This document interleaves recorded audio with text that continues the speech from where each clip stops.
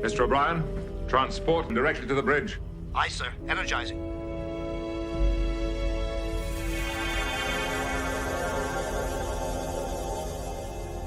Security team to the bridge. Belay that order, Lieutenant. I just wanted to thank you all for your support. It's been fun.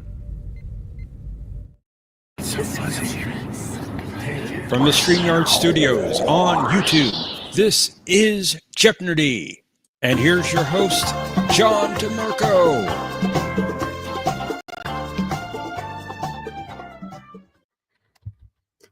Greetings, everyone, and welcome to this week's edition of Jeopnerdy. Joining us, as always, is our co-host, Professor Brainy Specs. Hey, John. It's good to be back. How are you? Doing good. How about you? Pretty good. Pretty good. Thank you. Hope everyone in the chat is doing well also on this first contact day. I'll say a quick hello to everyone. We'll bring out our first contestants. As always, if you'd like to join us as a contestant, you can click on that link that's pinned at the top of the chat. It looks like Firestomp was in here a little bit earlier, so glad to see you. And he's welcoming us back and saying Hail Karoga. So I tend to agree. Hail Karoga. Hello also to Squirrel Girl and Planet X. Glad to see you as well. And greetings to Patrick. Glad you make it on time, sir. Hello also to Mercer. Nice of you to stop by. Greetings to Mike. Good to see you too. Omni's here apparently. He had a few minutes break from dealing with that damage control at Paramount Plus. He might be running a little bit late tonight, but hopefully he'll be joining us a little bit later. Greetings also to the King. Good to see you. And greetings also to Brad Wolf. Nice of you to be here as well.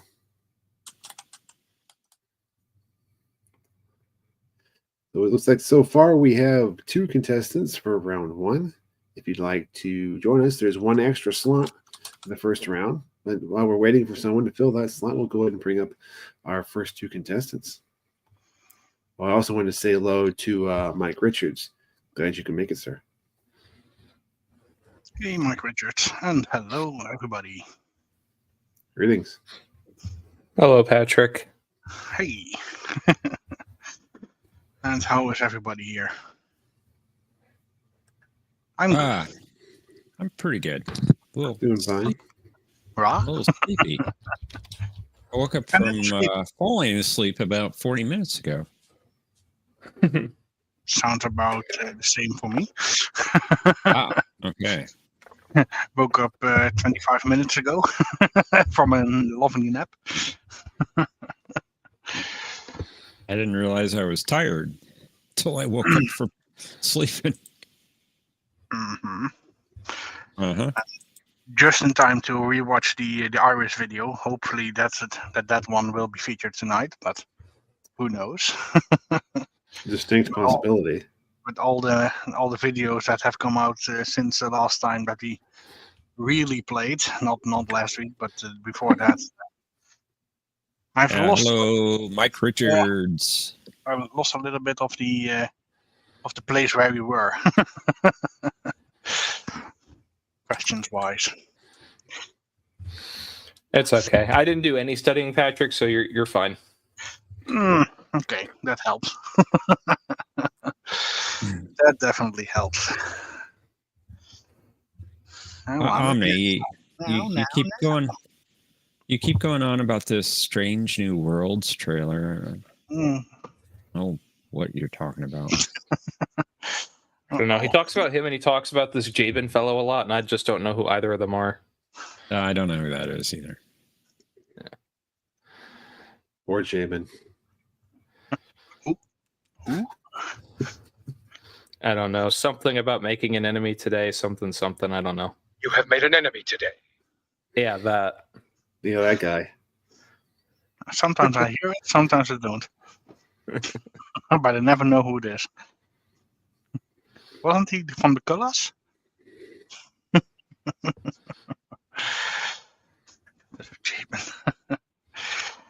No, Justice for Franny.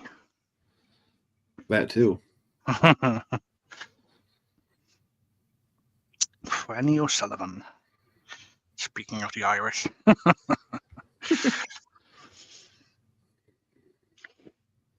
It's almost like he never existed. Exactly. He's one man who does not exist. But it's good to be back here. Yes, indeed. And we'd love to have somebody else come up with us. Kronos. Hello, Kronos. Yes, what is Jeopnerdy for 1,000, Alex? We have an Alex?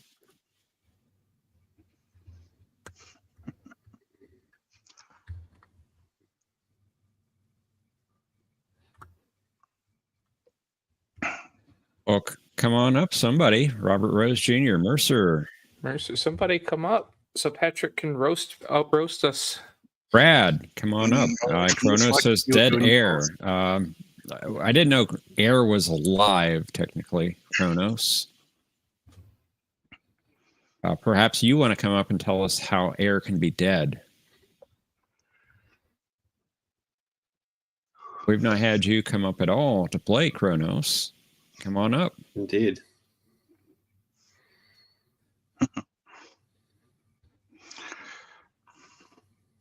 We are too intimidating.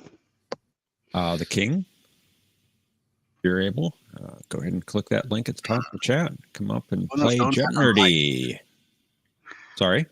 Kronos don't have a mic, he says. He claims that, but I believe he does.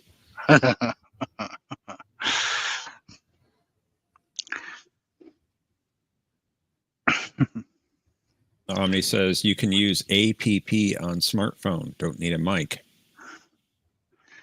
And Brad Wolf not feeling all too well. Aww. I'm sorry you're not feeling well, Brad.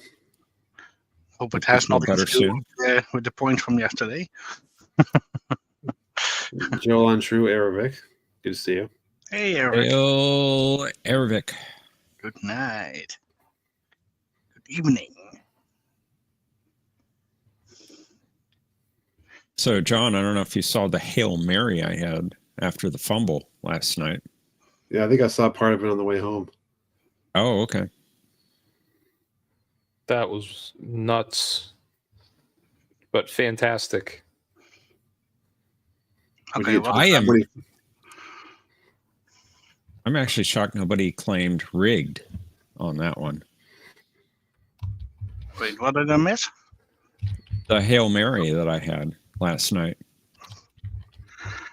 Hail Mary.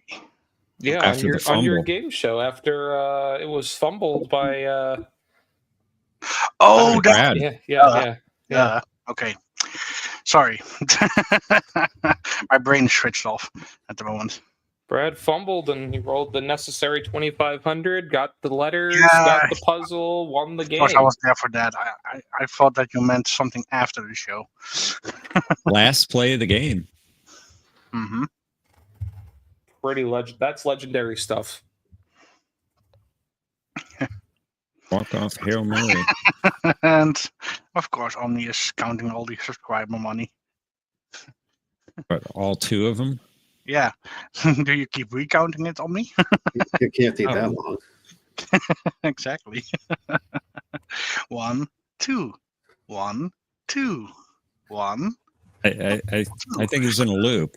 1, 2, 1, 2, 1, 2. Maybe he's doing 3, 4, 5, 6 when it's really just 1, 2 over and over and over. And a Marine, count to 4. It says Kronos, 30-day free trial. Start it now. And a Marine, 3 subscriptions more. 7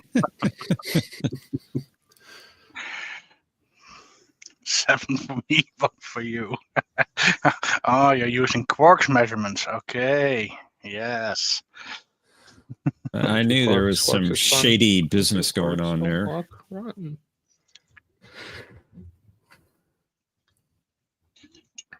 And yes, as Kronos says, please hit that like button. Or as he put it, spank the like button. Yes, we appreciate that. Respect. Already been spanked. And I know we don't do this enough on this channel. Buy John a coffee. That would be appreciated as well. Most appreciated. Hmm. John, what's your favorite kind of coffee, John? Well, I've never tried Rectigino, but it sounds delicious.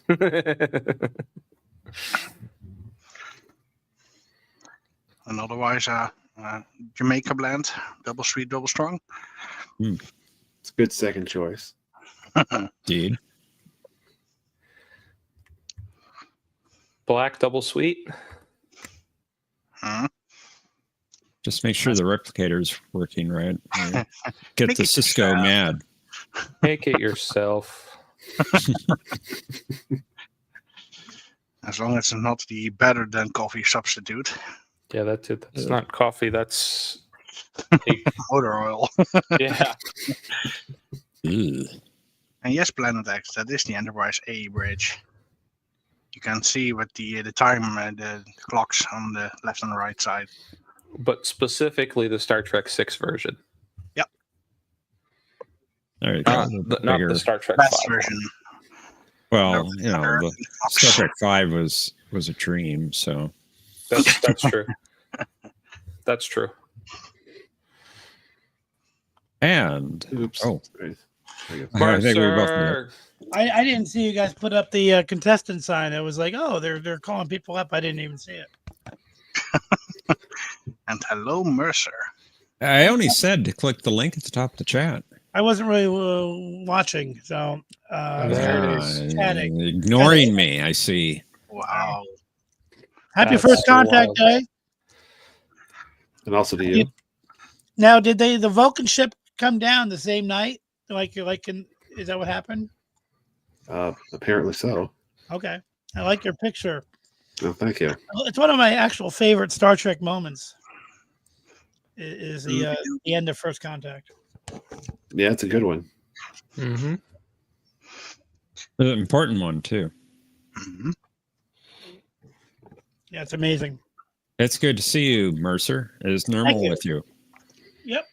Hold on, I'll show you. She's at the top right. It's a little blurry. Yeah, it is blurry. What happened to your camera? I don't know. Let me fix it real quick. Oh wow. Uh-oh. Still blurry. It's still blurry. What Yeah, did you do? Did you sneeze on it or something? I don't know. But he's here with us. It's just hazy in this room. No, it's not hazy in here. I just got to clean it. Wow. I got to get a new camera, actually. Kronos likes the Enterprise E. Okay, well, we can do that. Yeah, but she's Switching up to the Enterprise E. she's up on her tree. There you go.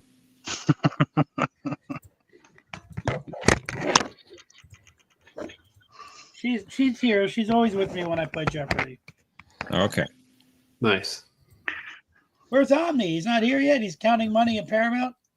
Allegedly. I think he's stretching the truth. Stretching the money. Like I was saying in the chat, that new Tron trailer actually impressed the hell out of me. I liked it. I'm not saying the movie's going to be good, but I liked it. Did anyone see it? Which one? Tron, Ares. It's just an No, I didn't. announcement. The movie might be terrible, but the trailer was badass. It was awesome. That's how you do a teaser trailer. To the people working on Superman, that's how you do a teaser trailer.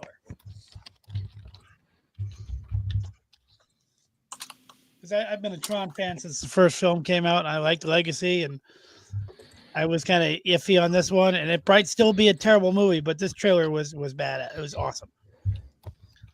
Oh, I thought that was a shot from when Cisco was playing baseball. He was trying to learn how to bat, and he was in the quarters, and Cassidy was like, your stance is too wide or something.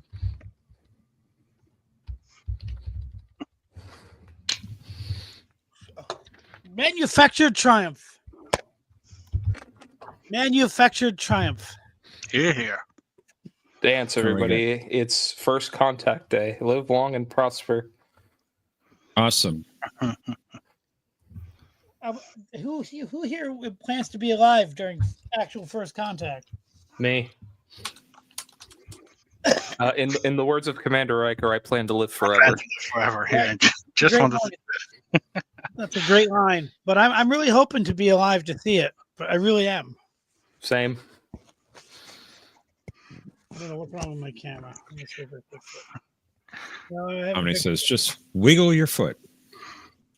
But yeah, she's up there in a little tree near my desk, getting ready for bed. Got it. I'm gonna go get a Pepsi. I'll be right back. Okay. Give me not even 9 seconds. Okay, we'll time you. 7, 6, 5.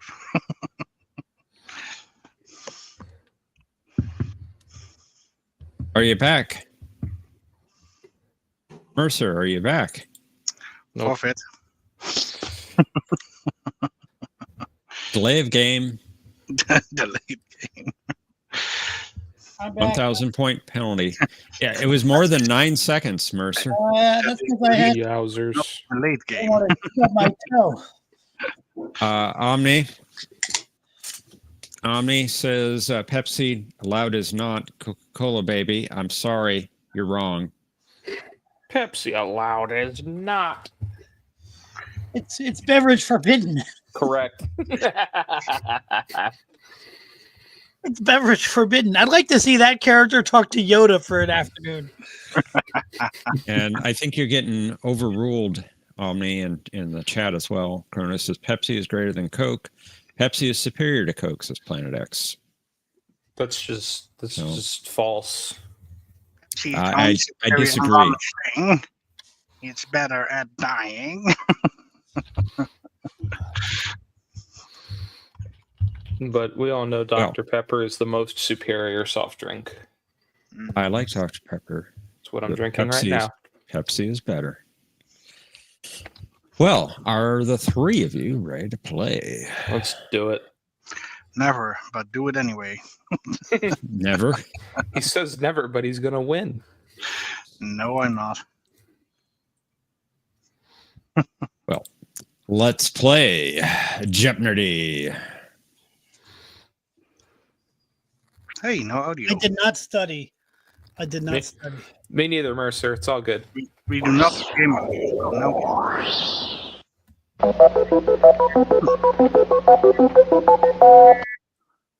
Episodes that start with E for 100.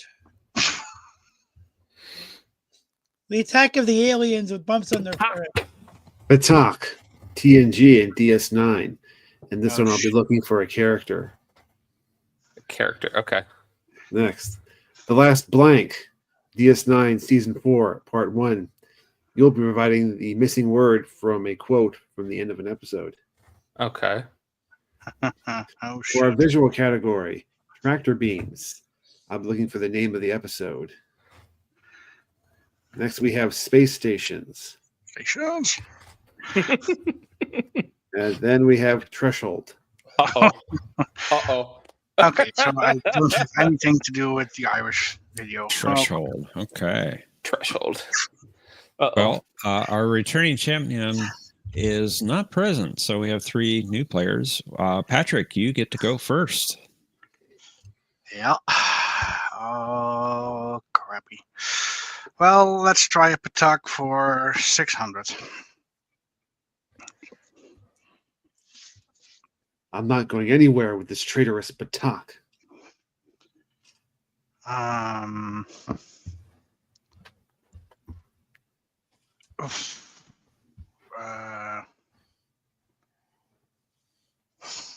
Wow.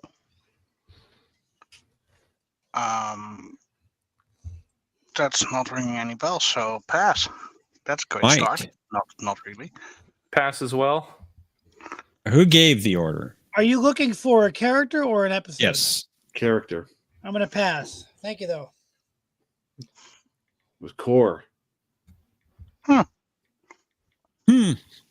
Okay, then. All right. Mike, welcome to the game. It's your first turn. Let's try tractor beams for 600. Well, are you looking for an episode or a ship? Yes. Episode. Okay, I'm going to pass. All right. Who gave the order? What is future tense? That is correct. Very good. Well done, Mercer. Thank you. And who gave the order? Are you nice steal there? It's your first turn. Welcome.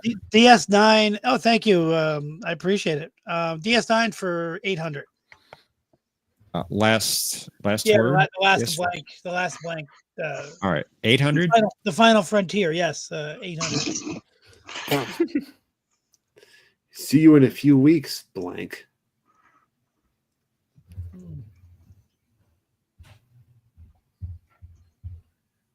Let's see.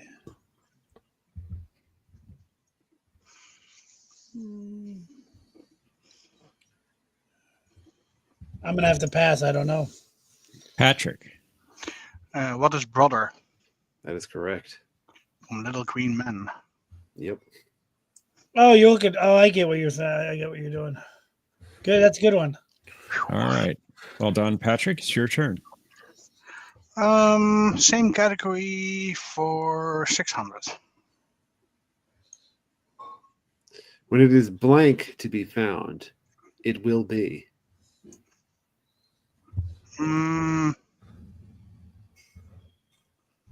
That was wait. When it is. What is destined? Destined. Very good. Short keyless. You almost had me. I love that episode. It's a good one. Very good. Mike, your turn. Let's try threshold for 600, please. After Paris ingested this, the doctor remarked that it was a miracle that he was still alive. What is a cup of Neelix's coffee? That's it. Well done, Mike. I was going to say the script for this episode. Percy, you just made me spit out my soda. Who gave the order? It's your turn.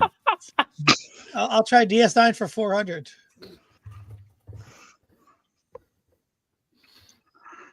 I am now blank.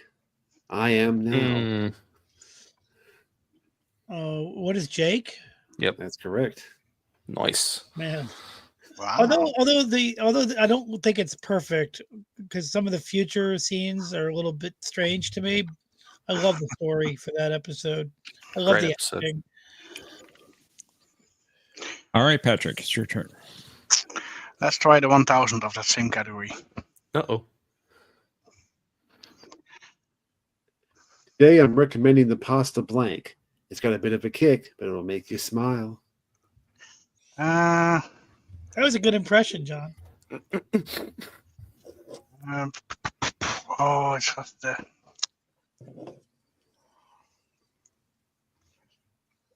Good. It's the old Cisco.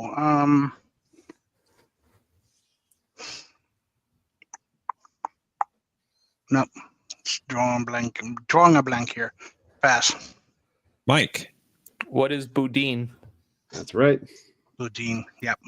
Today I'm recommending the pasta boudin. Hey, did they ever wrestle that alligator back up to the ceiling? Always. Well done, Mike. As long as it's You took the lead. It's your turn. Threshold for 800, please. Threshold won an Emmy in this category, in which The Visitor had also been nominated that year. Wasn't it for like makeup? What is makeup? That is correct. It was for makeup. Excellent. You know what's really crime is that Star Trek Beyond did not win for best makeup the year it came out. Omni says hashtag award winning. It is an award-winning episode. That is not factually incorrect. Emmy award winning. An Emmy Who award-winning gave? episode. I'm going to go. Who with, gave the order? I'm going to go with tractor beams for 800. You got it. Nice.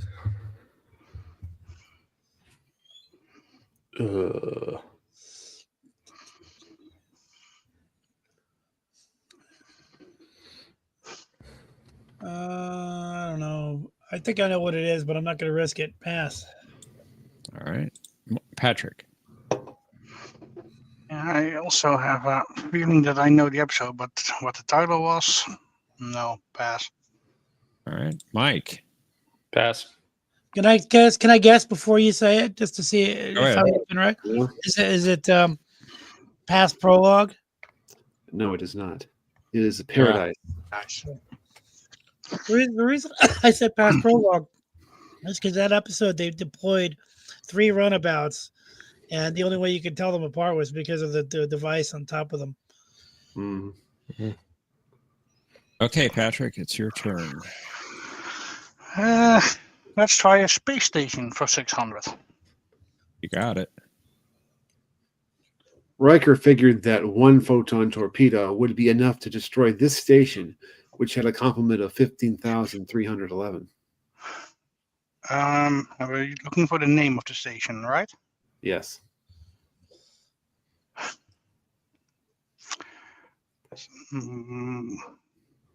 What is the Lasarian space station? You'd be a little bit more specific. What is Lasarian Central Command? There you go. There you go.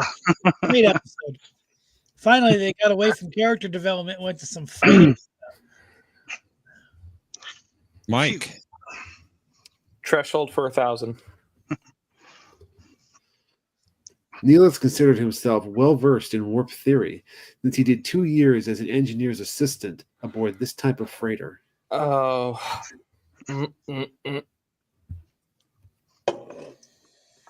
Neelix, what a dumb character. It's on the tip of my tongue. I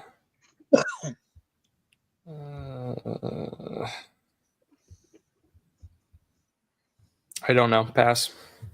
Who gave the order? Pass. Patrick. What is Trebalian freighter? Very good.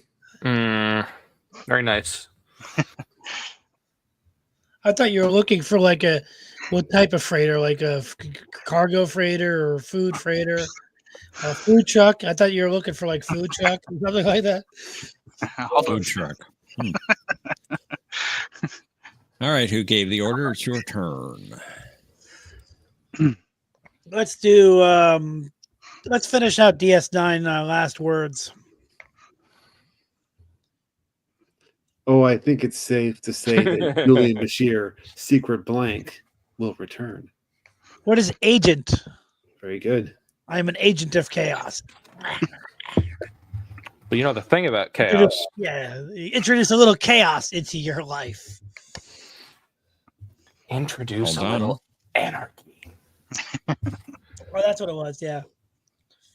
And Patrick, it's your turn. You got a slight lead on Mike. Yeah. Let's try another space station for 800 this time.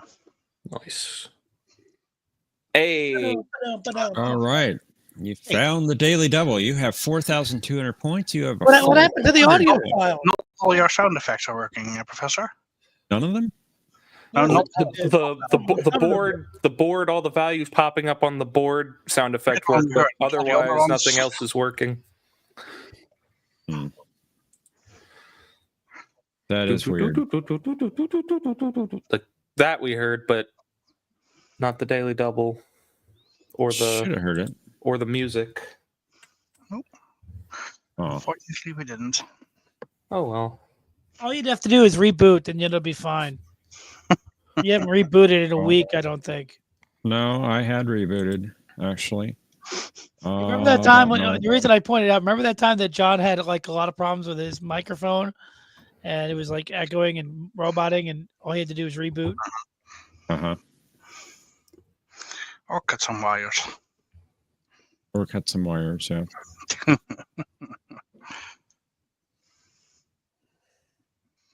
So how much would you like to bet, Patrick?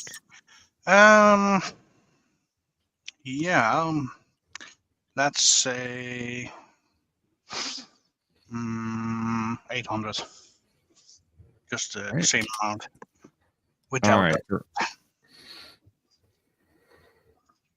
For 800 points. Although it wasn't Riker's fault, The destruction of this station fulfilled the alleged threat. You're a dead man, Apgar. Good business, did you? Crap.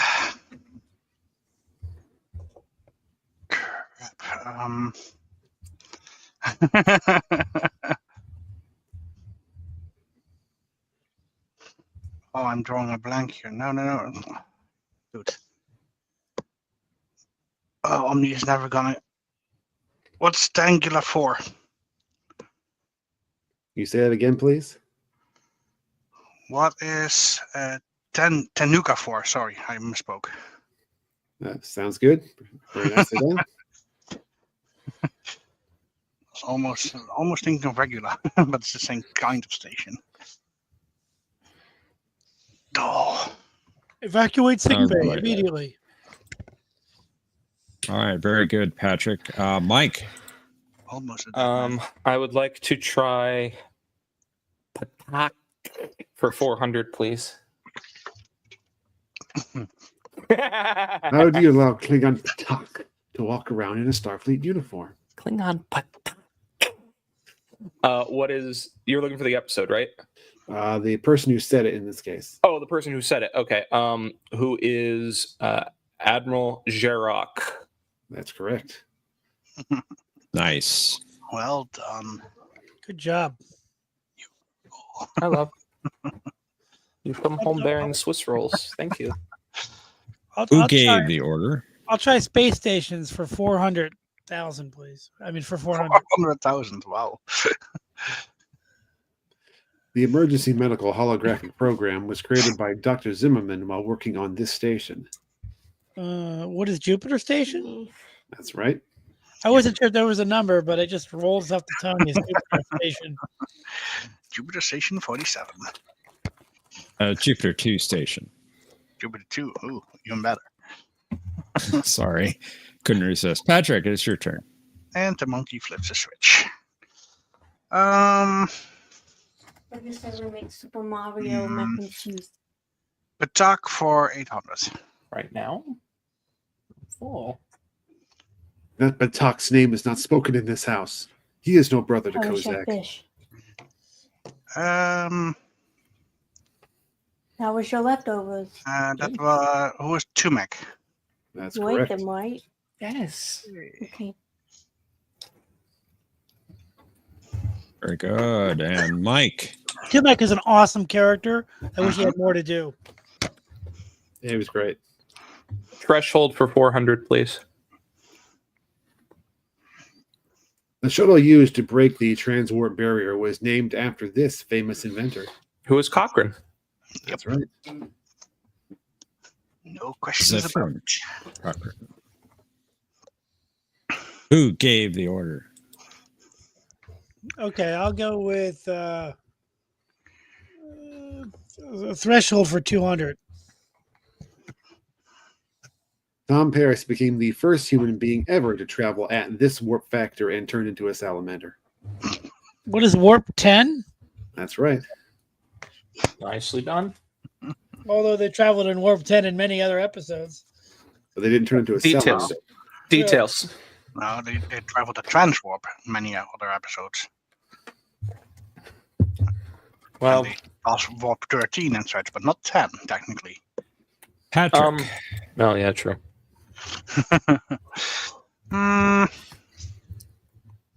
Let's do. Oh, you know what? Let's try space station for 1,000. Stations.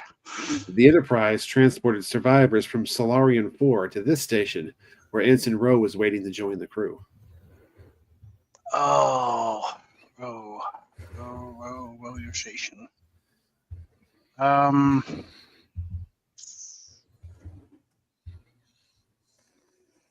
Yeah. It's a drawing of a space station.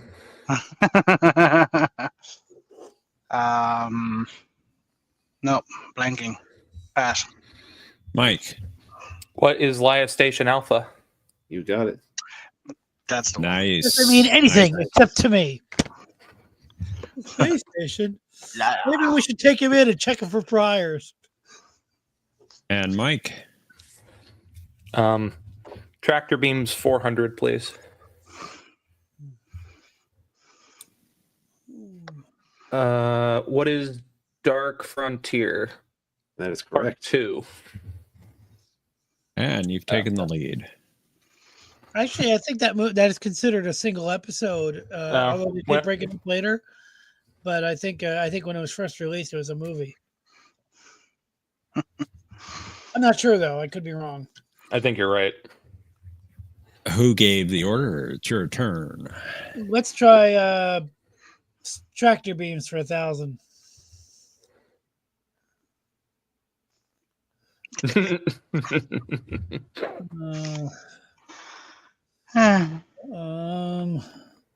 First, I'm trying to figure out if this is animated or not. Oh yes, it is. It is.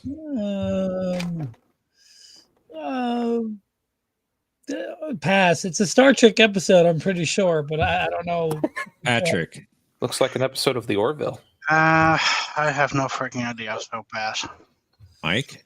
Nope. I'm not even going to touch it. Pass, please. It was how sharper than a serpent's tooth. Did see that one, but just wasn't sticking. Patrick? Yeah, I need to block it, so the 1,000 for the Patak, please.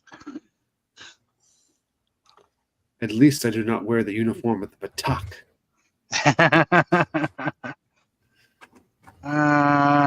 That was who was Torak? Very good.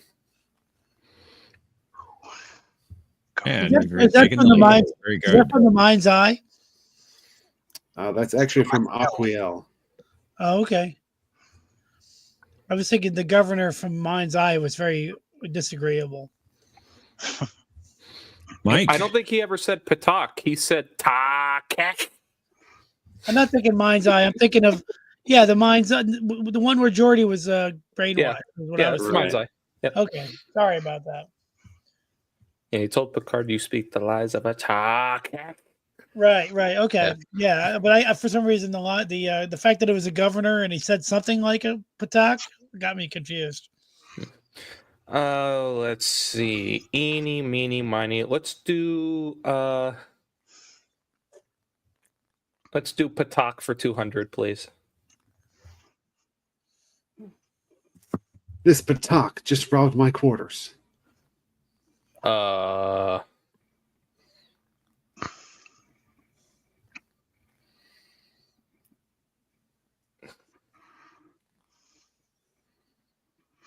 Who is Martok?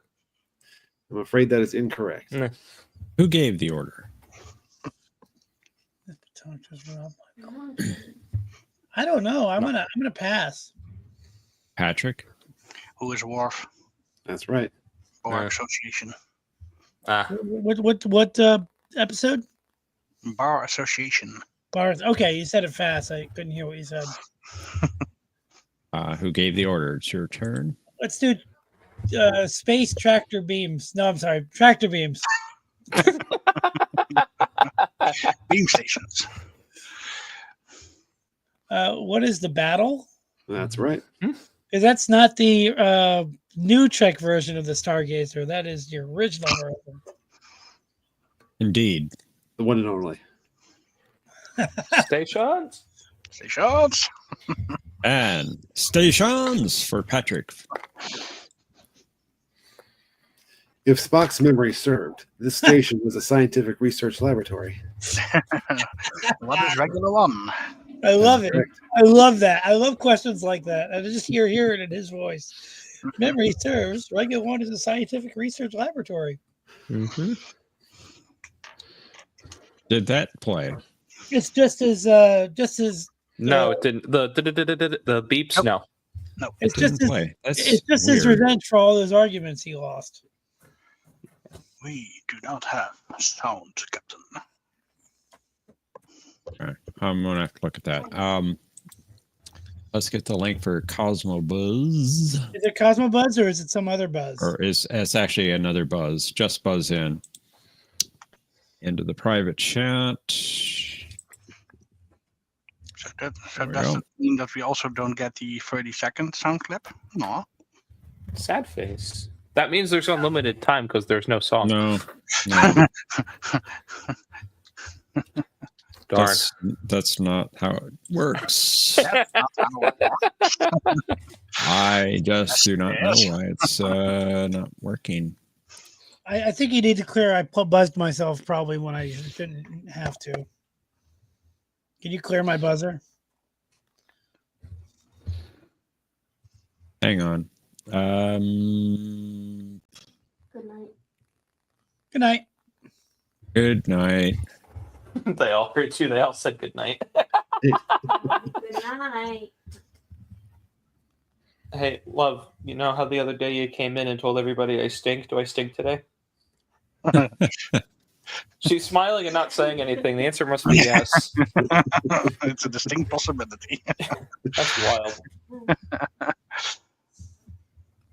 Not as bad as last time. Huh? There was improvement. Oh, there was improvement, but it's okay. Got it.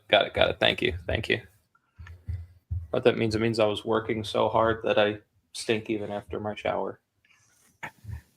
Players, consider how much you would like to wager based upon this category. Bajoran prophecies.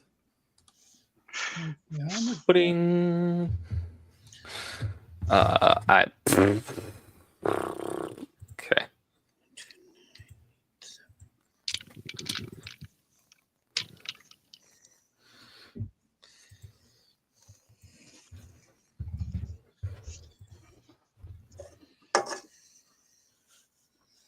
Okay.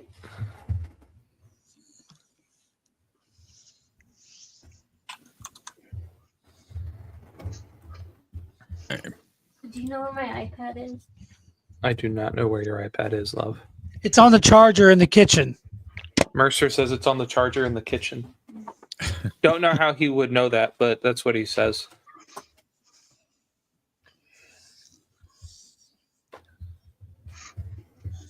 Well, I didn't know that. The cat told me. No, he said he didn't know that. His cat told him that. Let's reveal our clue, shall we? Sure. We heard that. We heard that for sure. We Yeah, did, that we yeah. heard. 3,000 years ago, this Bajoran predicted, when the vipers try to peer through the temple gates, a sword of stars will appear in the heavens, the temple will burn, and the gates will be cast open. Players, you have 30 seconds. Kapla!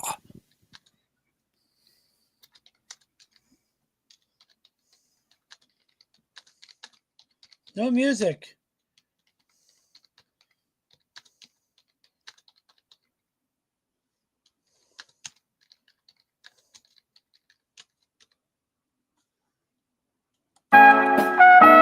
There it is. There it is.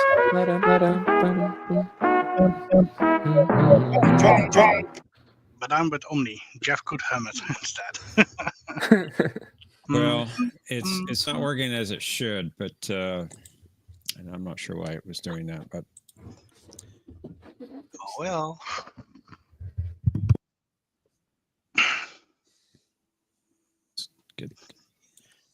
kind of put me off my stride here. I so need can to you see him just- now. That was so funny in the game last night. I watched it this morning because I fell asleep last night after I left, but I watched it this morning. That was hilarious. Your cat was wrong. Mercer, Normal was wrong. Aw. Oh, really? Oh, I'm sorry. The iPad was in fact not in the kitchen. Oh, okay. Well, she Nor was it in a charger, actually. She was Under the bed, educated. Probably. No, it was She was on good. the- I was on the bed, excuse me. I probably have it out before I went to take a nap. Who gave the order? You had Like 3,400 5 or points. something. Entering final Jeopnerdy, what was your response to the clue? Or it was there last night. The name of the Bajoran from the episode Destiny. Who knows? Thanks, John. Well, that's the correct episode, but unfortunately, we needed his name. So I'm sorry. At least I got the episode right because I love that episode. What was your bet amount? 2,987, taking you down to 413. Interesting score. Let's see if that'll be enough for you. Mike, you had 7,000 points entering final Jeopardy. What was your response? It was Tricor. That is correct. Good work. Thanks. Very good. And What kind your of bet cat amount? is normal? 500. Give me 7,500. Small wager. I'm relying on Patrick to not know it. Well, let's find out. Patrick, you had the lead at 9,200 points. What was your reply? On Fort. Tricor. Nice. Very Sorry good. And your wager? 4,201 points, giving me 13,401 points. And you are the winner, Patrick. Wait. You got close. Mike, you got close, man. You were very close. You almost won. Did that. Hey, Mike, was it you that recommended that video game to me yesterday, or was it Brad Wolf or somebody else? Which one? No Man's Sky? That was not me. That was Patak, Tokyo. It was Tokyo? Because I got it, and it's great. I've only just started, though.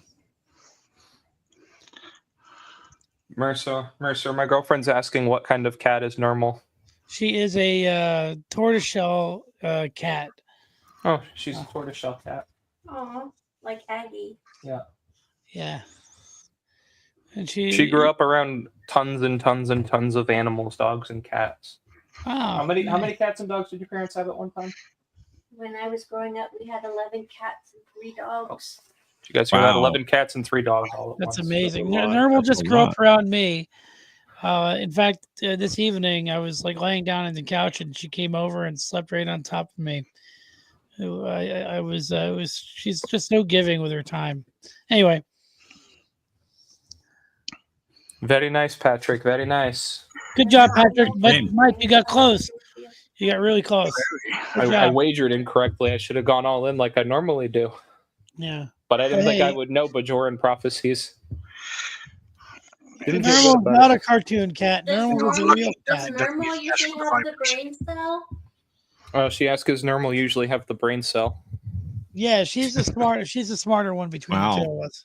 She's the smart. He said she's the smarter one between the two of us. You know, him and her. I wonder if Tell them Omni's about Aggie. going to Tell be them playing about next Aggie. round. So her parents have a tortoiseshell cat, Mercer. Her name's Agnes, Oh, and she's got really big eyes, and she likes staring at people. So her parents always say she's probing for intelligence. yeah. That's what she does. She'll like walk up and stare at you with her giant, like even bigger than usual for cat eyes, and she'll stare at you. And she reports back to the mothership.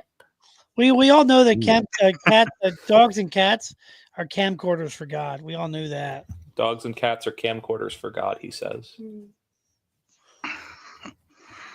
Is it just me, or does anybody else remember cats versus dogs? I remember the cat from outer space.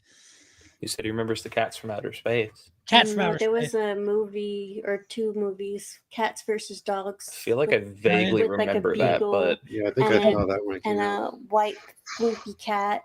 I feel like I they vaguely were, like, remember seeing the first one when I was really, really little, but No, there was a movie called The Cat from Outer Space, which I think was 70s, where the cat had this magic bracelet collar, and all I remember was that it lit up, and she used it to win have her horse win the horse race.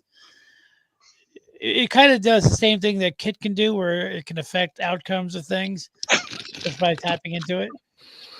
And one cat can make a difference. One cat, yes, and that was the slogan for the movie. One cat can make a difference. It's a young, hungry cat on a crusade to champion the cause of the hungry, the sleepy, and the cute. Okay. Not the innocent. hey, love, happy first contact day. She just said, From a world of has dogs no that idea what operate I'm above the talking food dish. From a world of dogs that operate above the food dish. in Star Trek lore, on April 5th, 2063, that's the day humanity makes first contact with an alien race, and it happens to be the Vulcans. And who's a really Vulcan? great You know story the for answer to that. That's what they do, the salute. But who is a Vulcan? Spock. There you go. There you go. Yeah, I'm slowly getting her into it. Eating Yeah, a but you're a Swiss Star Trek roll. I was fan. telling you stop. That's what they do. I know. Yeah, I was sure, telling you. And Kirstie Alley's But they all do that. Kirstie Alley's half Vulcan, technically. And she's half Romulan. Yeah. That never actually made it into the movie, but it was in the script. Yep. And she was awesome, but I also like Robin Curtis. I don't know. Robin Curtis was aight. Kirstie Alley was better, though. It depends. I liked Robin Curtis playing the woman in the Gambit two-parter in TNG. Yeah, I think she was good in that. That was a killer episode. I gotta tell you, she was better than that guy Baran. The mind. I thought Baran was a pretty boring villain. Mm-hmm. Like he was too villain-like. He didn't have any nuance to his performance. Wake me up when you're done and we'll do my medicine. Okay. Omni is counting money for Paramount, Jay. He's not here yet. Yes.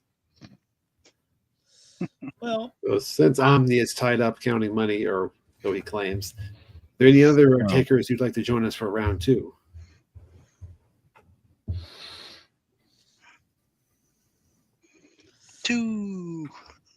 Soup. I have to work at 9:45 tomorrow, so Gotta work at 9:45. Where's the bunny tonight? can we do steak and potatoes tomorrow? Oh no. I've not seen him in a couple of days. Do you want to do Donato's pizza tomorrow? Yeah, it's fine. Hot honey pizza? Hot honey pepperoni? Hmm? Hot honey pepperoni? Hot honey pepperoni pizza. Yeah, that sounds fine. Why not?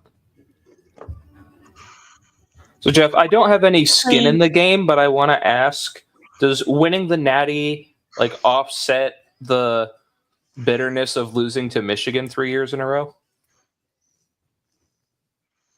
It's close. 4 years in a row? It's Was it 3 close. or 4? I think it's 4. Yeah. 1 year they didn't play, I think, because of COVID. But yeah.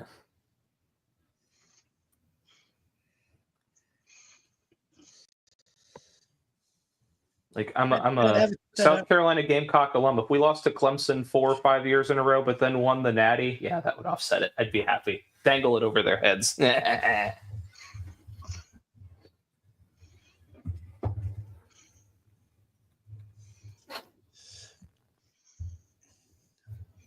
know, it's funny. I'm looking at your picture, John, and Cochran and Lily didn't actually have a lot of screen time together. Shelby said Nope, she wants to not cook much. it whenever we get tickets. But they what's great is that even from the moment they had in the beginning and in this shot, they had good chemistry. It's true.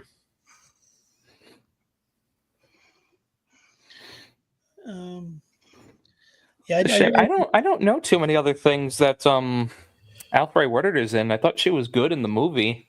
I know she has a very brief 30-second thing at the beginning of Captain America Civil War, but yes. I don't really know much else that she's in, which is a shame because I thought she was at least good as Lily. She was in a Marvel TV show. she was very good. I forget which show it was, but she played a similar character, but not the same character that she was in Captain America. 9:15. Yeah, she's good. I don't know what else she's been in. When are you working? 11. And my time, I think, was 10. She was a great choice for that part. And according to Jonathan Frakes, she's her godmother or something like that. She's his godmother or something. It's Mr. T Dowd in the chat. Hey, Mr. Hello there. T.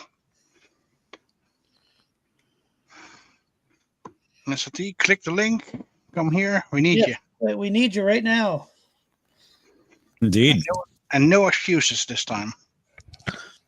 Exactly. Stand at attention and report to the bridge.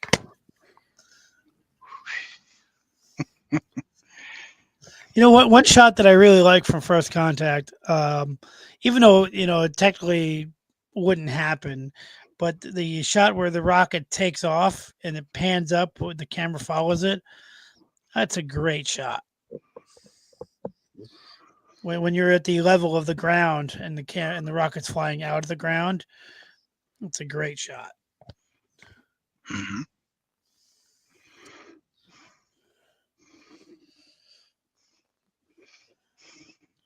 It would be a good movie to watch with you guys, even though we've all seen it 30,000 times. If you guys ever wanted to watch it, that would be a good one to watch. No squeezing, no squeeze.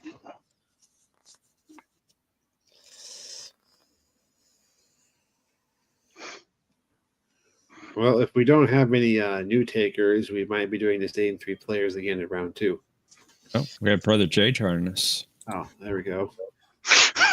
By the way, if I do come back for another round, which might not happen, I'll try to bring some more jokes. Nice. Jokes allowed is not. Brother Jay, you are muted.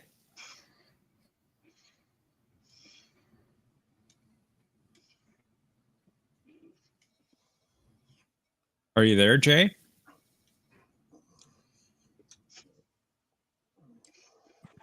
Jay, oh, there. Yeah, muted. Trying to get this stupid microphone to work. I don't know what's going on. We can hear you. Yep, you're here. I'm trying to fix it. Don't fix what ain't broken, because we hear you.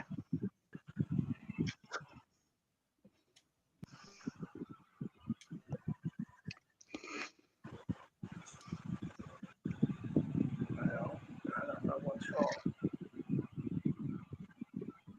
Jay, can you hear us? Give me 1 second. I'm having to cut it off and cut it back on and see if it works. Well, we can hear you. Can you hear us? No. No, you can't hear us, huh? You answered me. That sounds something like the bunny would say. Transmission yes. jammed at the source, sir.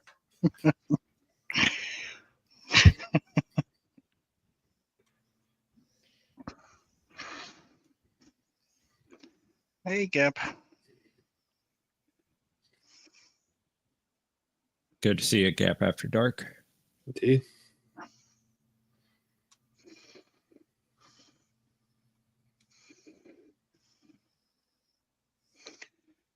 And take my tea to Gap. Mr. T. Dowd, you're welcome to come up. Click the link. Haven't talked to you in a long time.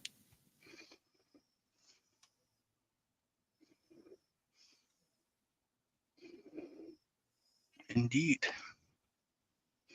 It's Brother Jay again. Brother Jay, are you there?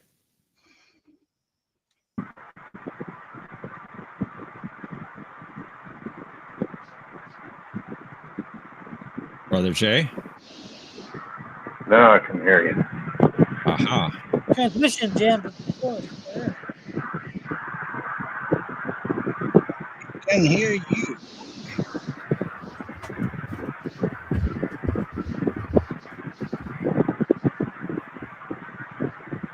At least you can hear something.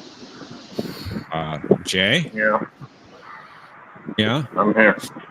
Okay.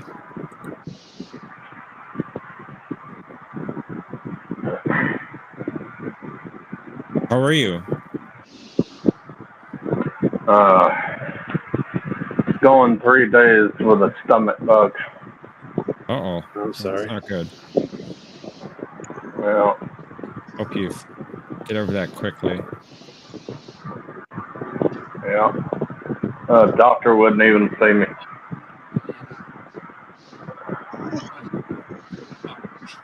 We're getting some feedback.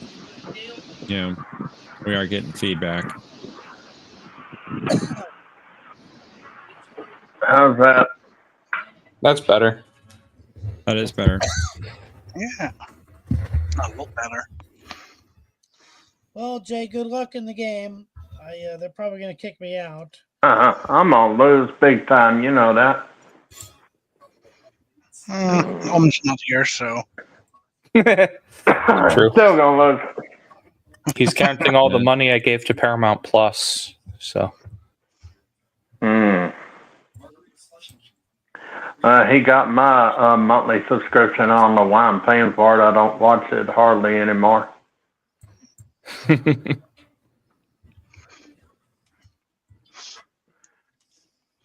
hear that, Paramount Plus?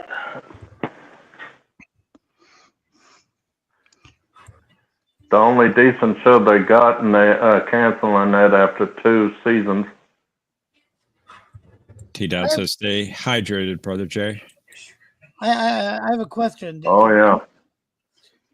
Do you people in the 24th century ever pee? Well, no, but I do leak. What?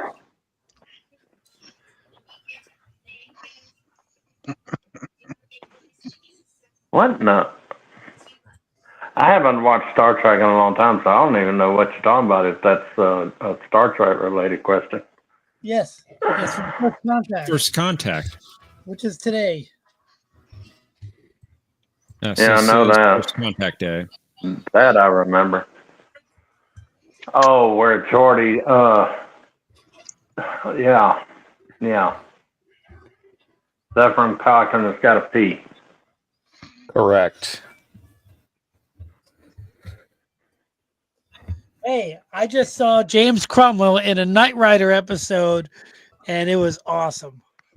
He was a lot younger back then. Quite a bit.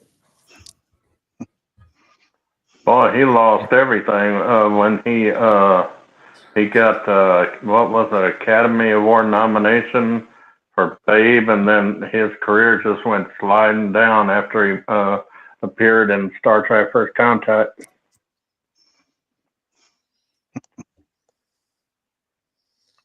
Yeah, he was great in that movie, both of those movies, though.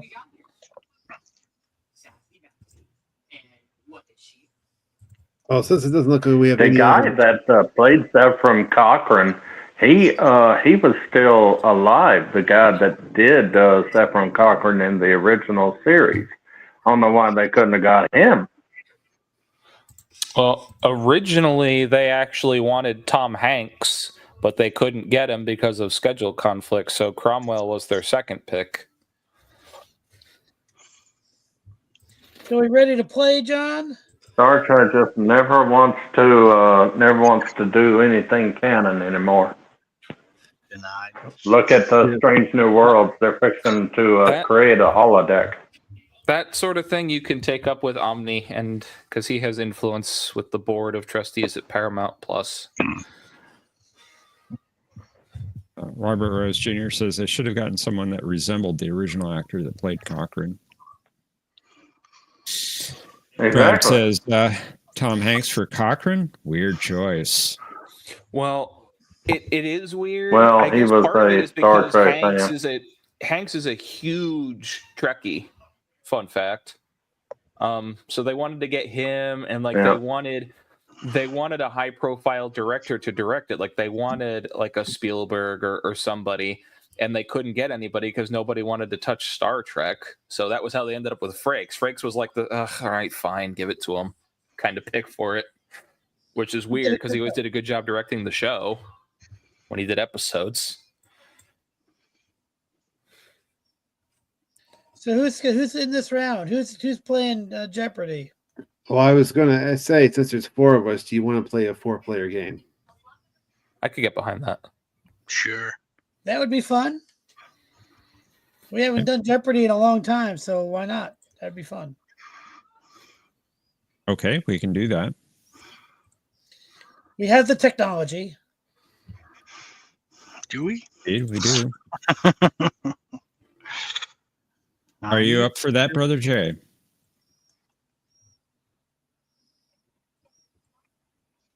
Jay? Jay's gone. Rest in pieces. You think Losing 3 people instead of 2, never. Wow. Wow, T-Dowd. Wow. T-Dowd after dark. Rip. Or so I've heard.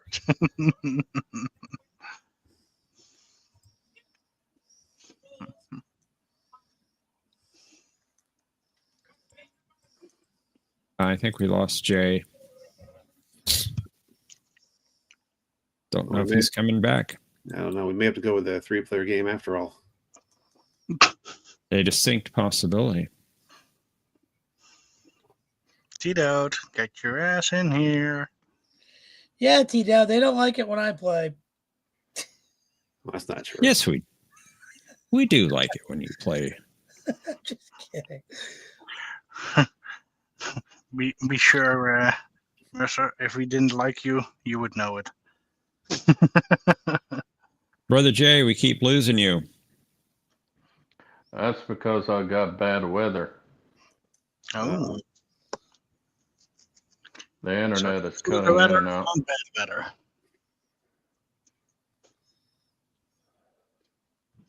So if you think your connection might be spotty, I wonder. I'm on my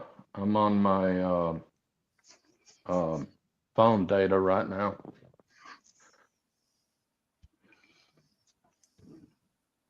So we can go as long as that goes. I haven't done it in a while. Okay. Done this game in a while anyway. Then let's just start before it crashes. Your audio actually sounds better right now. Yeah, I'm on my new phone. Oh, Sweet. okay. Nice. I don't know what's going to happen with the audio, but we'll try this. We'll do it live. I really can't test things right now because we're on the air.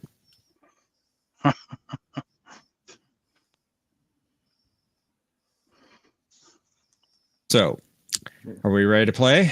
Yes. Yeah. Let's play Jeopnerdy.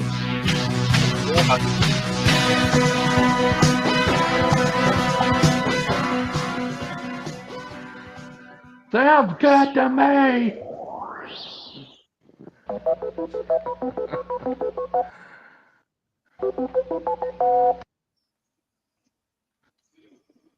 Did the audio play there?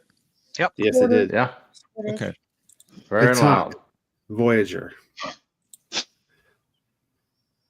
The Last Blank, DS9 Season 4, Part 2.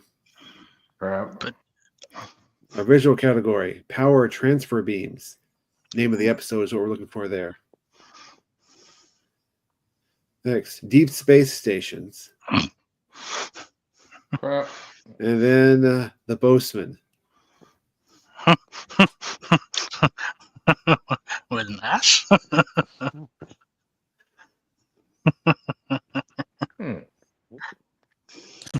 All right, Patrick, you won the last game. You get to go first. Shots fired. The Last Blank for 600.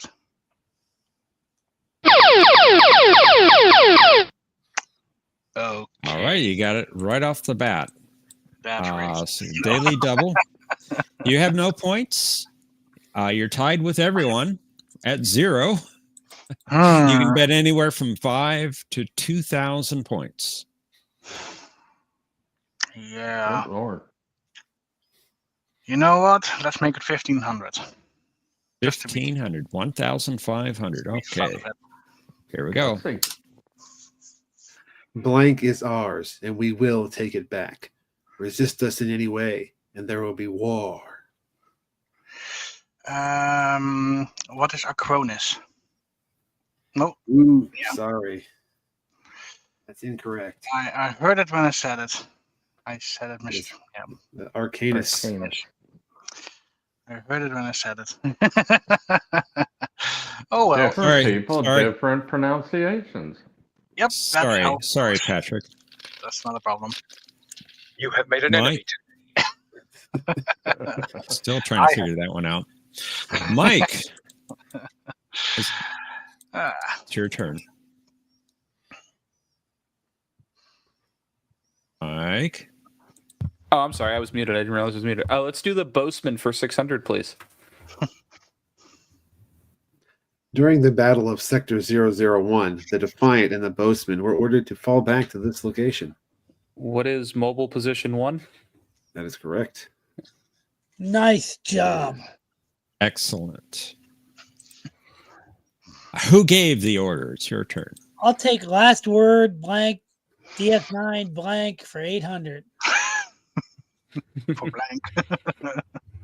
That's right. Blank's home.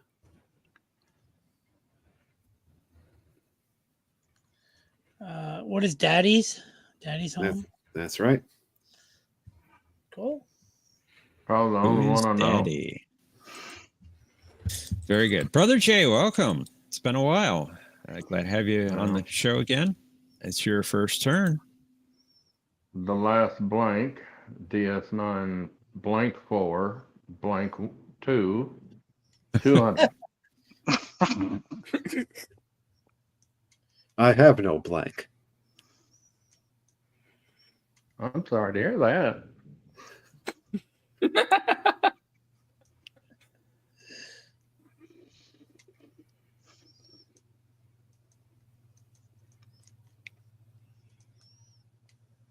All I'm getting in my head are jokes. Pass.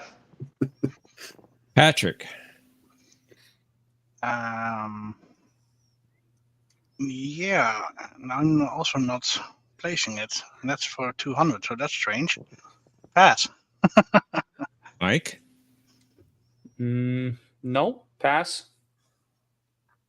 Who gave the order? I'm thinking I have no pass. I wanted to say Grumba. Have no bananas today. I have no family. Oh, that was Oh, Sons of yeah. Moog. Okay. Right. Yeah. Okay. All right. Patrick. Pretty back to sneaky, you. Seth. Yeah, I need to get back. Let's do the 1000, same category. Initiate blank sequence. All right.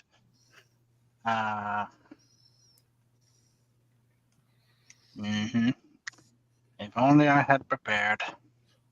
Pass. Mike.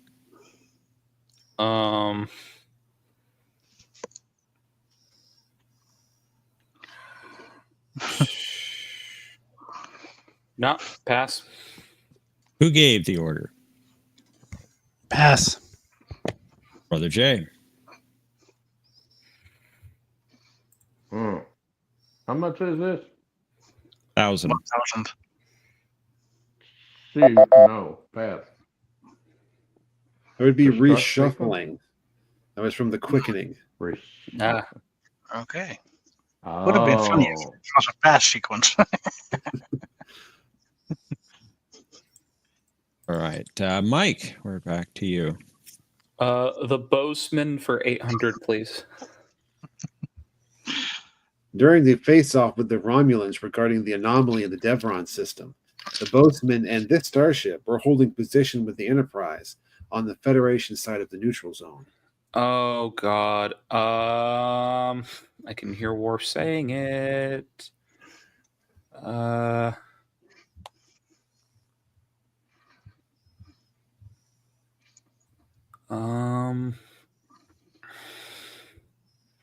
is the Concorde?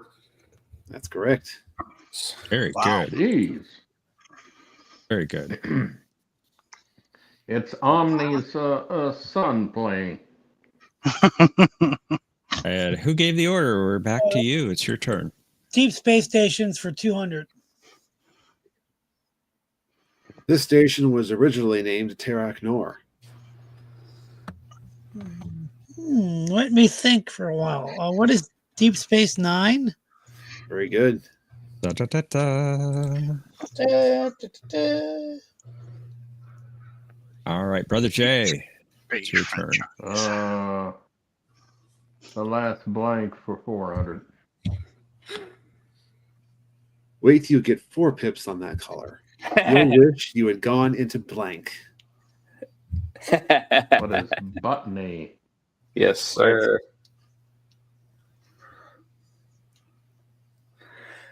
You'll wish you had gone into. Is that a put down for people that do botany for a living? Or at least one in particular that comes to mind. Yes. Patrick.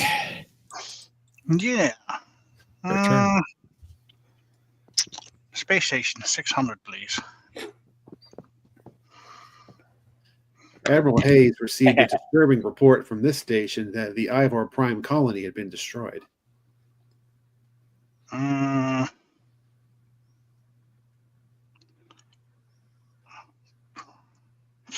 That was what is Deep Space 5? Yes. That's correct. All right. Getting close back to positive territory. Not quite. Almost. Yep. Mike, you got the lead. It's your turn.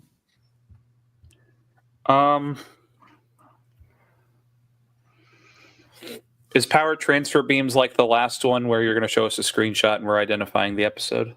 Yep. Okay. Sure. Let's try that for 400, please. What is Timescape? That's right. What is a random window? I really like that episode. Always It is have. a good episode. One of Who Brother's best. Who gave the order? It's your turn. Let's try deep space stations for 400. Most of this station consisted of storage areas and industrial fabrication facilities. I love your clues, man. What is Deep Space Station K7? That's correct. I love your clues. They're so well written. Appreciate it. He has an knack at doing that. Don't just say appreciate it. You should take some pride in what you do and all the time you take. Teacher's pet. Thank you. Brother Jay, it's your turn. Power transfer beams for 200.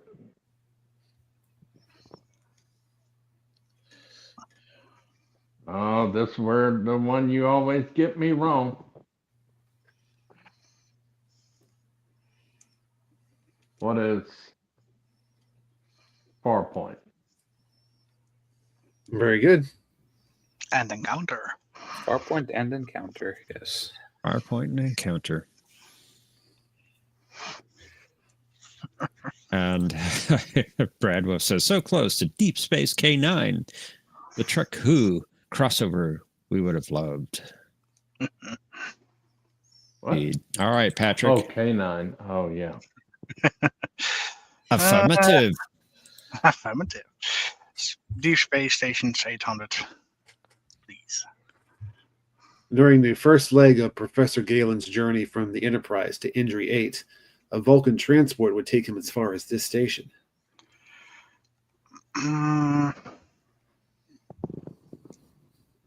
Injury 8.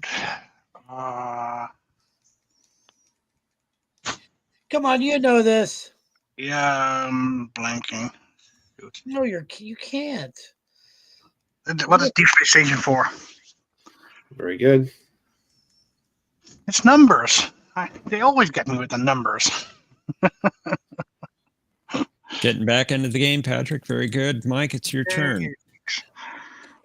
The Boseman for 1,000. I like it that he's shooting fires at me. After the Boseman escaped the temporal causality loop, Captain Bateson thought it was still this year. What is 2278? That's right. Very good. Hey. That's right. Of course I do. It's 2278. Nature of God. Who gave the order? It's your turn. I'll do power transfers for 600. Oh, that is What is the name of the episode? Give me a second. What is? You got it, Mercer. I love this episode. It's my favorite episode, and I can't come up with the title. The one where they're walking through the walls and stuff. I can't come up with it. Pat. I can't believe it. It's my favorite episode. Brother Jay.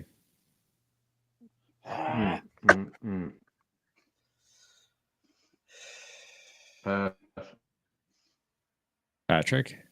What's the next phase? Yep, that's correct. Next phase. Yeah, it's like one of my favorite. I even wrote told you I'm bad. I wrote a paper on that episode from when we were doing a thing called Final Celebrations, where people celebrate life, and I wrote a paper about how Jordy and Rose's funeral was a big celebration in 10 Forward. And I couldn't come up with the name of the episode when the lights were on. I just couldn't do it. Well, Brother Jay, maybe you'll do better with this one. It's your turn. Oh, Voyager 200. Batak Voyager? I can't see the first of it with the clock. They say a doctor who operates on himself has a Batak for a patient. We're looking for who said it. What is? Oh, that's when it's like, oh. They say a doctor who operates on himself has a Batak. Shoot, I don't know. Patrick? Who is Taurus? That's right. Balana. Or is Finger Junior Dr. Spy. Matthew might say B'Elanna Troy. Yeah, B'Elanna Troy.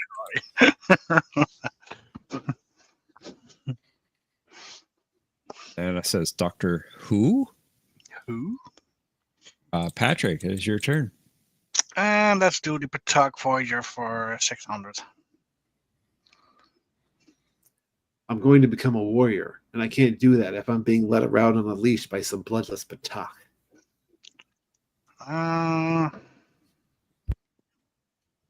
Warrior. Who is Jeffrey? That's correct. The Holodox son. Well done. Well done. Mike. Let's do power transfer beams 800. Soup. What is Green. Sub Rosa? That's correct. That's why you don't recognize it. I always skip that one. I did recognize it, but except for the green. Cinnabon should have been here. Who gave the order? Power transfer beams for 1,000. 1,000.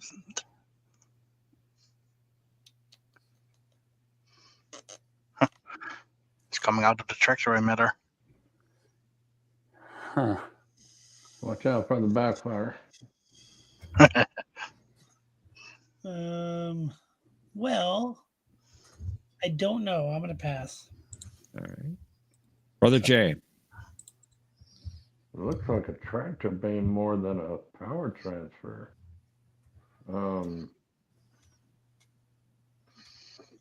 Pass. Patrick. I'm going to give it to Mike. Pass. All right. Mike. I think I know it, but I'm not confident enough to make a guess. I'll pass. What did you think it was? I'm just curious. For some reason, I'm thinking it's... No, my guess is wrong. I was thinking it was Allegiance, but I don't think that's right. It's the next phase. Oh, it is also the next phase. Oh, Lord. Oh, that was mean.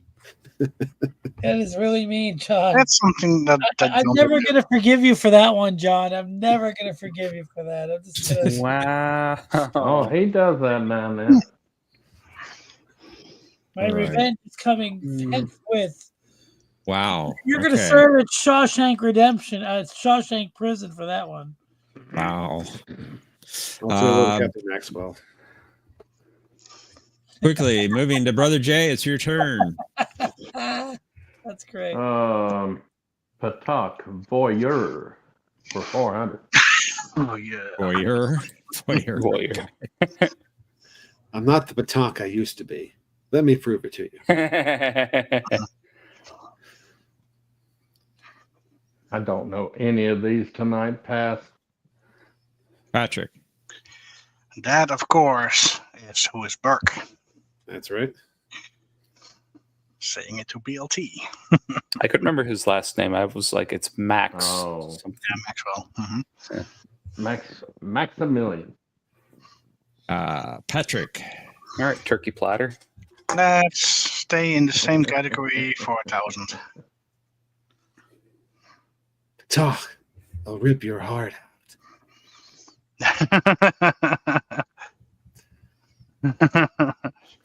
That is who is Korok? Very good. Unimatrix 0. Patak, I'll rip your heart out. Ooh, very good imitation. Very good, Patrick. You're closing in on Mike, but it's his turn. Okay. Let's do the Bozeman for 400. After the destruction of this star, Starship Bozeman was forced to make a course correction. What is the Amagosa star? That's right. Yep. You know, I remember real quick, when my dad is watching that movie, my dad was not like a huge fan of it. He liked the show, but he didn't watch it regularly. He was really having trouble wrapping his head around the plot of that movie there during that scene. Like, what is the Star Trek Bozeman? When did we see that? What are they course correcting for? He had no idea what the heck they were talking about. Understandable.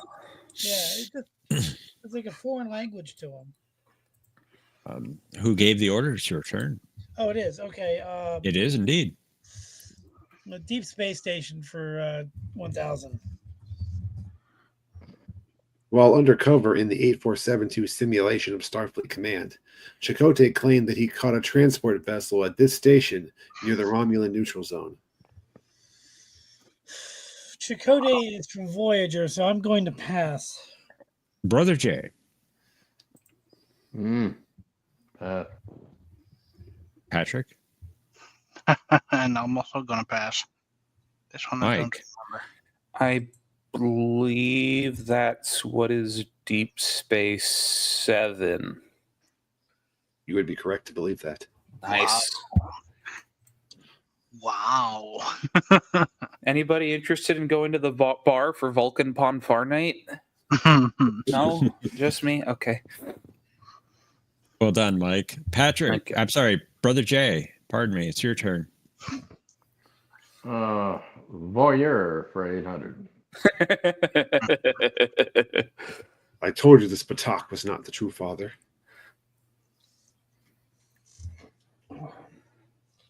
Oh, Lord. The one I'm thinking of is wrong. Told you this Patak.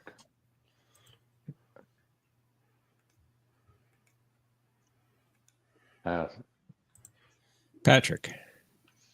I hope I pronounce it well, but who is the Graf? That's correct. Oh. Nicely done. And Patrick. Prophecy. Okay. What's that, Brother Jay?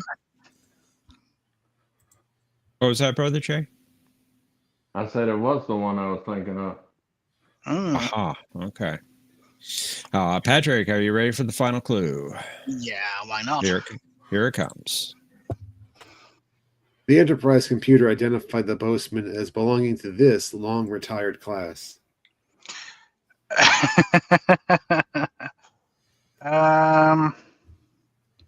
What is shoot? Soyuz. What's Soyuz? Soyuz. There That's you right. go. John, those are very good. Episode. John, those are very good questions. I can't believe the next phase one. I knew it. It's one of my favorite episodes. But sometimes when you're in the spotlight, the clock is ticking. Mm-hmm. Your mind just can't connect to the answer, but Yeah, it's it one happens. of my favorite episodes. Stop talking about me. Yep, that happens when the alcohol is offline. No, but I knew that one. It's just I couldn't pull it. I Me couldn't too. pull it from my I brain. just couldn't. Well, I'm not going to say that, but. I couldn't pull it from my brain. All right, let's get the link to just buzz in into the private chat. Am I still in it, Professor? Yes, I do see you in there. Okay. I think I closed it. I'm not in anymore, so I gotta hop back. The only one I have in there is Patrick currently. And Brother Jay, this is a new buzzer that we had to go to. The old one is no longer working. I'll try. I have a Patrick and I have a Mike. What do and while we're waiting for everybody to get in, let's go to Final Jeopardy and consider how much you'd like to wager based upon this category. Talk and enterprise. Oh, God. Okay. All of you are in. I can't even see the question. Oh, we haven't brought it up yet. No, I mean I can't see it. All I see is the thing I just signed into. I have to look at it and then go back in. Well, I need you to give me a bet amount.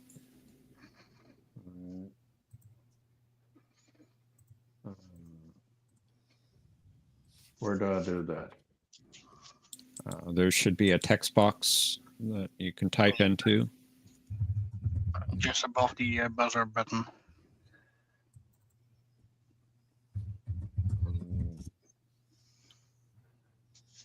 And you will have to buzz after you type it in for me to see it. Okay. Thank you.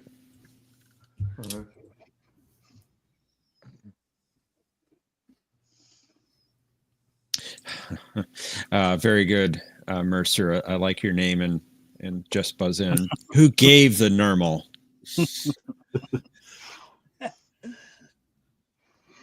All right.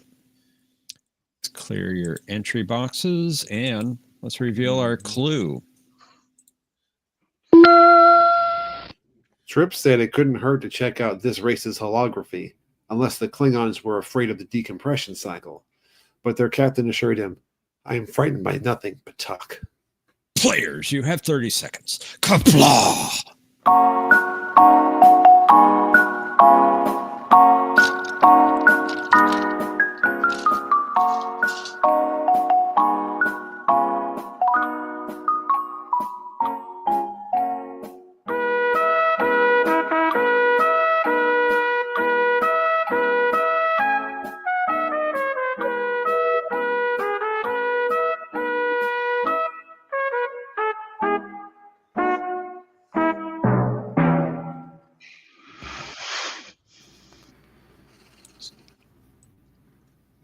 Get your responses in.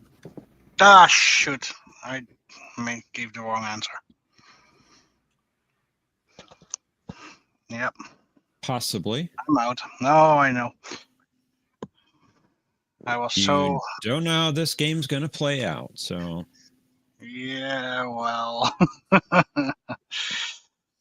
I really need to start listening to John or reading the question. This reading is fundamental. Yeah. Brother Jay, you had 1,200 points entering Final Jeopardy. What was your response to the clue? No response, unfortunately. Sorry about that, Jay. How much was your wager? 0, so you stay at 1,200 points. Who gave the order? You had 2,800 points. What was your reply? With the Mocklins, Jaloja, hug the donkey. Great show, but an incorrect response, I'm afraid. Sorry about that, Mercer. Your bet amount was 2,676, taking you down to 124.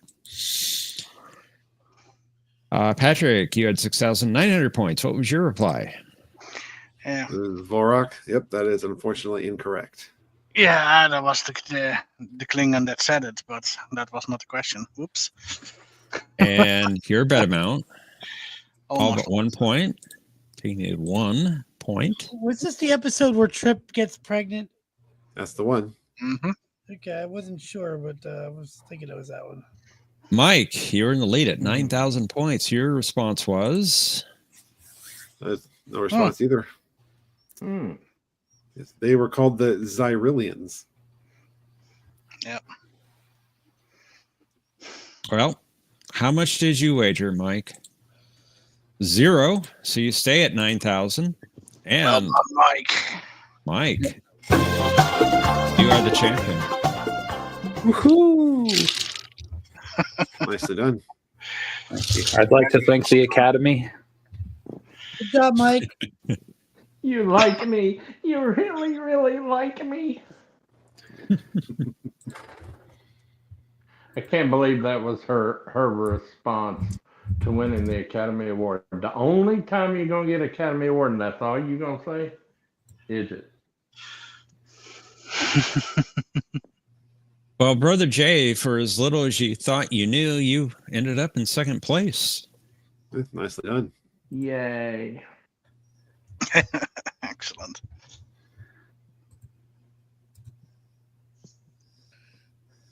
Good game, though. Mm-hmm.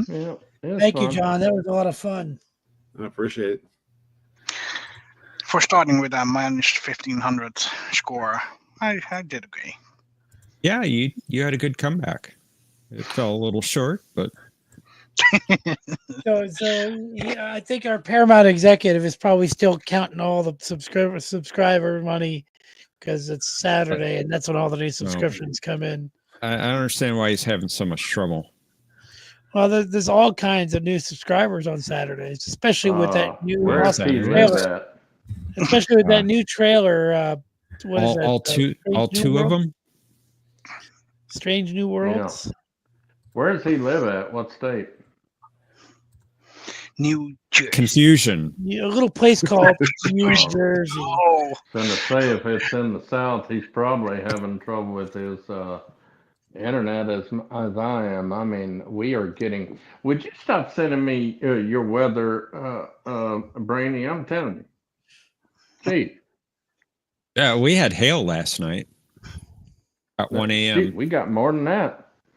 A tornado flattened a town in Arkansas. No, we had tornadoes to our north and northeast, and Omni says he's booting up. State of confusion. He had you had to restart yourself, Omni? Years of work, after all. Well, that is true. Yeah. He had to get some jumper cables. Yeah, Paramount Plus likes to reboot stuff.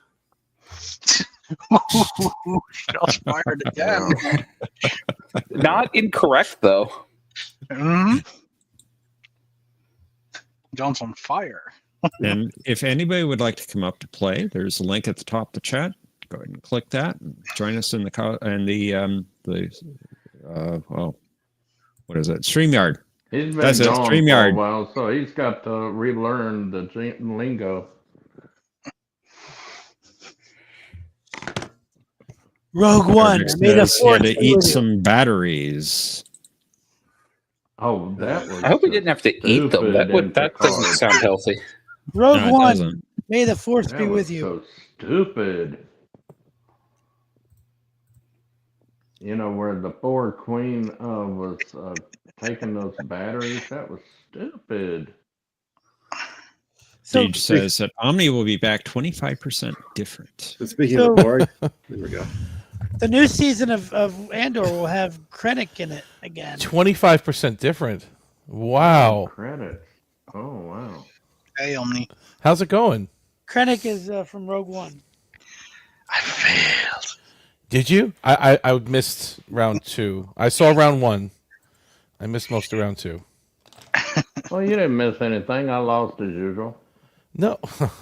He got second place out of 4 players. That's great. Yeah. Anna says eating Hey, batteries will give you Omni, acid reflux. I started modding my moped to look like the nerd. Oh, the knight. nerd. Yeah, the nerd I mobile. modified my moped to look like that. Did you get the little scanner in the front and you paint it black? Nerd. Okay, Yeah. that's good. Good. And I have the outfit too. I have Well, yeah, you got to. That dude that is redoing. That episode was so great. I loved it. I love that episode. Is so fun. I loved It's a fun one. Yeah, that was good.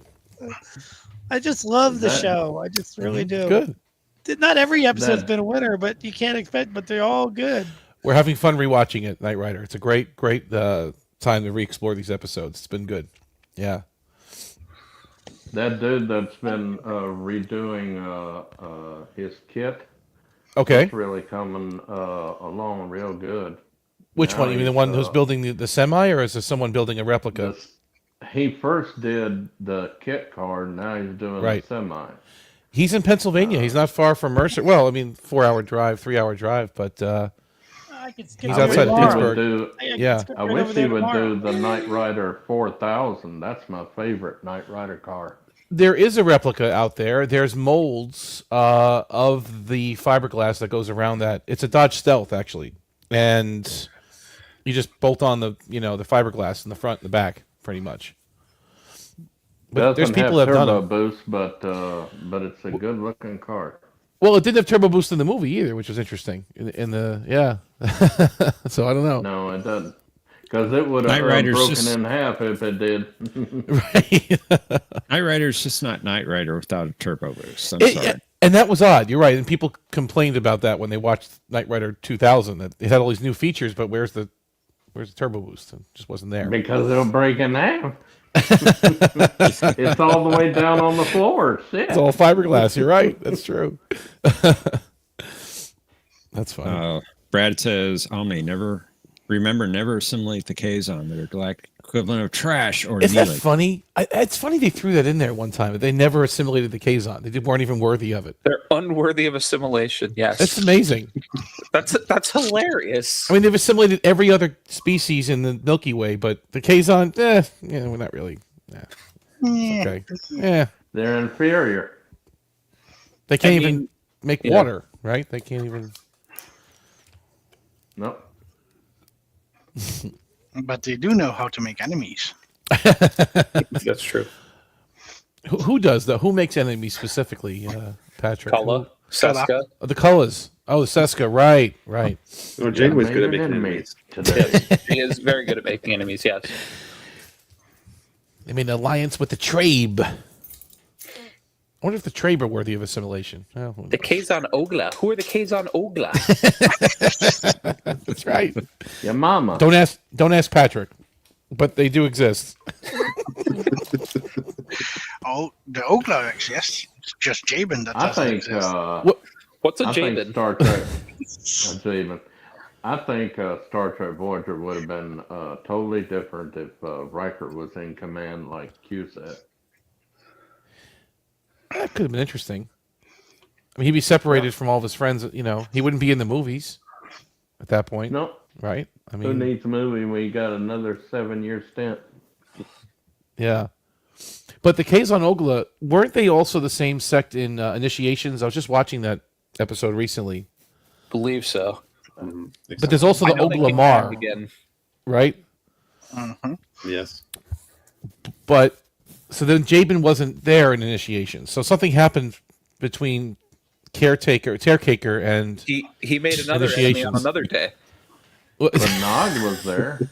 Nog was there, whose name was Carr. Another Knight Rider reference there. True. And you had the other two guys, Patrick Kilpatrick, who you guys all love. Mercer loves that guy, that actor.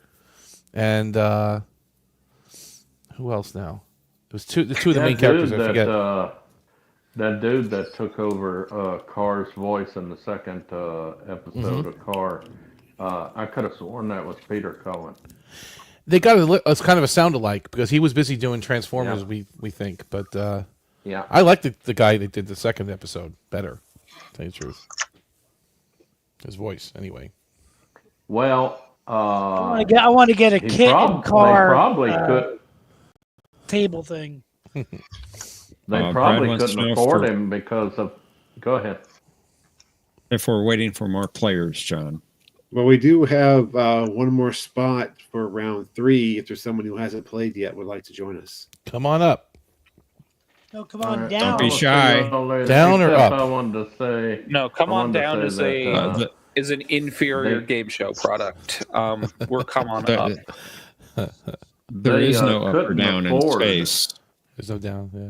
That's true. They couldn't afford Peter Cullen's price because he was way up there on price with his Transformer gig and everything. I don't know because it was at the same time as Transformers. Like it was 85, so maybe I don't think he got that expensive in 1 year. I mean, maybe he did, but I mean, they probably would have got the guy back if they could have. I think they just.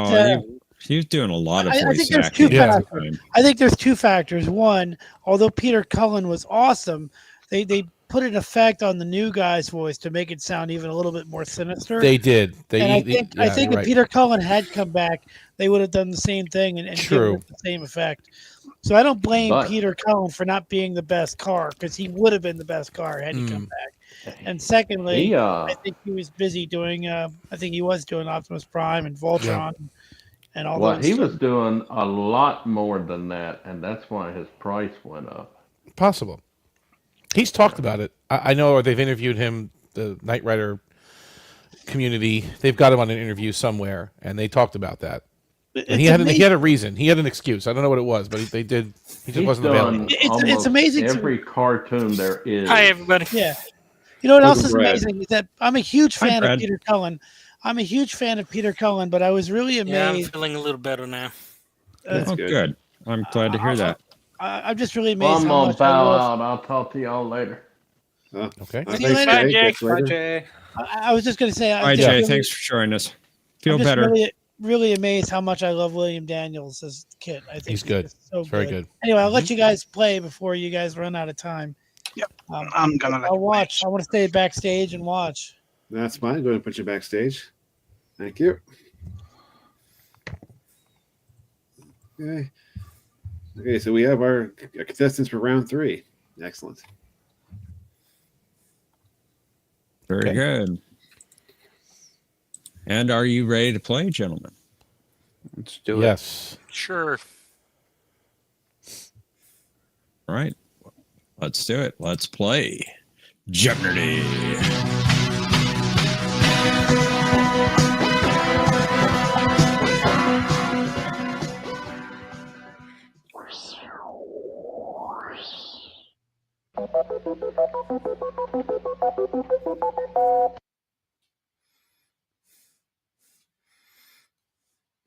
First category is Nevyap.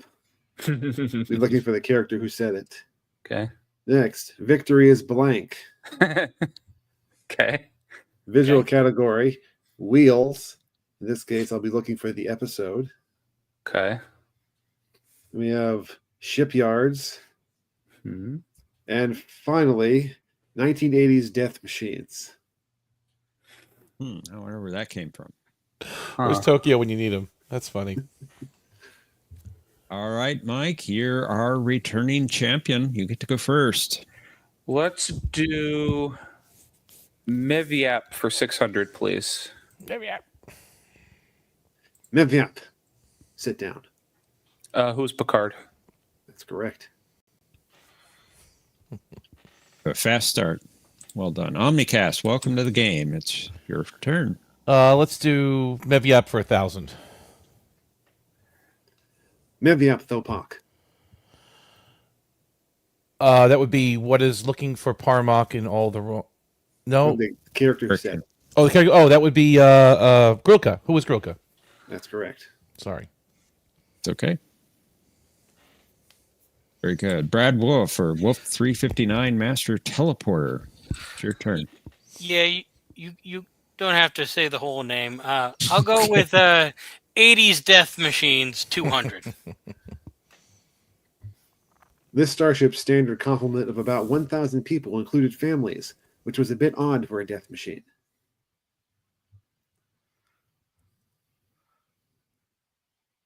Oh, this is going to bug me. Pass. Mike? What is the Enterprise D? That would be correct.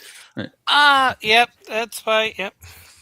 No, good job, Mike. My brain just I wondered if I was short-circuited. overthinking it. Okay. No, I clearly was. So no worries. Mike? Good Seal, it's your turn. Thank you. Let's do Miviap for 400, please. Meviap. Dagor, you cannot challenge this man in council without just cause.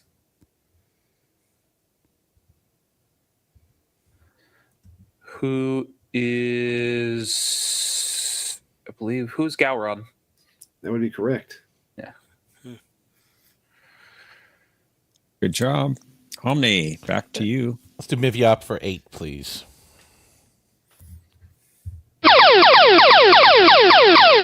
All right, you found the daily double. You are 200 off the lead, but you can bet up to 2,000.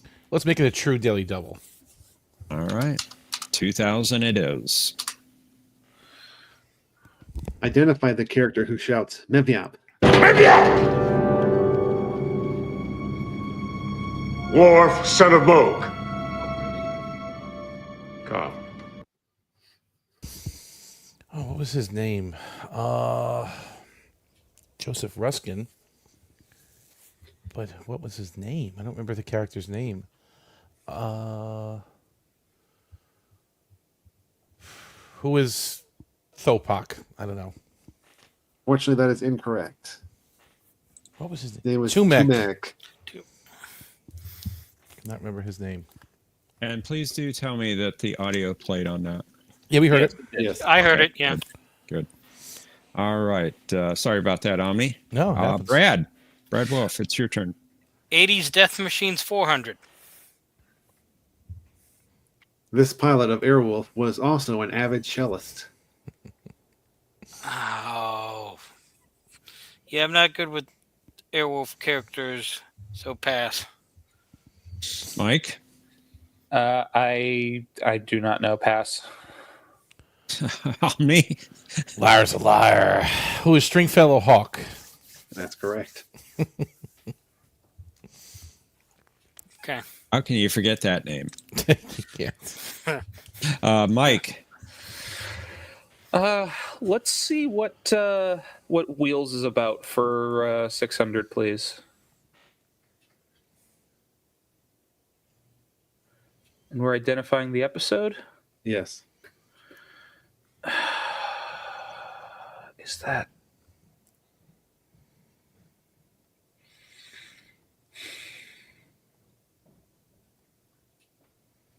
What is Tattoo?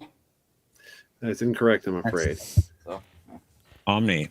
Hakuchi Moya. What is Cathexis? That's correct. Well done. And Omni, it is your turn. 80s Death Machines for 1,000. Everybody can relax. Ray found the car that would become the Ecto-1, and it only cost this much. I forget the amount. Pass. Brad Wolf? Yeah, pass. Mike? I should know this because I've seen Ghostbusters a lot. Nope. Pass. Mercer is screaming right now. Yeah, What is it, yeah, 4,000? What is it? 48. 48. Yeah, I didn't have it. 4,800. Okay. Yeah. Mercer, you should have played this one. He's screaming right now, probably. Brad Wolf, it is your turn. Victory for 200. I am blank, Ometaclon, and I am dead.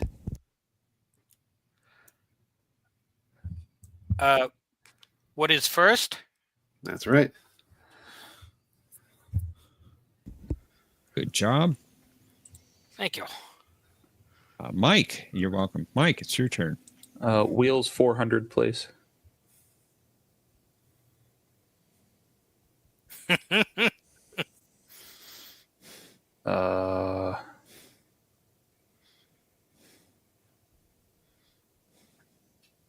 What is... Which one is it? What is Fairhaven? That is incorrect. It's the other one. What is Spirit Folk? There you go. It's one or the other, right? Yeah. I mean, It's 50-50. I couldn't remember which one it was. All right, got a close one going here. Omni, you got the lead again. It's your turn. let's do Victory is for 1,000. Blank. Victory is life.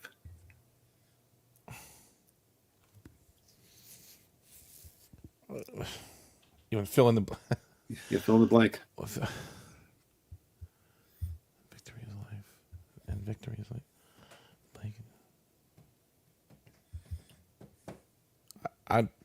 I'm thinking of a phrase, but not a word, so I can't. I don't know. Pass.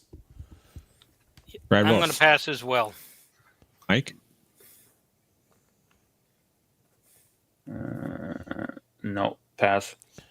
Like it was obedience brings victory, and victory is life. Remember, victory is life. Remember. See, I was thinking it was Remember. like Captain, Victory's life, and I'm like, but that doesn't sound right, so I'm like, I'm just going to pass. That one was really tough. Brad Wolf. It's good. Victory 400. As of this blank, we are all dead. What is moment? That's right.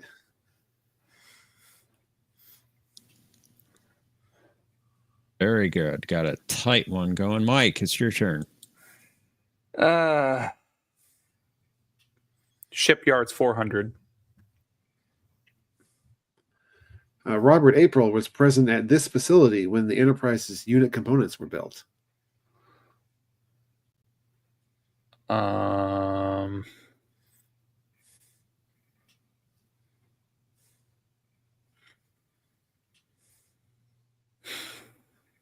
What is Utopia Planitia?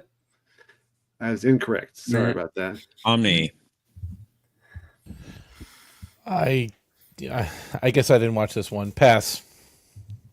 Brad? Pass. That was the San Francisco Yards. See, counterclock episode. Yep. Yeah. I knew it was in San Francisco, but I didn't remember it was the San Francisco Yards. Oh. Yeah. Okay. Omni. It's your turn. Let's do Victory is for 800. This we do blank, for we are Jeopnerdy. This we do.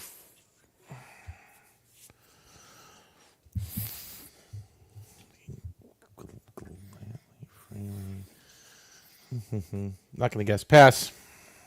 Brad? I'm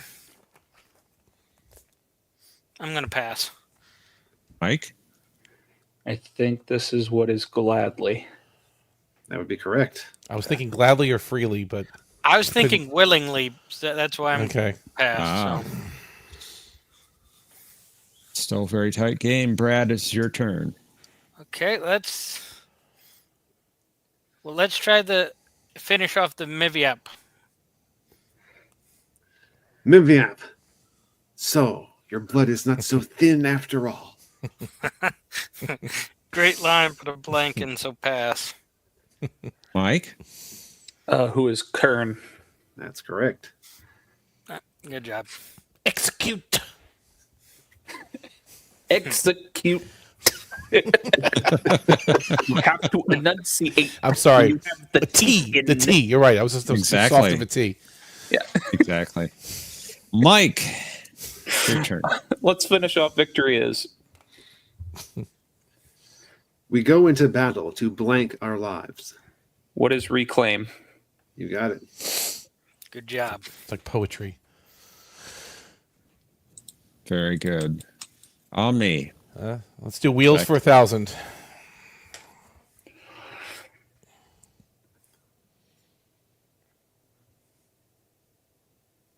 What is Terra Nova?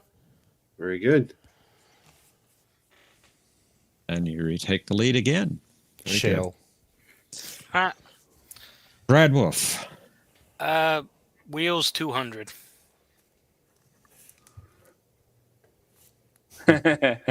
Oh, yeah. Love this episode, but. Oh. Name's not coming to me. Pass. Mike. Got to put the hit on Krakow. What is a piece of the action? You got it. Nice.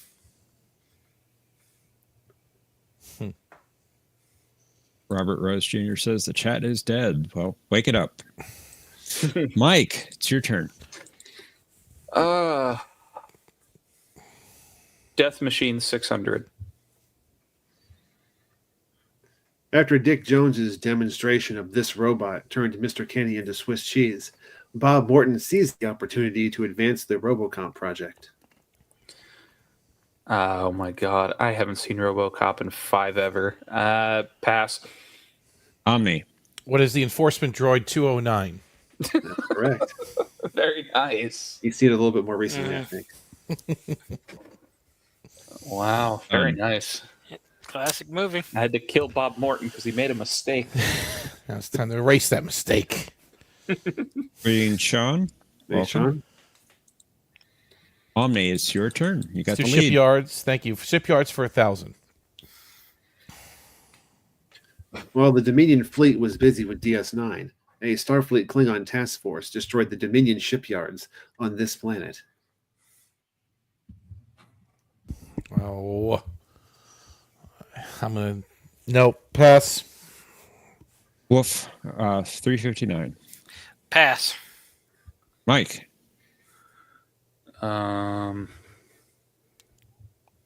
I should know it, but I don't. Pass. Is it Omekla 3 or Omekla?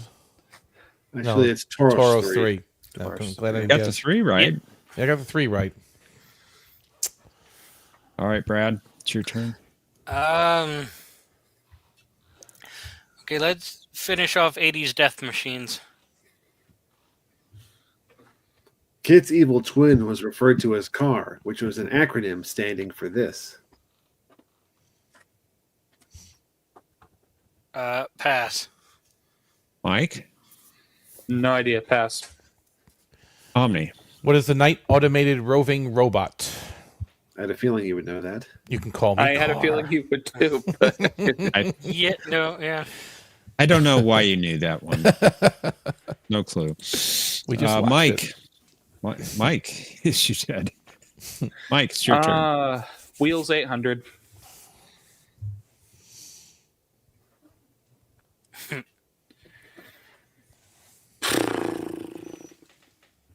What is I don't know. What is Profit and Lace? That is incorrect, unfortunately. No. On me. Pass. Wolf. Brad Wolf. Pass. Pass. Nope. That's from Business as Usual. Yeah, I remember the scene. It's a good scene. It's just that episode was not coming to me. Yep. Omni. Let's do shipyards for 8. After an entire Klingon fleet failed to destroy this Dominion shipyard, Martok figured the mission would be dangerous enough to ensure Jadzia a place in Stovogor. Second guess myself now. Pass. Brad Wolf. Pass. Mike. No, pass. Was what I said. Oh, Monak. Monak. Monak. Okay. All right, 2 clues left. Brad, which one do you want? Well, it's the category that's going to be a problem here. I'm going to have to figure out. No, just kidding. 200. Notable starships constructed at this shipyard included Enterprise D, the Defiant, and Voyager.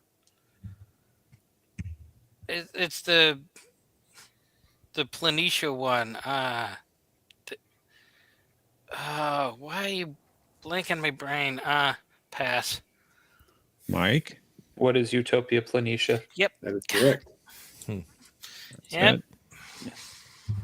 No, it's good job, Mike. I just Yeah, my brain blanked there. It happens. Okay, Mike, you can get real close here. Here comes the last clue.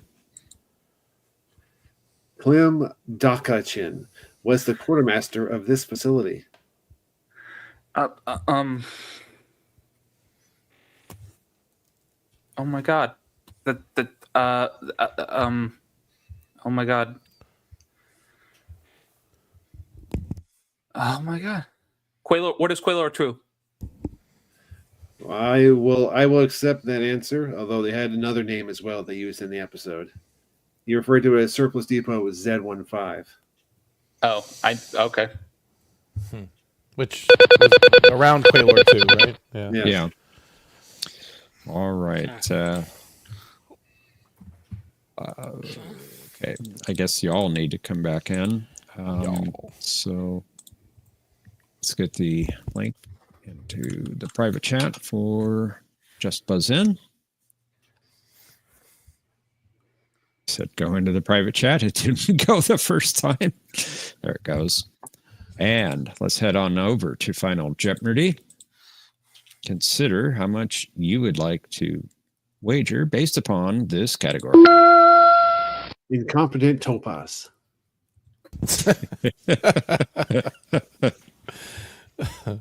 See a Mike. I see an Omni. Sorry. Not sure what happened there, Mike. Incompetent Topa. It's okay. Okay. There we go. All right. There I see it, Brad. And go ahead and enter how much you'd like to wager, please. And hit the buzz. Okay. Very good. Let's get your amounts in.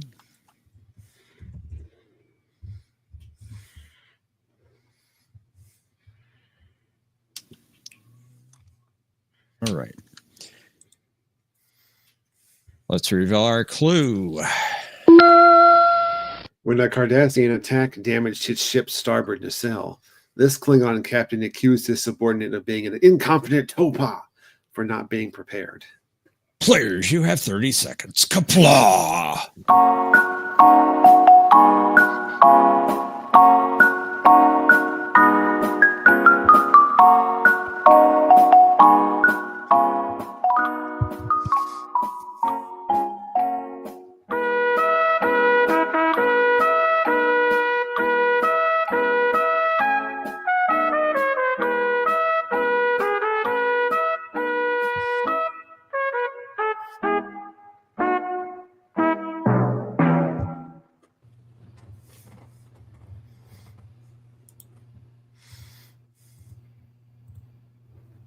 Responses in.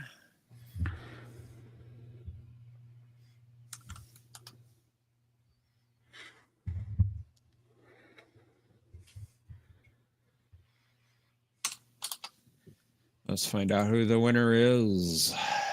Brad Wolf, you had 1,200 points entering Final Jeopnerdy. What was your response to the clue? It's Clang from Broken Bow. Unfortunately, is incorrect. Sorry. No, I know. That would be pretty cool, though, if he was in that episode, actually. Sorry about that, Brad. How much did you wager? Only 100. Okay, we'll see how that plays out. Clang's a temporal agent. agent. You 1,100 points.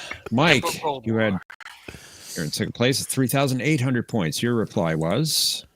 It is Nudak. That is correct. Very good. Nice. Good job.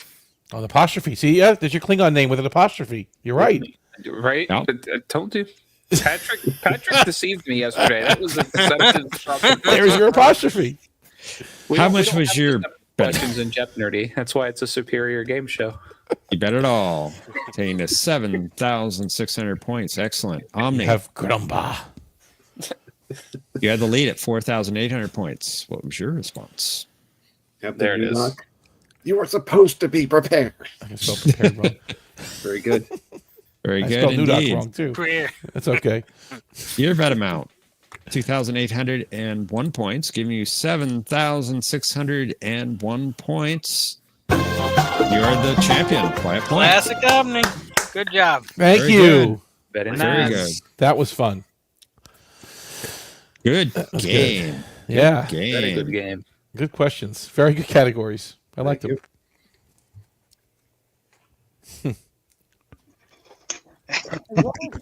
Good game. What was the episode you guys were talking about for that final question? And The final chase. question? The chase, yeah.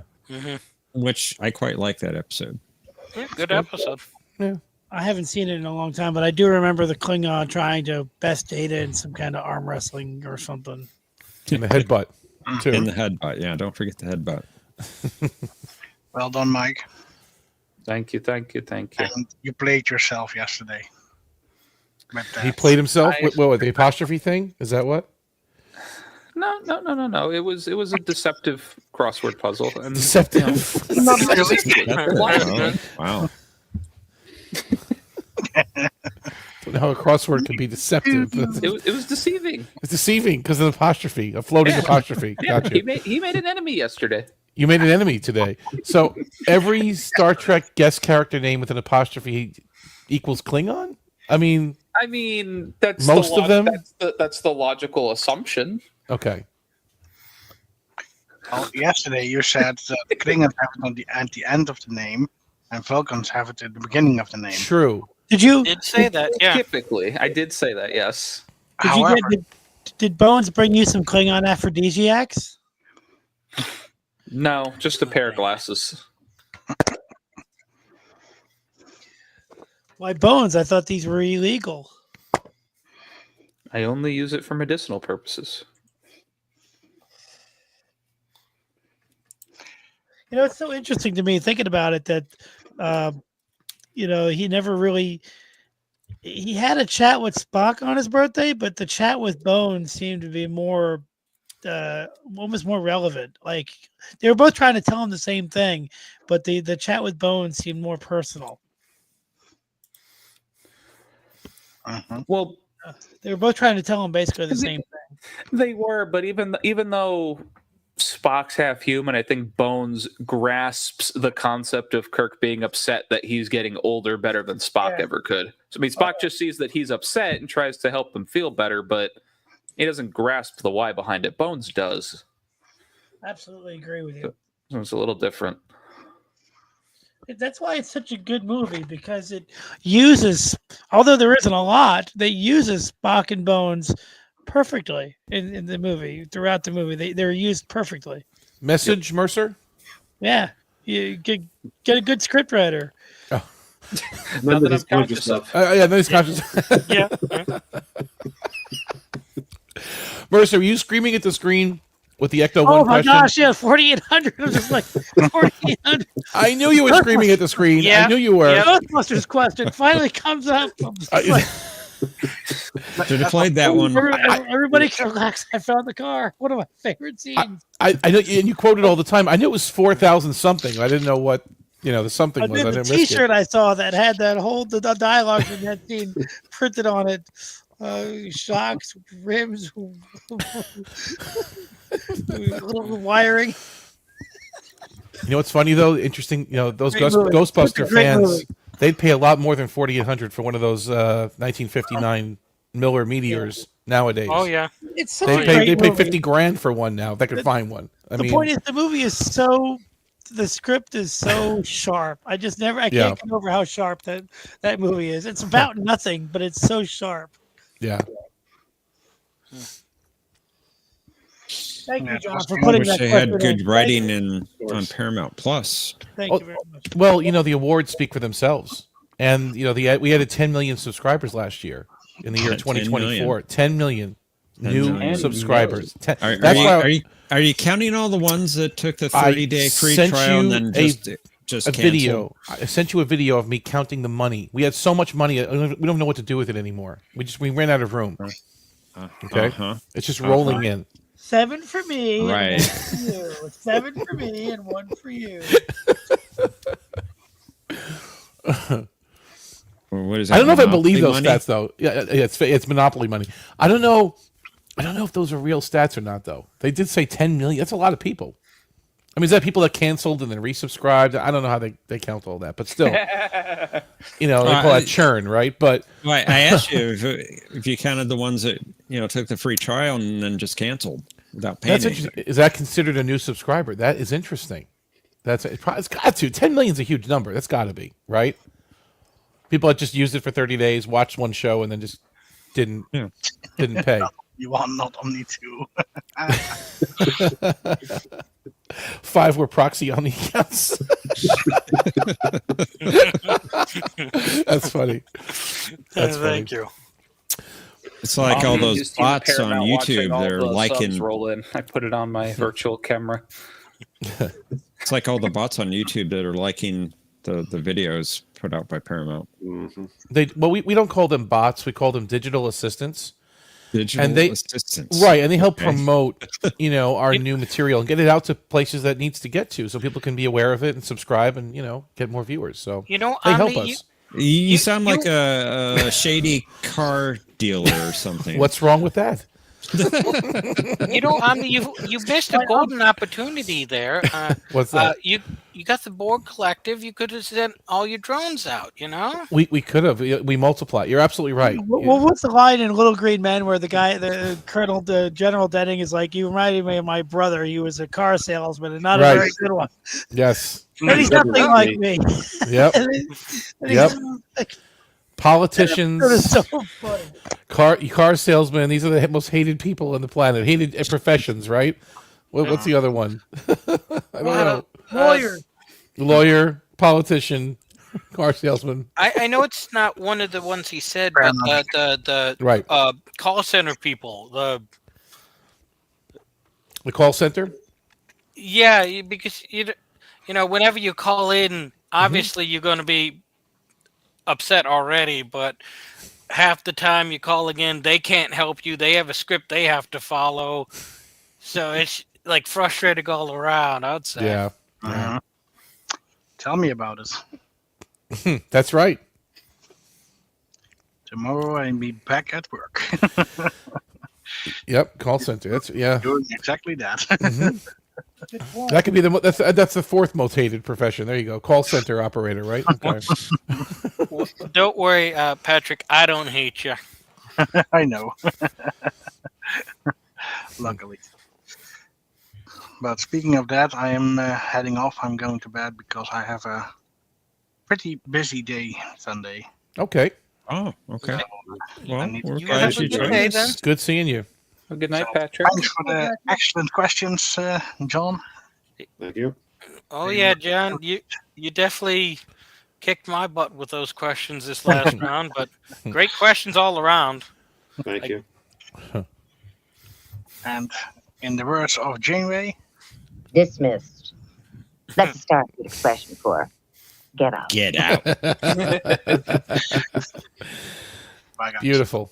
It's not crunch time yet. I'll let you know when. I'll let you know when. I should watch that show. It's a good show. I should actually watch it. It's good after. It's good. It gets better after season 2. I see Raleigh Polly Ollie is going to do those reviews. Yeah, I noticed you mentioned that. Yeah. But here's the question. I mean, is it as good as TNG? 7 seasons versus 7 seasons? I mean, no. It's like it's almost there, right? It's like it's right there, but it's not. It's missing something, right? TNG better.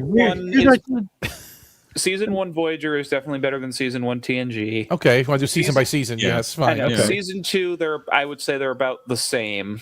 I think here's what hit some higher highs in season 2 than TNG did, but TNG above it. Here's what hit puts lower TNG above lows. it. Real quick, the thing that puts TNG above it, and I agree about season 1 though, but what puts TNG above it is that I like the characters better. I like those characters. It's just, you can't really. I think some of the characters on Voyager were kind of stock characters. They're not bad, but they're not great. I just love Riker and Picard and those characters. Voyager is like Star Wars: The Phantom Menace. It has the potential to be the greatest of all the Trek shows, and they threw it all away. All of them. You're being a fool. Definitely wasted its potential at times. Yeah, it had the potential to be the best of all the Trek shows, and they absolutely threw it away. I think they took the safe route too often, right? That's what I think too.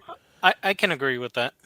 And if they just would have pushed it a little bit, not as much as they pushed Enterprise season 3-ish, but I mean, just pushed it a little bit, amped it up a little bit. The fact that the Maquis were in Starfleet uniforms by the end of the pilot was ridiculous, and then the second episode was "Are they going to get home this week?" episode. Like, yeah, they could have compensated for that, though. I mean, even if they made the decision, okay, put him in uniform by the end of Caretaker, that's fine. I liked the Cloud. I liked Eye of the Needle. All those early Will They Get Home episodes actually didn't bug me because that's what when they're first out there, they're really all they're trying to do is try to find a way home. And those episodes developed the characters, and I knew they weren't going to get home because that's the premise of the show. But they were really strong episodes. If Paramount Plus decided to reboot it and do like a more modern take on it, like season 1 would have basically been everything from Caretaker through the end of Parallax. Like the season would end with finally now Torres is chief engineer. The crew is finally starting to come together and be a crew. Yeah, that's true. Like it would be, there'd be a lot more obviously in between Caretaker and Parallax, but like you'd be building up to that as the first season progresses. Right, and then the final shot, they're all in their uniform and they're all together now and they're on the mission and let's go. Yes, right? correct. Okay. Yeah. No, it makes sense. It was the 90s. That wasn't a thing. Like, for example, I don't know. Unfortunately, Berman was anti-continuity or anti-serialization. Like it or not, he was in charge of the show, and he was very anti that sort of thing. Could they have Professor, dragged that out 16 episodes? I don't know. But like, even if it's not the whole first season, like it would have been more than just they're all in uniform by the end of episode 1. By the end of episode 2, now everything's hunky dory. It would have been probably a minimum 5 or 6 episode arc of crew conflict on top of we're trying to find a way home and the sci-fi crisis of the week and yada yada blah blah. That would have made a lot more sense. These, like the Maquis were what? The space terrorists or whatever for freedom fighters. I guess freedom fighters. Freedom fighters. Yeah, right. I mean, so they're used to being on their own, fighting authority. So them just like, okay, I guess I'll do what you say with no complaints just doesn't make sense.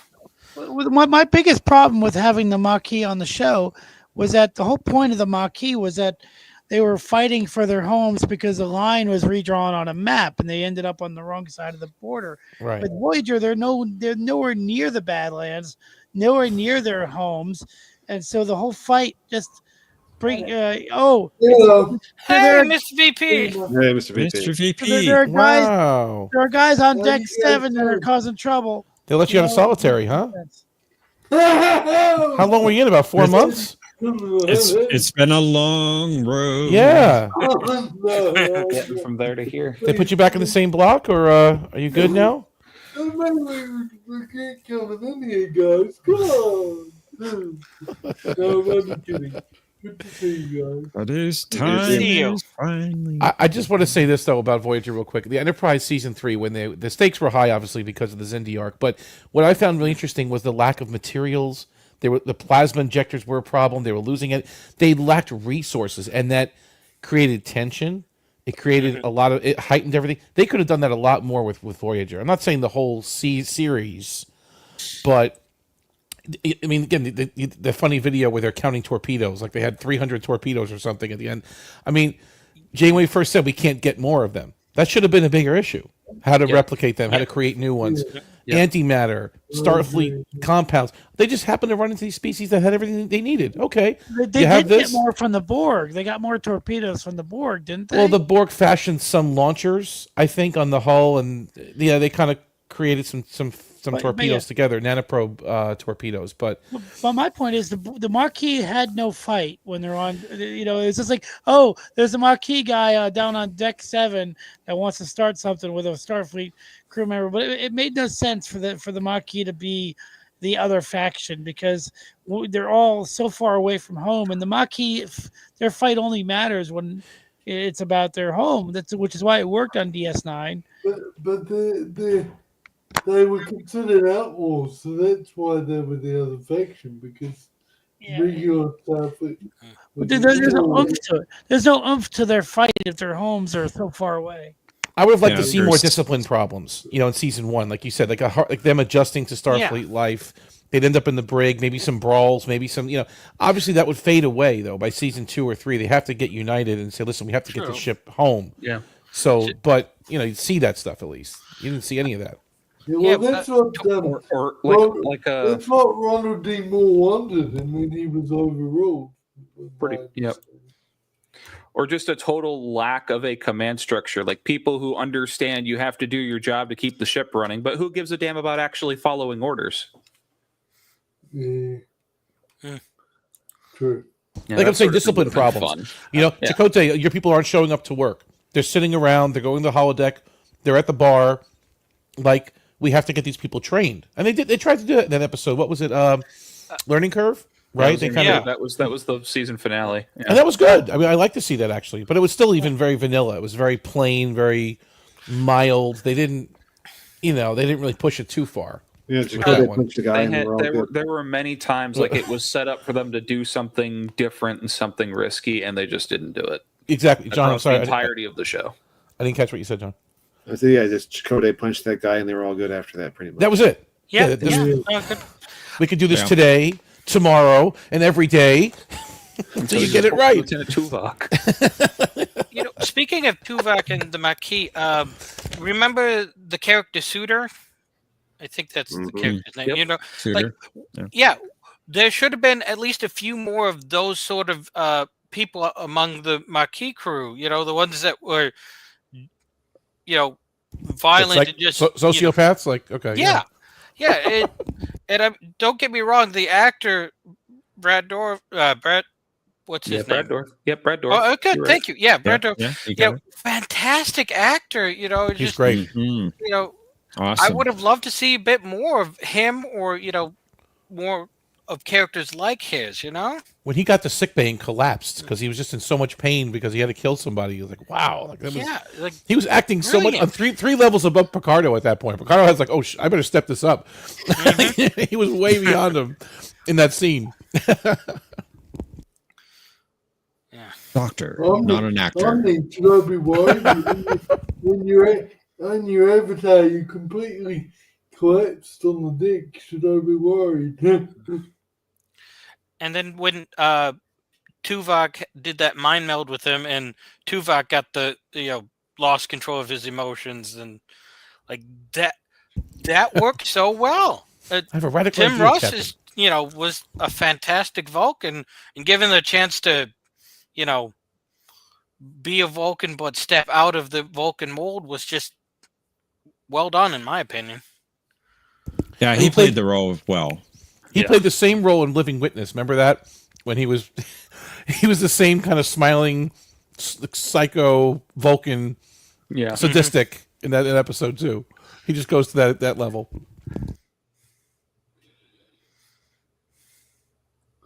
I don't remember that episode. What episode was that?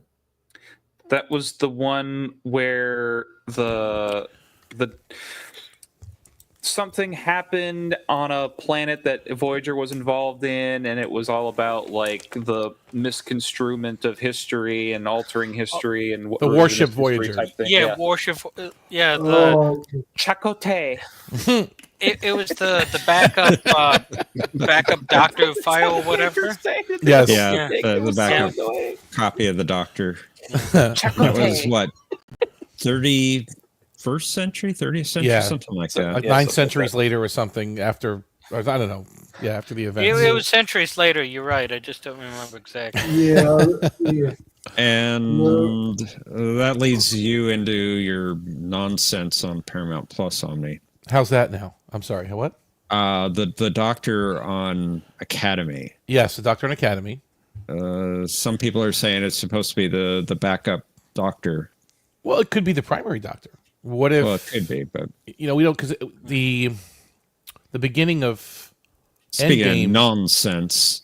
Right, but the beginning of Endgame, where he's called Joe, that never really happened, though. The timeline changed. So we True. don't really know what happened to him. Although, if you want to go to somewhat beta canon, although I'd call it really canon, the Borg Experience, wasn't he on that? Star Trek: The Borg Experience. The what do you call it? The Las Vegas attraction. He was on there post Voyager. I think that's the last time we saw him after Voyager. He was in the new uniform, right? He was saw him in Prodigy. Well, that's true too. Okay, so if it's so sometime after Prodigy, then something happens to him. Maybe he gets his file gets stored or something. There is no canon after Voyager went off the air. Remember this. I've told you this before. Star Trek died after Voyager. Voyager left the air. Enterprise and Kelvin timeline and all the new Trek, not canon at all. Enterprise was before Voyager. So what? Enterprise is before Voyager. What? 2 centuries before, in fact. No, I mean, There's no canonical show that came out after Voyager, is what he's saying. Sorry. You say none of the shows that came out after Voyager are part of canon. Correct. What about Nemesis? No, not canon. No, So wait. Nemesis isn't canon either, then? Nope. No. Why? Because it happened after Voyager came home? No, because it's They crap. killed off Data. It was awful. Okay, so we just reject whatever we don't want to see. Okay. Correct. All right. I got it. Yep. Understood. I have to disagree here. So Nemesis isn't canon. Enterprise isn't canon. Okay, got it. Yep. Threshold is what a canon. load of nonsense. Oh, it's funny. Well, I mean, I hit the rail against Enterprise. Section 31, very not canon. Yeah, What about exactly. Picard though? Picard season 3? That's Nope. kind of canon. Nope, No. not canon. No canon. Not canon. I like to say it was not in the main universe. It wasn't mirror universe. It was more the Funhouse universe. Okay. Yeah. Okay. One of the ones that Worf visited in Parallels, right? When he kept jumping Yes. universes, it was Yes. one of those. Yeah, Okay. exactly. I got it. I understand what you're going there. All right. If you want to frame it that way, then I guess it can be canon. In a parallel something parallel. Something dark side. Something parallel. you gotta pause to give it emphasis, right? You gotta. Yeah. Oh, was that Shatner's line? Mirror. Yes, that was Yes. Shatner's line. Yes. That's it. Yeah. All right. Well, Mr. VP, to each their own. I mean, I didn't like 2009 at all. The movie. I mean, I liked the movie. I didn't like what they did to our universe. Then it's not canon. Yeah. Okay, so right, so Mr. VP's logic, then I guess it's not canon, right? It's not. Nope. So hold on. Is the part is where the Kelvin is before the time rift opens and the Kelvin is floating around there? Is that canon? Because that was that whole movie, that whole sub franchise is not canon. so even the part before the time rift, Not correct. and even Prime Spock. I mean, old Spock, Prime Spock. The movie and the subsequent JJ movies are just garbage. Not canon. The garbage. Is it garbage or should it be hauled away as garbage? All the way. Don't you think you should rephrase that a little, Mr. VP? Maddie. No.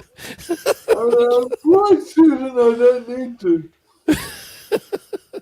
He called the Enterprise a garbage scowl. No, I called J.J.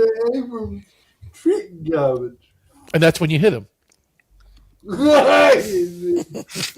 And that's why you're in prison. Hey. That's right. That all makes sense now. You look pretty good though after 4 months in the can. You look pretty good there in solitary. I was gonna say, usually come out a little pale and a little bit less, a little less weight on you. You look pretty good there.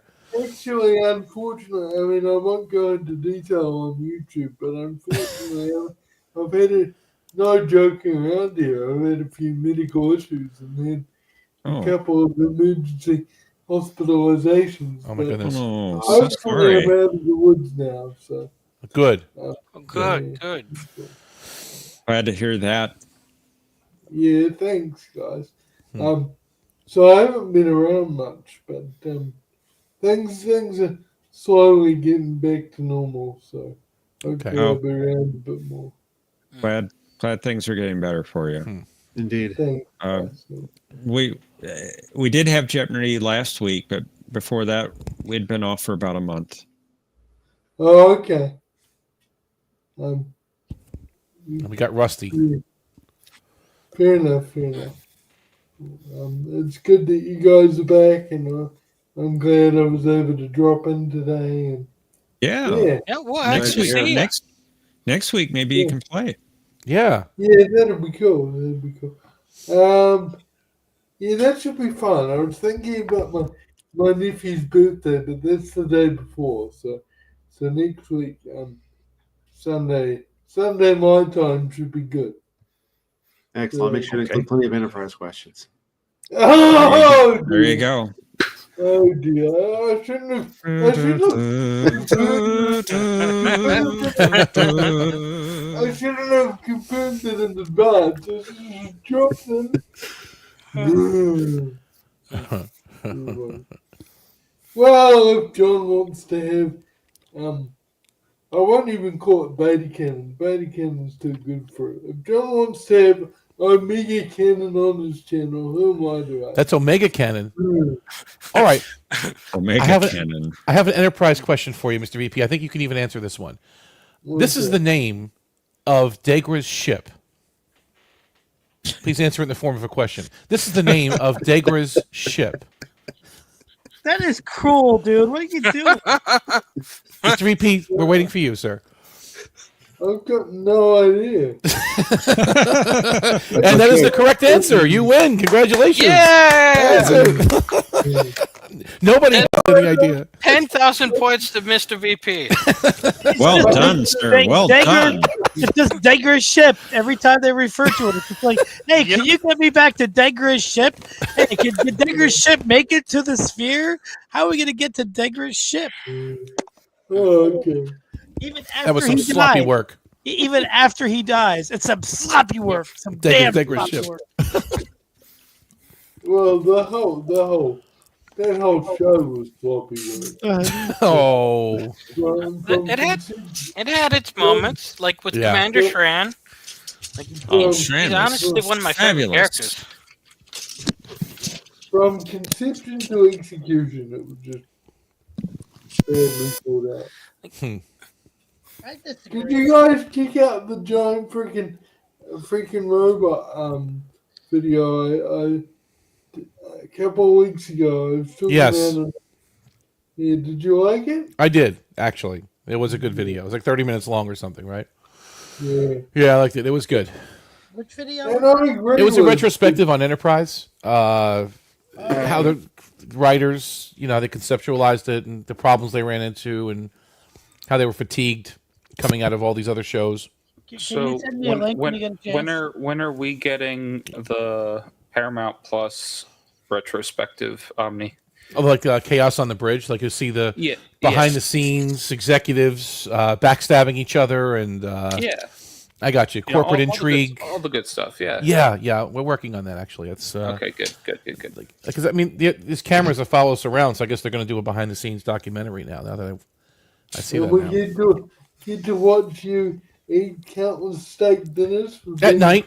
Yeah, we celebrate. We eat steak dinners, lobsters, cigars, brandy.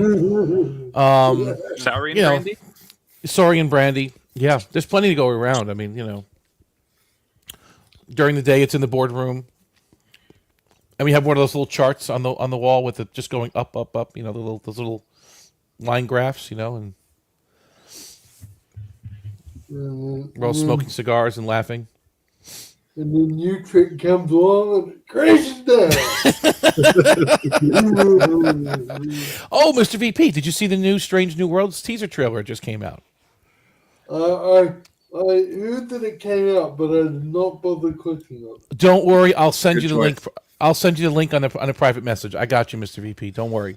Just be careful when you go to Paramount Plus because they try to sneak it in there against your will. Yes, indeed. So what were you watching? Seriously, John, what were you watching an episode of what, like TNG or something? Actually, I put on Star Trek 3, but before the episode, before the movie started, they put in this stupid trailer. Could you skip it? Like, it gives you the option to skip it, right? There's no option to skip. No. There's no skip option? No. I had to reload the page to get rid of it. That's hysterical. I love it. Were you on a computer or you were on Yeah, on a computer. Okay. When that sort of thing happens to me, I usually just turn the TV off, then turn it back on, and have to go through the process of going back to Paramount Plus. And Well, that's why I bought all these old Star Trek stuff on Voodoo Fandango, so I don't have to go to Paramount Plus to stream anything. I just all the stuff I like, I actually own. Hey, I can just pop in my Blu-ray disc. That's true too. But all kidding aside, isn't there new plans? Like, isn't there like ad-free plans? I don't know. I mean, I'm looking at my plan right now. It says Paramount Plus Showtime. Yeah, I have the ad-free plan, but they still sometimes will put an ad at the beginning of the episode. That's true. That's true. They do. But you can skip them usually. Yeah, I was gonna say, okay. I couldn't skip. They said these Star Trek fans are going to watch this whether they want to or not, and they're going to like it. That's it. Strange New Worlds. It looks so bad. I can't even tell you.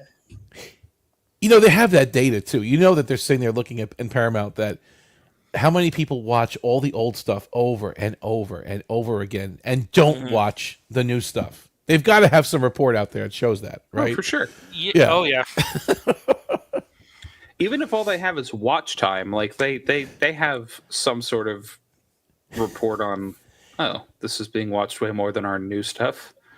And yet they keep Nobody's watching the new stuff. Down their throat. I mean, They do. Why? So, Mr. Vice President. Oh, sorry. No, go ahead. It's all right. Go ahead. I was just going to say, we watch Knight Rider 1 hour a night. Then the rest of the hours is all Enterprise episodes that we stream. So you have to join the Discord channel where we just Enterprise 23 out of 24 hours a day. Well, I'll come for the 1 hour of Knight Rider and then I'll leave for the You did join us for an episode of Knight Rider. It was cool to see you, man. You'll love it. You'll love it. Enterprise is so good. We were watching Lost Night, I think, right? When you popped in? Yep. Yeah. So when does because I didn't catch the beginning of it. So when do you start watching? It depends on when we get home from work and what I was doing, but 2 episodes a night usually when we're not streaming otherwise. Like Tuesdays we're busy with Babylon and Friday we're busy. 5. Yep. With Wheel and now It's a good show. It's just got solid characters that want to do the right thing. It's got some stunts in every episode. It's got interesting guest stars and villains and fights at the end that outdo Shatner's fights. It's just a good show, and it's got a car that talks. Indeed. And Jeff, I think John, he asked. I'm sorry. I'm gonna go ahead. No, I thought Mr. VP asked where we were with Babylon 5. I think season 3. Episode 3, episode 4. 4. Yeah. Okay, cool. 6 more to go till one we can skip. Actually, John, in 6 weeks, you can skip it. You don't have to watch that one. Oh, really? Episode 10. Don't even bother. It's like TKO. You can just breeze right past it. Yeah. I would advise not doing that. Yeah. Oh my God, it gets good. Yeah, we can't wait. Oh wow. It's almost like you've been holding it in for a year and a half now, right? It's like it's like you want to let it go, but you can't say anything, and you don't want to get to it now. now. Yeah, it's funny.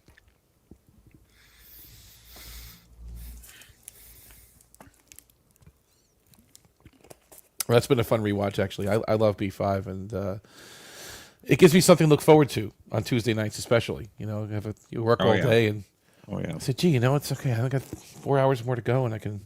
How many episodes do you guys watch when you watch Babylon 5? Just one. Because somehow I've been watching these 2 episodes of Knight Rider every night. I'm just like, hey, let's do another one. It's fun. We're now cruising through season 3. Yeah, we're almost done with season 3 already. It's true. But it's just amazing to do 2 episodes a night. I'm just like, Yeah. all right, but getting up the next morning can be a challenge. Well, yeah, we got to watch that, but that's true. I still have a question. Is he going to watch the 2-parter in one episode, or is he going to break it up? Did you guys decide on that one? He'll break it up. Yeah. All right. Now, when we get to like Third Space, we'll watch that as one. Well, that's a movie, though, isn't it? It's a movie, yeah, but it's an hour and a half. Okay. Highly anticipated special movie event. It was a special movie event on the TNT network. Yes, highly anticipated at the time. It was. Well, this one was actually good. Yes, was it Martin Short? No, Martin. Who was in? No, that one. Who was in that one now? In Third Space. Who was the guest star in that one?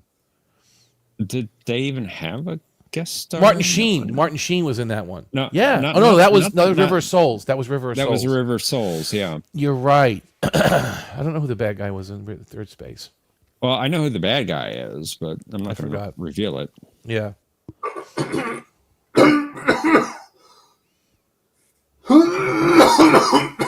Excuse me. I like Galen too, but he's later on. That's when he's later on. Wow. We have Mr. Big, Professor Galen joining us. Hey, Mr. Big. Hello. Patach. You missed the category. He had the final Jeopardy question about was it incompetent topaz? Oh, really? Yes. That's great. I wish you were there. I'm still waiting. I'm still waiting on the Jeopardy category to identify the Klingon by Patach. Well, he had Mivyap tonight. That's probably next week. He had Mivyap tonight. I had Patach tonight too. The earlier. Oh, that's right. I may have missed it. Yeah, he did. Yeah, I'm gonna special message for Tucker. My parents actually went on a cruise in your part of the world recently. Huh? Oh. My parents went on a cruise to Japan recently. They really enjoyed it. Oh wow. Yeah. How long was that cruise? Like 2 weeks? Yeah, what we got 2 weeks. Japan part. But they visited lots of countries. They were away for about a month in total. Yeah. Tookie, I got a question for you. What's that? So Go ahead. I now have lots of photos of Tokyo, so I know what it's like where Tokyo the person lives. So. What? So was it you that recommended No Man's Sky yesterday? Yes. I just got it, so thank you. Nice. I just started. I have no idea what I'm doing, but I found my ship and I'm collecting stuff like World of Warcraft, kind of 1 of 10 or whatever. But I just started, but I downloaded it today for the Switch. Yeah, I'm using the sandbox mode. I'm using sandbox mode, so I have to do all of that so I can explore the game. It's really cool. So I guess I could try that too. I guess I just started. I literally just got it today, and it's on the Switch, which means I can play it both on my TV and I can go into a different room and play if I want to. So it's a lot of fun. $23, pretty good price. Yeah, it's not. It wasn't too bad at all. It was I think 1,600 yen on my side, which is a significant discount, which is really good. Steam had a sale. Yeah, that's why I got it. I got it because it was on sale and you recommended it. And it's the kind of game I'm looking for because when I'm have my procedure, I want something that I can really get into and just get lost in. And you've got some quintillion randomly generated worlds that you can explore. The game is literally Star Trek. It's great. it's good. I just right now I'm so early. I'm just going around this planet with my jetpack and using my little mining laser. But I'm sure once in about 3,000 months, once I get my ship up in the air, it'll be a lot of fun. Your ship. You should be able to. Ship, You should be able to use the jump capabilities. There's a boost engine and a jump engine, and then there's also the warp drive. Okay. It shouldn't take you any longer than 4 minutes to reach any planet in a given system. Right, but I haven't even gotten to where I can even take off yet. I'm still getting supplies. I just figured out how to fix my scanner and my jetpack. Like I said, I'm terrible at video games, and I'm just figuring this out. But it's the most fun I've had since World of Warcraft, which I used to play a little bit. Hey, Yeah, are you able to name your ships? Like, yes. Okay. Mercer, do you have an idea of what you want to name your ship? Yes, the USS Renegade Salamander. No, Nice. Nice. I haven't really. Yeah. Yeah, you can edit them in the options menu. Nice. Okay. Yeah, because they give you a bunch of default names, and then you can just erase it and name it whatever you want. USS Time's Up. It was a good call. Like I said, I'm pretty new at it, but I played it for a little while on my TV, which I could read a little bit. The writing is so small. That's the only problem. Is that it's very hard to read. Like, even on my OLED screen, the typing is so small. And yet here's the rub. When you're in and you're into the where you're reading everything and you got to scroll down. You can't scroll down on the TV because you put the cursor up there, it won't scroll down. But when you're on the Switch itself, you can use your finger to scroll if there's long text. Right. Yeah. That's the advantage of having it on PC. You can just use the mouse wheel to scroll. Yeah, but you can't. It's interesting that you can't do it on the TV. That's a little thing I noticed. But the Switch has the idea where if I play it on the TV for an hour, that's great, and then I can go somewhere else and just play it on the couch. It's just for me, it's perfect. I love it. I absolutely love it. It's a great game. You're gonna have a lot of fun once you get into it. Yeah, I'm already into it. I mean, I'm just collecting supplies, but it reminds me of those days when I played World of Warcraft, when you have to get 10 of this and bring it back to somebody. I'm getting 10 bits of this material, 10 bits of oxygen or whatever to make whatever. It's just very cool. I like it. It's really, really good. Now with the sandbox mode, you're not immortal. All right. So like in Minecraft, if the only way you can die in Minecraft is if you dig deep enough and then you fall out the map. Yeah, I played Minecraft. Yep. In this, you can get blown up. You can get into a firefight with an enemy ship and blow up and die. I've died a couple times. Can I have one game going in sandbox and one game that I'm actually making progress in? Can I have both of them saved? Yeah. It shouldn't override data. It should be a parallel thing. Okay. I'm still. That's how new I am at video games. I don't know what I'm afraid to touch anything. Something parallel. The good thing is the galaxies aren't the same when they generate. They're completely different galaxies. That's brilliant. So it's not like you're playing the same map over. You're playing a different map with different planets. Is the starting planet always the same for everybody? It shouldn't be, no. Because right now it's supposed to be randomly generated. Yeah, I'm just getting like crystals and dust, some other things for my ship. Organic matter. You kill things and you harvest their organic matter. That's great. Okay, so I'm going to speak to this to everybody here and to John. Why is it now that everything else does Star Trek better than Star Trek? It is a good point. Because the people who are... Oh, sorry. You go ahead, John. Go ahead. Oh, thank you. Because the people making Star Trek right now don't understand Star Trek. That's correct. That's what I was going to say. Yeah. Good answer, John. Thank you. Yeah. All it No takes Man's is Sky is to a better watch the Star original Trek. series. Yeah, it is good. Yeah, I can see Yeah. it because you have to keep readings, do some scanning, and manage your supplies, and I don't know what else. But it's great. Even the games, right?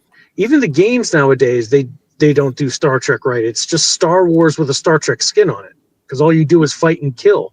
This is actual Star Trek. You're scanning, you're doing science stuff, you're building, you're exploring, you're Like, answering distress calls. Right. I got that Star Trek game where you're in the Nexus or whatever, and you start out as Michael Burnham. Just And such then a bad game. It is terrible. I regret buying it. I bought it because it had Star Trek in the title, and I figured eventually I'll play it, but I don't even like it. It was free on Apple. Like if you had a subscription to Apple Arcade, it's quote unquote free. What's it called? It's like Star Trek Legends or something? Star Trek Let me look at my, let me look. I have it. Hold on. Let me look on my. Legends. I don't know. It's so stupid. Well, the games are one thing, but you seem to like that new trailer, the teaser trailer that came out for Strange New Worlds. That teaser trailer, I hated. It was abomination beyond all. Abominable. It was abominable. Why can't keep saying Star Trek died in 2000? Star Trek Legends. It's called Star Trek Legends. Is is the Legends game the one where one of the trailers for it was the Borg coming and it was Kirk's Enterprise? No. Was that a different Trek game? Yeah.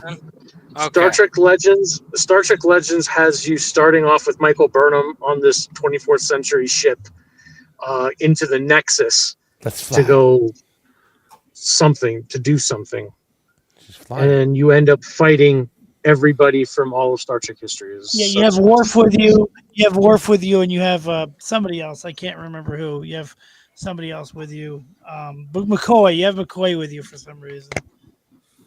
And I bought it because it was $7, and I figured I hoped it was going to be good, but.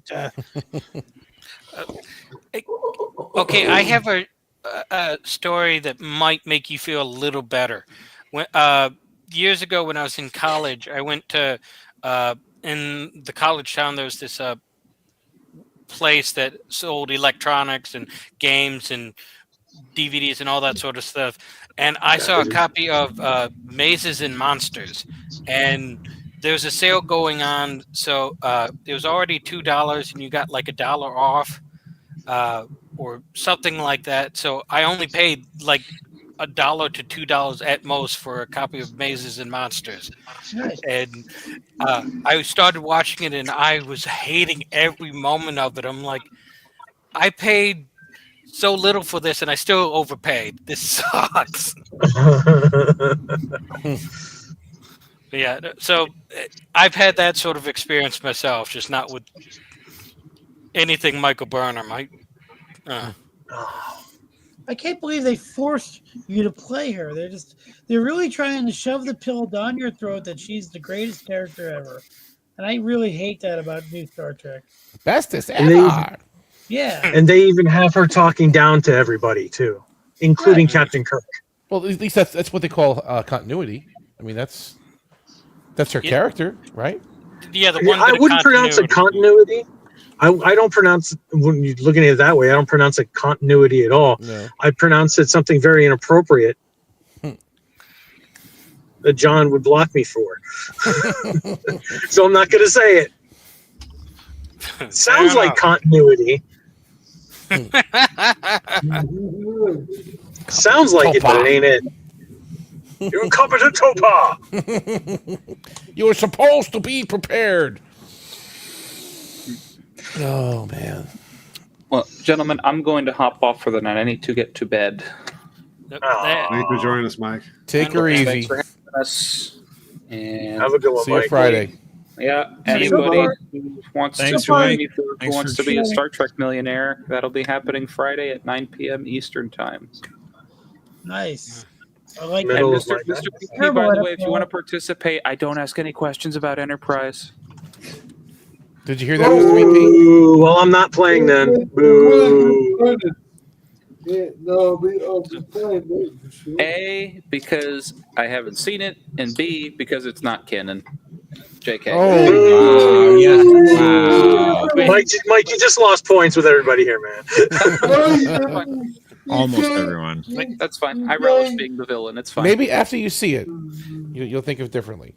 I'm sure I will. I'm just and then you'll remember if you watch anything by researching. So and Mike, if you do if and when you do end up watching it, just keep New Trek in mind, and then you will definitely 1000% pedal back that opinion that you have that it's not canon. Yeah, you'll savor it. You'll pedal it right back, and you'll go, "This is a masterpiece." Don't watch it. You're not missing much. Don't let your brain rot away. Don't let them brainwash you. You're right.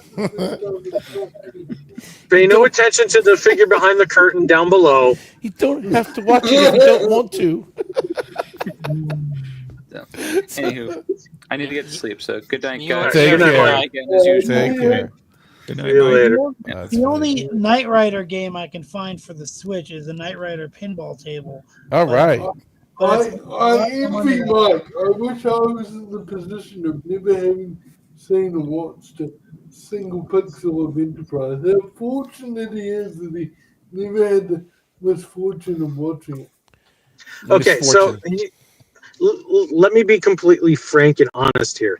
I've been rewatching Enterprise every episode, every day for the last month. Good man. And I've got to say, the more that people talk about Enterprise being non-canon and all this stuff, the more offended I get, because Enterprise is a freaking masterpiece. No, it's good. It's good. I love it.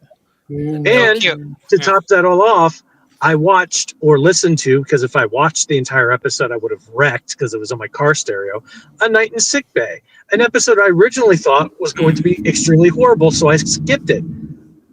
I ended up almost in tears. No, it's great. Because it's so freaking good. Different emotions, It's yeah. so You're funny, and it's like finally a human being acts like a human being. Where like what I'm talking about is how Archer is Robert.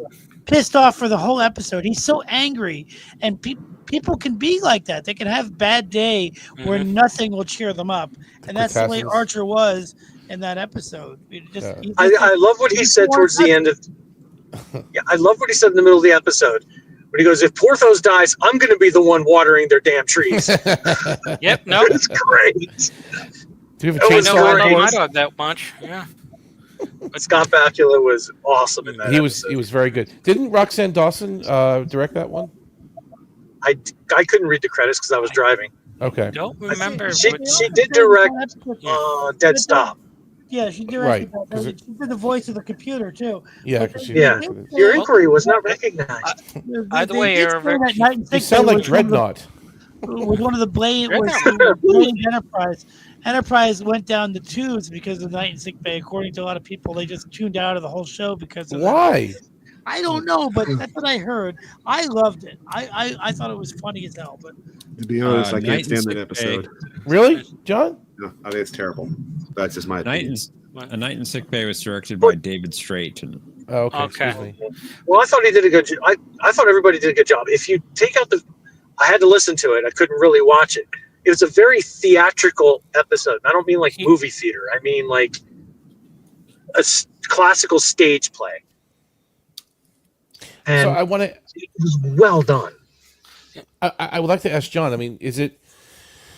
What about that episode really upsets you? Is it that Bakula's a little bit angry? I mean, or Captain Archer's angry, or that he brought the dog when he shouldn't have brought the dog? I mean, what part of it is? A lot of it has to do with that Archer is angry at the Cretaceans because he Right. brought the dog down when that was a stupid thing to do, in my opinion. Especially For First species- Contact. Yeah, for you a don't. species that they already know Third. gets offended easily. So It he was brings Third the dog Contact. Okay. in. Oh yeah, it wasn't first. They met him Sorry. a couple times before, but it's not that. And then he gets angry at them because he did what I think was a foolish decision. that's what makes it great. That's what makes it great is that Archer's flawed. He's not right, but he's still human, and we all have bad days and make mistakes, and that's kind of the point. It's flawed, but I think I understand what John's saying. It's almost a little out of character for Archer, right? Is that where it went for you? I think it makes It's not out of character for Archer. It's not out of character for Archer. It's It's bad juju. Yeah, I mean, John's got a point too. I mean, when you're already walking on eggshells with this species, why would you risk bringing your dog? But at the same time, Archer did what he could. He wanted to bring his dog. He asked for permission. He sent the dog's genetic profile to the Cretaceans, who didn't bother to read it. And then got PO'd when the dog decided to take a leak on their holy trees.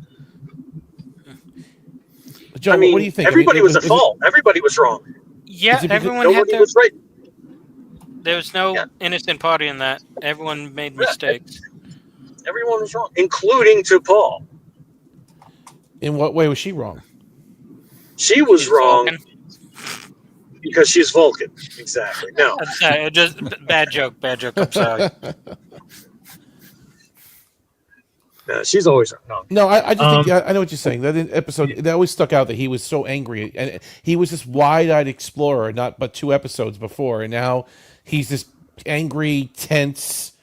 And he brings the dog, and he gets pissed off at the Cretaceans. He should have been the wide-eyed explorer that he was, and respected their culture, and maybe left the dog behind. You're right; it is a little out of character, but the episode itself is fun. It's a romp. I mean, I like it. And they delve with some of the feelings that he's had. That he's been building up, and the Doctor kind of works through them with him, with Archer. So I don't think it's out of character for Archer. Archer always tries to bring his dog to alien planets. Yeah, and he's always feeding it cheese when he shouldn't. Right. He loves that dog, Mm-hmm. and a lot of dog owners love their animals that much. I mean, there's nothing out of character about that. I know he asked permission. It wasn't first contact; it was third contact. But it was the first contact with the NX-01. It was the first contact. The first time he's interacted with the Cretaceans. No. Well, they were invited. Didn't they help their ship that was stranded or something? And they got invited back to the planet. Yeah. They were in Vox Sola. You remember? That's right. That's right. Yeah, they were in Vox Sola for first season. It was at least second contact. That was first contact with them. Yeah, when they ate in front of the Cretaceans and pissed them all off. That was first contact. That was right. Second contact was Travis asking them about the creature. Yes. Okay. In the same episodes, and then this is third contact. Okay. So I guess it never really went well with the Cretaceans. The humans found a way to keep screwing it up. Yeah. Kept waiting for the Cretacean leader to rip off his face and go, "Ha! It's been me, Admiral Forrest, the whole time." I liked A Night in Sickbay for all the reasons that people tend not to like it, because sometimes we're, as humans, and the show is about the human condition in the end. That's what all these shows are about. And sometimes humans have bad days. For one day you could be the most stubborn person. The day before that you'll be the nicest person. You just have those days that you're just obstinate and unwavering, and that's the way he was. Because he's a human being. And that's he's what not out of character. It's just a bad day, See, and that's what separates Enterprise from like the new Trek. It is the last Star Trek series that actually got what Star Trek was. And throughout the entire series, it's all about the human condition. All the way through to Terra Prime. I don't count. Thankfully, I don't have to count These Are the Voyages anymore because that was trash. Yeah. But so it's not canon anymore, according to who? Terry Matalas. Matalas. Terry Matalas. I actually read a good book called The Good That Men Do, which retcons, even though it's not canon because it's a novel, it kind of retcons These Are the Voyages into thinking like Trip was actually working for Section 31 or something. It was pretty cool. I remember that. That was the beginning of the Romulan War saga. Yeah, and I didn't get to the Romulan War yet, but I do have the book. But the book was, I read that. That Men Do was a good book. And those are the few Star Trek novels that I actually liked. It really drove home the relationship between T'Pol and Trip. And I like how they retconned how they said, okay, well, no, this wasn't the birth of the Federation. This led to the birth of the Federation, but this was actually the official signing of the Coalition of Planets. And Trip needed a way out to join Section 31. Yeah, that was cool. By the way, the other thing I like about Enterprise, the ship itself, they designed that ship, and of all the ships, it feels like the most real. Like every single inch seems to have been planned. It feels great. It just feels like a real ship. The I don't like the NX-01? argument that yeah. I don't like the argument people say, oh, it's the Akira prize. They ripped off the Akira. So what? Honestly, the NX-01, it's got a rough beauty to it, in my opinion. It's not my favorite ship, but it's you could see the beginnings of like the Constellation class or whatever. You just see, I love we're not there yet, but trust. it's just got this rough beauty to it. Yeah, I love it. It's not an ugly ship. Yeah, I love Not the at all. struts that fan out in the back. I think it just looks awesome, and I even like the weird color that it has. It's not really gray, and it's not really gold. It's kind of like in between. I just like it. I like the ship. One of my favorite episodes was called Anomaly, where they're fighting a ship that looks like Voyager, only painted gold. Do you remember that episode? It's a good episode. Yeah, they're fighting a ship that looks like Voyager and with these marauders on it. That was a really clear episode. Keffer's in that one.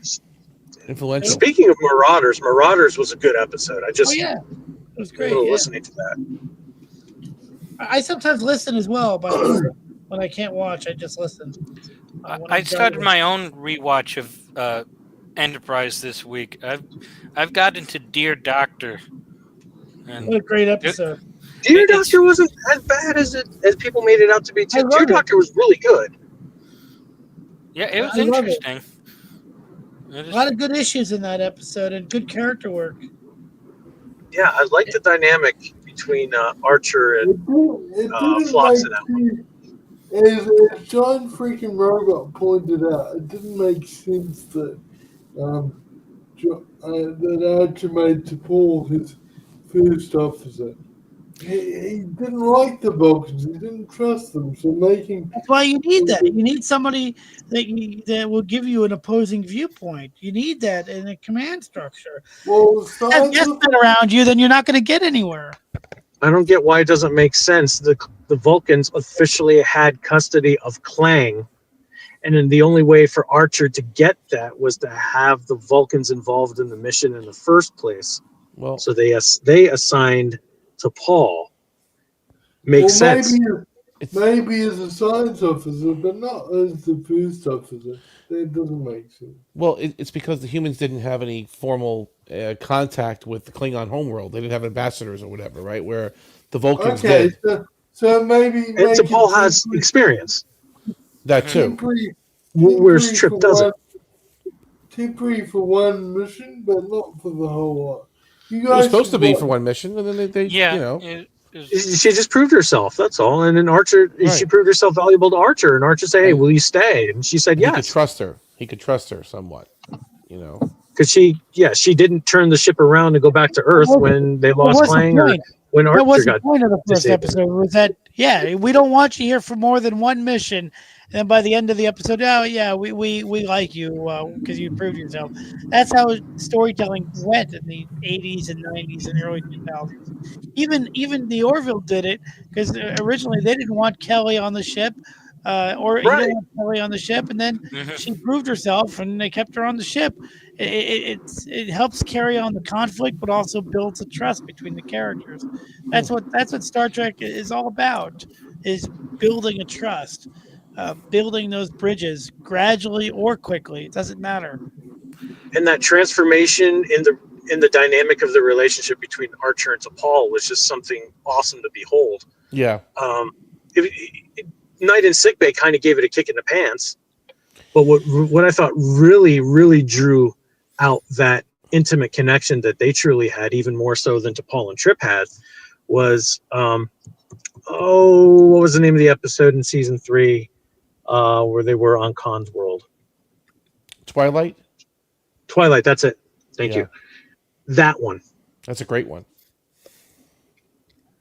That's a heartbreaker. Yeah. Can I say one of my favorite interactions doing this rewatch was one of those captain's meals scenes.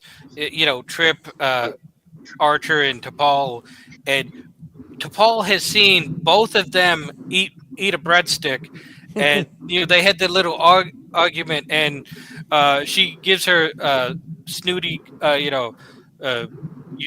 humanity thinks they're so enlightened, you're carnivores, whatever comment.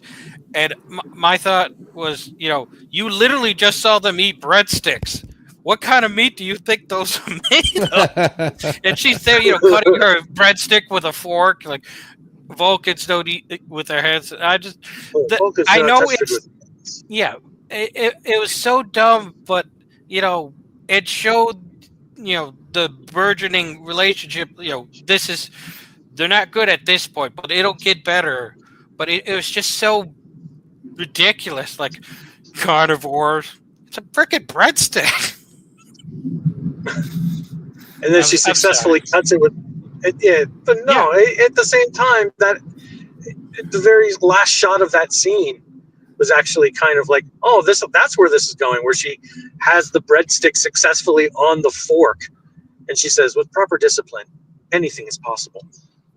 And that capstone that scene really well.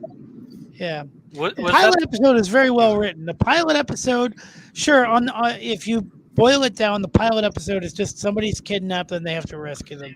But it's so well written. It is so much character development and world building in the pilot episode. It's so good. I would also add, it's the differing viewpoints. The Vulcans just wanted to let Clang die and deliver the body, and Archer and humanity's like, no. Completely agree. Yeah, no, we got to get him alive to his people. So and it's walking just on his own. Yeah. And Archer, it goes to show also how adaptable Archer is. He's like, well, I don't intend to have him rolling, half conscious on a gurney into the Klingon High Command. He's going to be walking on his own. He even said that during the episode. If he doesn't walk on his own, he doesn't stand a chance. It's true. Yeah. Archer understood it. I like the idea that they were just, not too far ahead of NASA astronauts, and he's just kind of going, often on the seat of his pants because they'd never been out there. I liked it. They injected a little Han Solo in him, like when they go to the Helix, and instead of just doing what Picard would do, what does he do? He grapples a pod and steals it, and uses that to infiltrate the Helix. Picard would never have done that. Picard would never have approved. I'm not Picard. You underestimate us. Shockwave Part 2 was awesome at the very end. Yeah. It's going along with that, where Archer's like, it might not be Starfleet protocol, but I took a hostage, and they're still like down there going, done. I like which one is the? I know it's either Shockwave Part 1 or Part 2, where Archer comes back and he's telling the crew how to build this thing, and they're like, "What are you talking about?" Like all this advanced equipment. Is that Part 1? And I just love the way Trip is looking at him like, "What are you talking about?" And he's like, "All you have to do is invert the Tholian tripod emitters, and then inverse the particle flow or something like that." And Trip is like, "I don't even know what you're talking about." That's his reaction. Like, how did you learn all this? I loved it. Yeah, no, it was great. Archer spent about 20 years in the future. It was great. It really is. I still don't believe in time travel. The hell you don't. And then they had to deal with Loomis and then going to Burgerland. It's like, our little trip to Detroit has curbed my skepticism. That was good. It's a good show. It's not perfect. There are times when they were obviously trying to target a different audience. If you all you have to do is watch the preview for Harbinger, where they put like some kind of CW type rock song, and they showed Trip flirting with that new girl, and they really made the show seem like it was a CW show. It was terrible. I mean, the I like trailer that itself was terrible, but I think because of the trailer, I didn't like Harbinger so much. I To liked me, it because but the trailer was awful. felt like softcore porn. And then they also did that with like even in the whole decon chamber was just softcore porn. Yeah, no, that's the fan service. Got to rub that jelly on your half naked bodies in the It was so soft. Oh, my. Yeah, yeah. The whole decon chamber thing, like they started to use it well season 3 and 4, like in observation effect. Was that Observer effect? Yeah, they really used the decon chamber well in that episode, but when they were using it in the pilot, it was just softcore porn. It was so stupid. Yeah. No, I can agree. I mean, we even got a T'Pol Hoshi scene in there too a couple times. So Yeah. It was The, just- I was there for the that. episode they found that Klingon ship in the star or whatever planet they had to send people down to rescue. Sleeping Dogs, man, I love that. Sleeping episode. Dogs, yes, Sleeping Dogs. And it was Lieutenant Reed, Hoshi, and T'Pol, yeah. And at the end of the Reed, who episode, had a cold. yeah. Why send somebody who has a cold on a mission like that? He could have sneezed and I don't know, hit a button and it blew up the ship or something. You know what I mean? It just kind of dumb, but I still like the episode. Something called photon torpedoes. Photon torpedoes. Never heard of those. Next season, Enterprise gets photonic torpedoes. Photon torpedoes, right? Exactly. Yeah. I also love Enterprise the gets them next season. I love the Andorian incident because everybody it's just such a good, fun action episode. I love Shran. I admit he's one of my favorite Trek characters. But there's that in the Andorian incident, that Colin Mockery looking Andorian with his bad Kibble. innuendos. Yeah, I didn't like him at all. Kibble. Not at all. But his name was Kibble. Kibble. Like Kibbles and Bits. Kibble. Oh God, I never remember his name. I just remember he looked so much like Colin Mockery. Yeah. Blue skin and Did you want me to kill him for you? Well, I hear Vulcan women have the men kill each other to prove their love or whatever. Do you want me to kill somebody for you? You want me to kill him? I'm gonna go, guys. I'm starting to feel a bit tired. Too much Enterprise talk. No. Seriously. We did it. We got him to love Enterprise. All right. Well, you have a I good day, wish. Mr. VP, and I hope you recover quickly. Thank you. And enjoy Enterprise. We'll send you those Blu-rays really soon too. Welcome back to Mainline. Don't waste the postage in the No, just order it on Amazon. Won't have to worry about any postage. It's free for Prime. No thanks. Wasting money. See you guys. See you. Cheers. See you later, Cheers. Mr. VP. I like Enterprise, and there are times where the characters do stuff that does annoy me, like the Fortunate Son, Archer, basically taking the side of the pirates, and then what was it? 2 episodes later, the Enterprise encounters that ship of weird alien things that eventually come on board the ship, and even the weapons at Kill weren't doing anything to them. And well, now you know why the crew of the Fortunate were desperate to kill the Gnostican pirates. When you have no option, you do what you have to do. The other thing that bugs me about Enterprise, and I like this episode, but they could have had, because it's a prequel, they could have had the episode I'm going to mention be like one of the big cornerstones in history as to why Klingons and humans don't get along. And I'm talking about Marauders. It ended up just being a bunch of just jerks, but they could have had, because they shot it on location, they had the actual creators of the show writing the episode, they had a good budget for it, but Marauders just came across almost like filler. I liked it, I like watching it, but they could have actually built world building, and instead it just came across as a filler episode.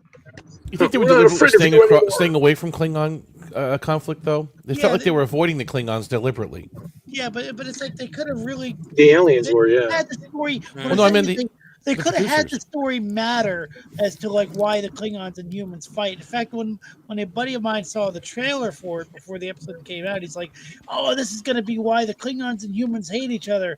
And it was just an average episode. They could have really pushed it, and if it was in season 4, they probably would have pushed it.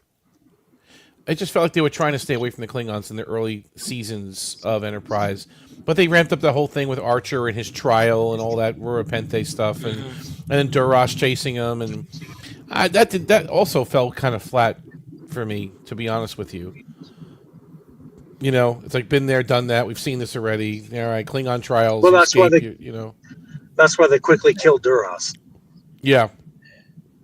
They knew that they were trying to dig into recent nostalgia, but then realize that this is too old. It's not working. Die quickly. I thought the sneaky Romulans in that Babel episode and that 3-parter with the Enar, that was pretty interesting. That they were more menacing to me than the Klingons were. The Klingons were like jokes. And they should have been, and they should have continued the series so you can see why and how it led into the Romulan War, which would have been very interesting. Yeah. Yeah. Because then they'd have to dance around everything that Spock said in Balance of Terror. But I think they were doing pretty good with it. They were. Everything was no visual contact. Visual right, exactly. Right. Yep. Yeah. No visual. You don't really know who they were. A very secret kind of empire. I mean, they knew in Minefield, I guess. Was that the episode Minefield? Yeah, they encountered the ships that's when they there. first appeared. Yeah, but they didn't, which is, again, they had the cloaking device, which that did break continuity a bit, on all due respect, because Spock seemed to piece together what a cloaking device was when Archer's ship saw a ship cloak, decloak, cloak again, decloak again, Plus, the Suliban had their own cloaking device. The Suliban had cloaking devices. Yeah.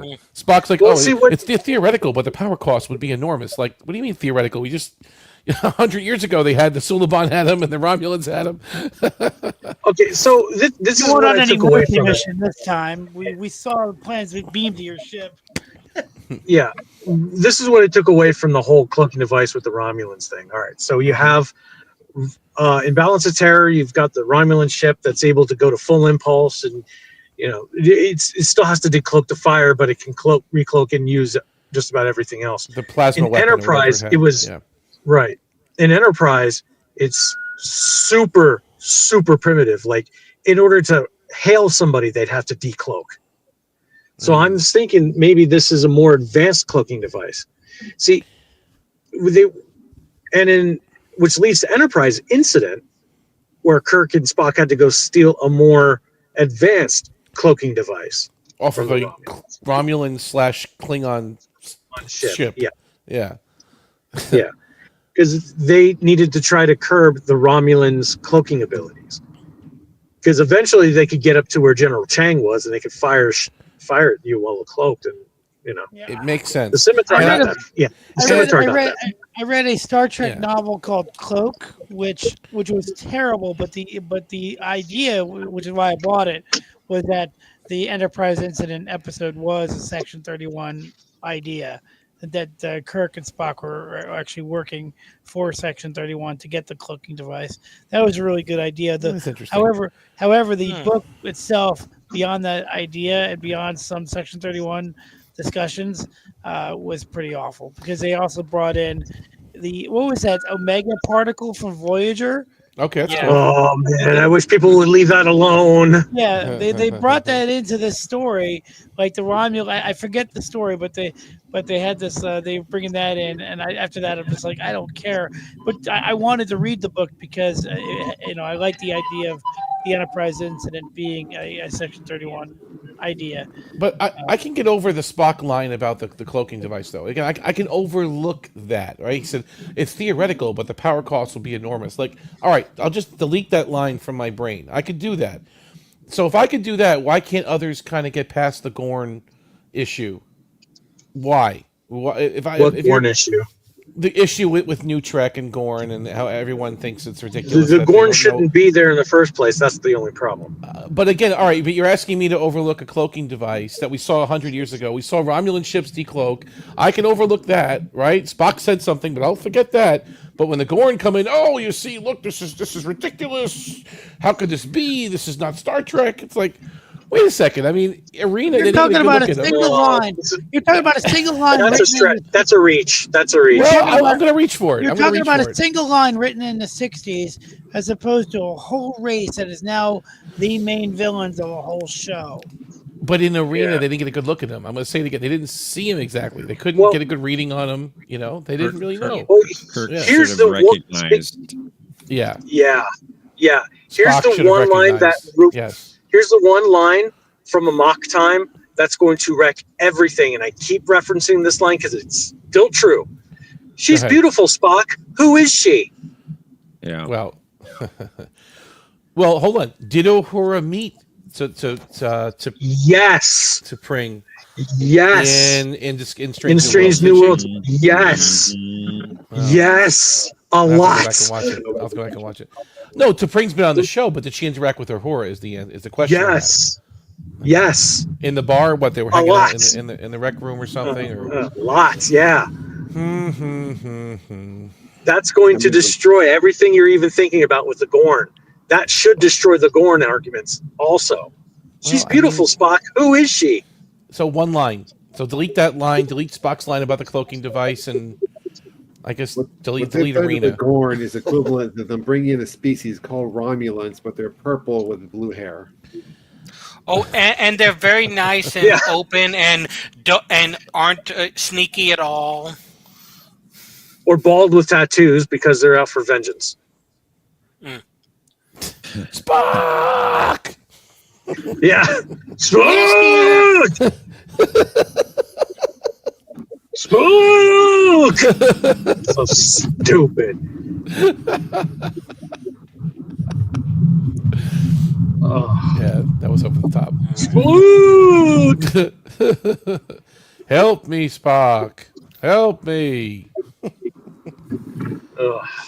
You know, they should really bring back the virus that Tuvok had when he caused him to have a flashback, and they could make an entire episode about the Excelsior. That was help me, Tuvok. Don't let me fall. Yeah, help me, Tuvok. That was such an interesting. Help me, Dimitri. Don't let me fall. Help me, Catherine. Don't let me fall. If you can't detect my sarcasm, then I'm doing a bad job. But that was such an interesting plot. Sarcasm? Device. You had sarcasm? Yeah, it's such, I mean, the plot device to have Tuvok realize that he used to serve on the Excelsior was such a brilliant idea. I thought it was great. I liked it. I didn't like that Janeway didn't know about it. Again, I think that's a foolish mistake that's not even in his service record that he served on the Excelsior. It makes no sense. How the hell can you retcon Star Trek 6? Well, now you can say, oh well, he said this and he doesn't know this, but here's the thing: Valtine is alive at the end of Star Trek 6. That's the only big error. Yeah, no, there's another error because that's a huge error. That's a big one. No, but in the movie, the first thing that Spock says is 9 months ago or something like that. 2 months ago. Or 2 months ago, but the episode makes it seem like as soon as that moon exploded, Sulu was going after that. He was having his little fight in that nebula with Kang. They made it seem like there was no time jump. Right. I think that's a running gag because a lot of people who don't pay attention to the movie often, because the movie is poorly written. I'm going to say that it was poorly written, because it jumps all over time. and it makes it seem like that it's just like a 5-minute chain of events, when it's actually months in between. Months in between Kirk's arrest and his trial in Rua Pente. Months. And then the Kittimer The conference summit was like almost a months year after. later. Right, because the chancellor was just killed. They had to redo everything, right? They had to assign more security. They had to move it from Earth to Kittimer. Like, they had a lot of things they had to do to plan for that. Yeah, it's true. Almost a year later. Yeah, it's true. That's true. But you really got to be paying attention to those captain's logs, because the events do make it seem like it's only all of 5 minutes. But I still like the story. I think it's great. I mean, it's a fun movie. It keeps it moving, you know? Flashback was actually really cool. Yeah, Would I have wanted that was supposed to be a dry pilot for the Captain Sulu series. Would I have wanted it? No. Yeah. Is that true? Yeah. It's supposed to be a dry pilot. Because what's his name? Anthony Pascal, who I completely despise, perpetrated one of 2 frauds. This is the first fraud.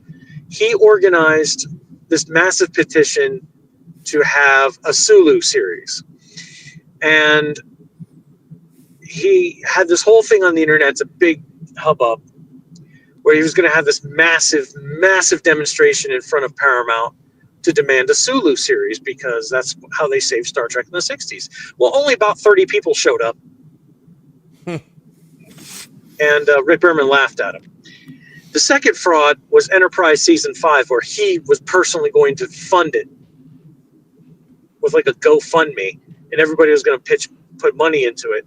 And again, Paramount laughed at him. I remember that. Yeah. He presented a check to Paramount and said, "Thanks for your donation. I still canceled. Screw you." And then he got woke. Very, very woke. I wonder if Berman and Braga still had a little fight left in them, they would have taken it to cable, kind of like what Babylon 5 did. It went to TNT, and like the shows on their 4th season when they get canceled by the network they go to a cable network. They jump over. I wonder, weren't there discussions of moving it to like TNT or USA before the show got canceled? I think they were burnt out, though. You hear all these interviews. They keep saying, I was tired, I was done, I was tired, I was done, I was creatively drained, I had 7 years of TNG and 7 years of Voyager, and I'm toast. I don't think they had any fight left in them, is my point. They had nothing left. And that's why that's why they brought in Manny Cotto. And then Manny Cotto knocked it out of the park. He did, but he couldn't keep the show alive after it was killed. You need the strength of a Berman, an executive to step in and say, "No, this is my show. I'm keeping it alive. I'm going to tell the story. Find me a damn network to put it on." You know what I mean? And they could do that. That's what Manny Cotto would have done. Right. But what Manny Cotto should have done, because he came in at the last 8th of season 3. Knocked it out of the park. But the ratings weren't there, though. Lest we forget, the ratings weren't there. But there was a lot of reasons why the ratings weren't there. A lot of it had to do with professional sports. I'm sorry. The one thing I remember above all about Star Trek, about Enterprise seasons 2, 3, and 4, running on network TV, was almost every week I'd come home from work, tired, ready to watch Enterprise, turn on the local station, and this week's Star Trek Enterprise will not be shown this week due to NBA on it, or whatever this network is. Son of a... Yeah. That happened with the Orville, too. That happened with the Orville a lot, too. Orville would often get preempted by sports. NBA Jam. And that's mainly what happened. That's mainly what happened to Enterprise. It was preempted. And nobody could watch it when the Nielsen ratings really mattered, which was the first run. 9/11 happened too. It changed a lot of people's perspective on things dramatically. Well, a lot of people started watching Enterprise because of 9/11. Okay, possibly. But I think the show looked a little strange at the time too, and I can't put my finger on it. Did it look? Was it ahead of its time or behind its time? Couldn't even say. I knew at the time I didn't have time for that show. At 20 years ago we're talking about? No way. This is no time to argue about time. We don't have the time. I had no time for it. It was not keeping my attention at all. And only until they came out on DVDs in the mid 2000s, that I finally got to experience the show, and I said, this is not so bad after all. Maybe I got a little older. Maybe my tastes changed a bit. When you get older, your tastes change a bit. But at the time, I wasn't having it. I wasn't having it, and I don't know why. It just looked funny to me. It didn't look right. It didn't feel like Star Trek. It felt a little funny. The widescreen thing, the this, the that, the way the camera was shaking. I'm like, what are they trying to do here? I didn't get it. At the time, I was familiar with DS9 and Voyager and TNG. That was comfortable for me. This was not comfortable at the time. But then, I appreciate it now. Much more. Okay, guys, I got to get going. I have to get some sleep. I have a busy day myself. Okay. But, hey, this has been fun. I mean, like I said, John, those questions kicked my butt, but that was still great questions. Good having you here, Brad. This is great. Yeah, it's a treat. Glad you can join us. Good to see you. I'm not tired yet, but I might go soon so I can play some more No Man's Sky and do some writing. I was not. So John took revenge. So John took revenge for his defeat from yesterday on everybody today. John wasn't brutal today. John was not brutal today. No. No. There was even an 80s Death Machine category in round 3. Okay. Really? Yes. You got to rewatch it, sir. Yes. You brought the 80s Death Machines in? Yep. Oh, yeah, he did. You got to watch it. That was round 3. Yep. I will have to watch game 3. And when you do, you'll probably be yelling at me for being dumb. So, just be prepared for that. All right. Well, like I said, I gotta go. Thank you for having me. Good seeing you, Brad. Good to see you. Good talking to you, Brad. Thanks, Brad. Welcome and thank you. God bless. Oh, yeah. Now I'm gonna have to rewatch this. Awesome. Oh, it was good. It was very good. 80s Death Machines are awesome. Seriously, the 1980s had the best Death Machines on. You just can't beat it. Can't beat it. No, you can't. They were great. The 90s have nothing. Yeah, the 90s and the 2000s have nothing. There are a few that carried over, but nothing like 80s Death Machines. That's true. Right. Oh, like the DeLorean killed so many people too. I mean, it's hard to only choose 4 or 5. Mm-hmm.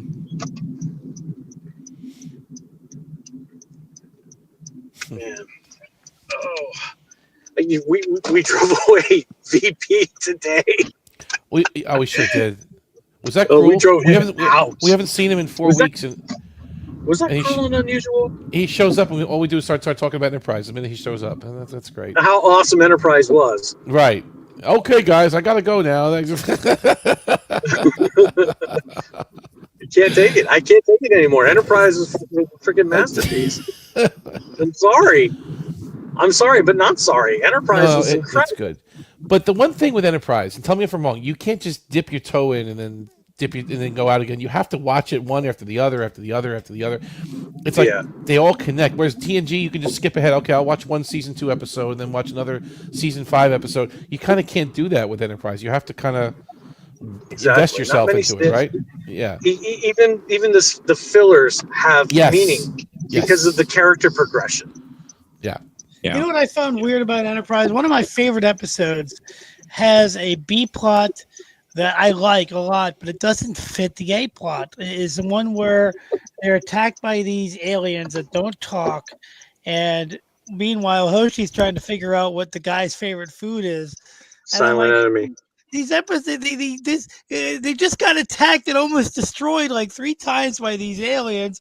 Oh, by the way, what I don't know what your favorite food is. It's like the A plot and the B plot can't possibly work together, but they made them work together somehow. I kind of liked it though. See, I liked it. It's weird. I do like it too, but I don't know if it works.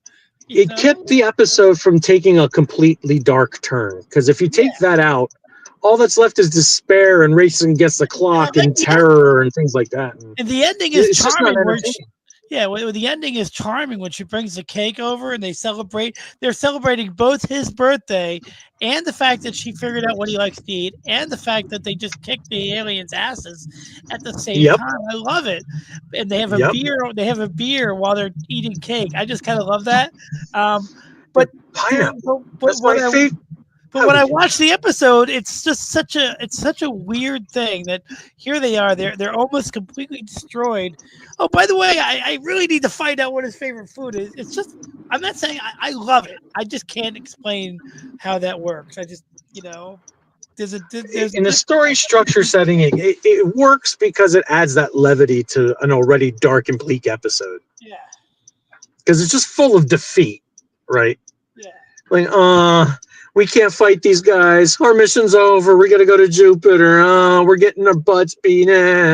You got to have some sort of levity in there. So why not just trying to find out what he likes to eat? It's stupid.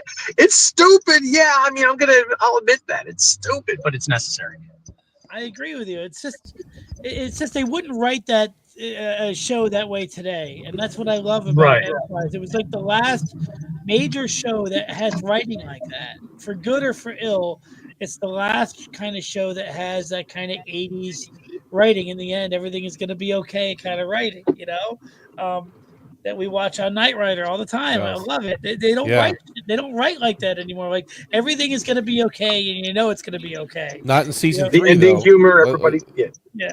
The ending humor, everybody smiling, freeze frame, closing credits. Yeah. Enterprise might be the last show that did that. And yeah, season 3 didn't do it, but they had a few episodes that worked out.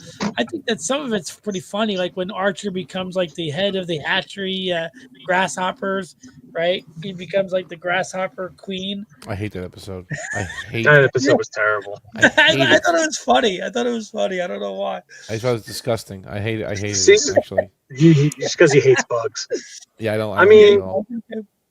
I like Doctor's Orders. That was a good episode. That was a fun episode. Doctor's Orders, where Archer was slimy. No. When Phlox has to read the instructions of how to fly the ship, he has to like read the manual. I thought that episode was better in Voyager. What's that? Yeah, I thought that episode was better in Voyager. Which one? Doctor's Orders. They did it in Voyager, and they called it One. Really, I don't know. What's the premise? What happens? The whole crew goes to sleep, right? They're in suspended animation, except Seven and the Doctor. Yeah. And then Seven starts to malfunction a little bit, so the Doctor has to kind of keep her sane. Okay. Another episode I thought that worked better in Voyager than on Enterprise was Terra Nova. You mean the 37s? No, Terra Nova. No, I'm kidding. I know. 37 Terra Nova Friendship 1 of acting and cinematography and everything. It's a complete masterpiece of work. Except the scale of Voyager really kept throwing me off. Yeah, I was being sarcastic. There's a scene in 37s where Cass is scanning the people that were just awakened, but she's clearly just hitting her marks. She's not really scanning them. Yeah, she didn't pull it off very well. You're right. She's half acting there. Yeah, it's just like get her off the screen, just make it look like you're doing it. Talking about the scale of Voyager, I was watching Nightingale recently, and the beginning of the episode, you see the nacelles being refit or something. The ship's on a planet. It's landed. Wasn't that Dragon's Tooth? No, they were also on a planet in Dragon's Teeth. But they were also on a planet in Nightingale. They were just hanging out there while they're rebuilding the nacelles. And it's a pretty interesting scale because you see these shuttlecraft actually hauling the warp coils out of the nacelles, and you kind of get a sense of scale.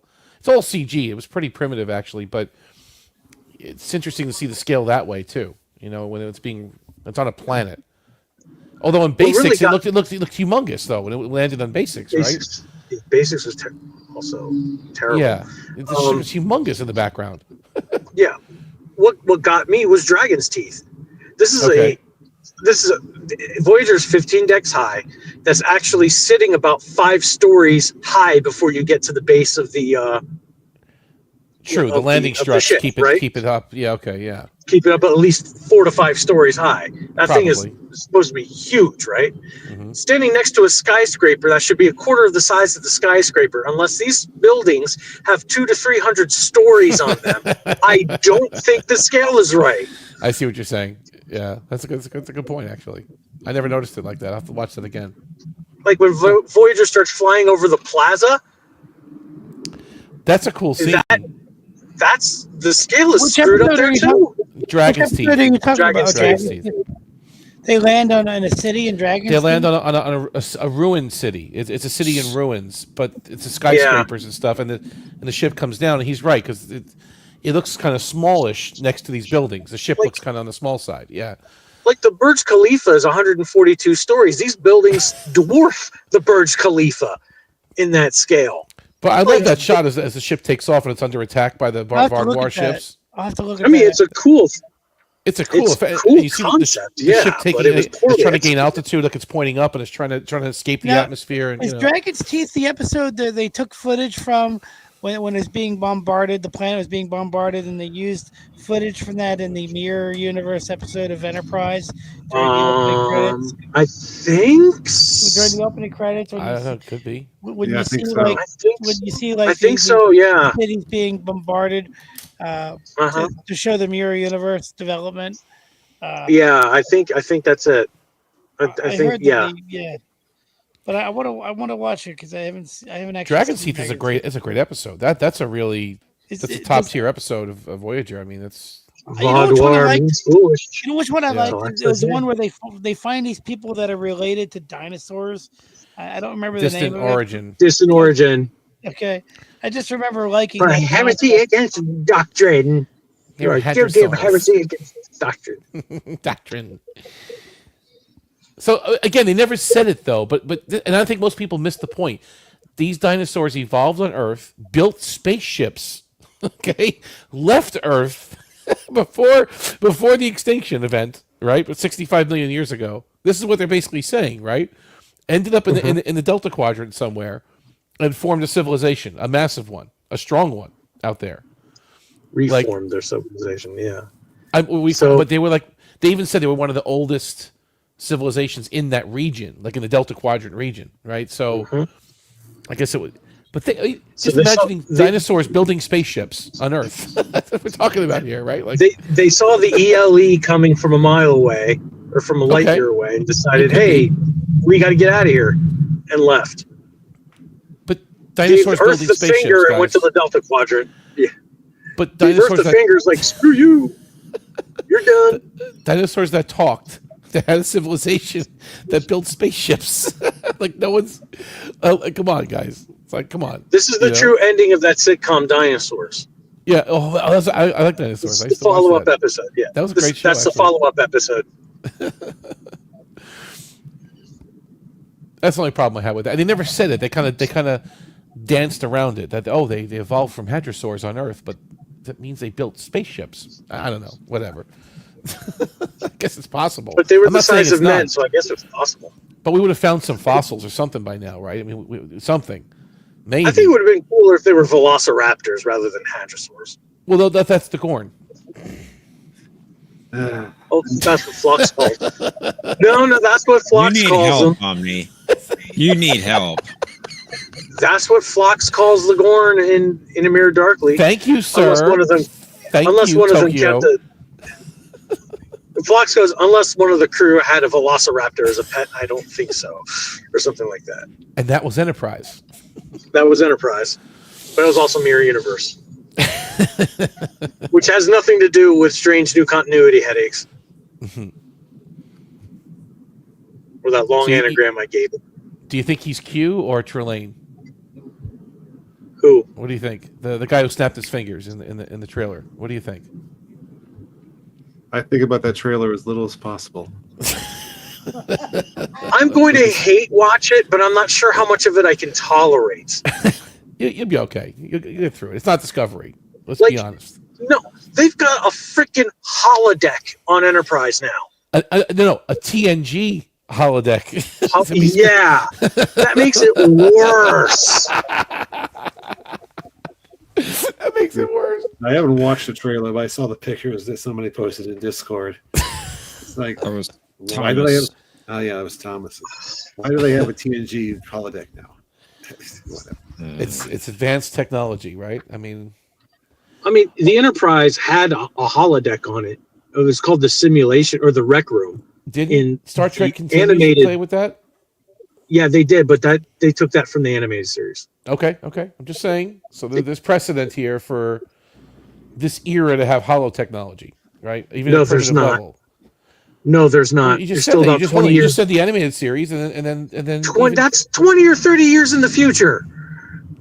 Okay. I see. Well, no. That's 20. It's out of time. 10 maybe. No. 10 years. 30.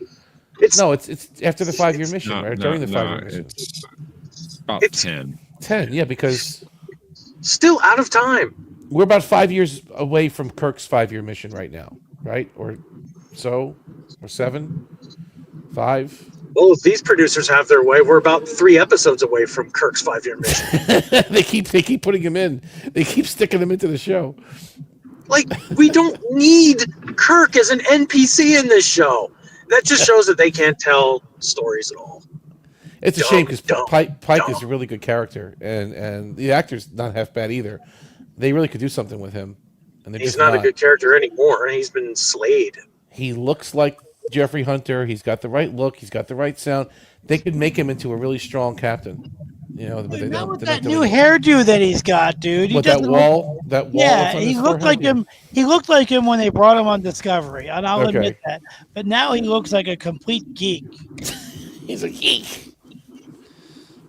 He's a geek. Than that geek from Knight Rider, that nerd. The male feminists keep changing his hair.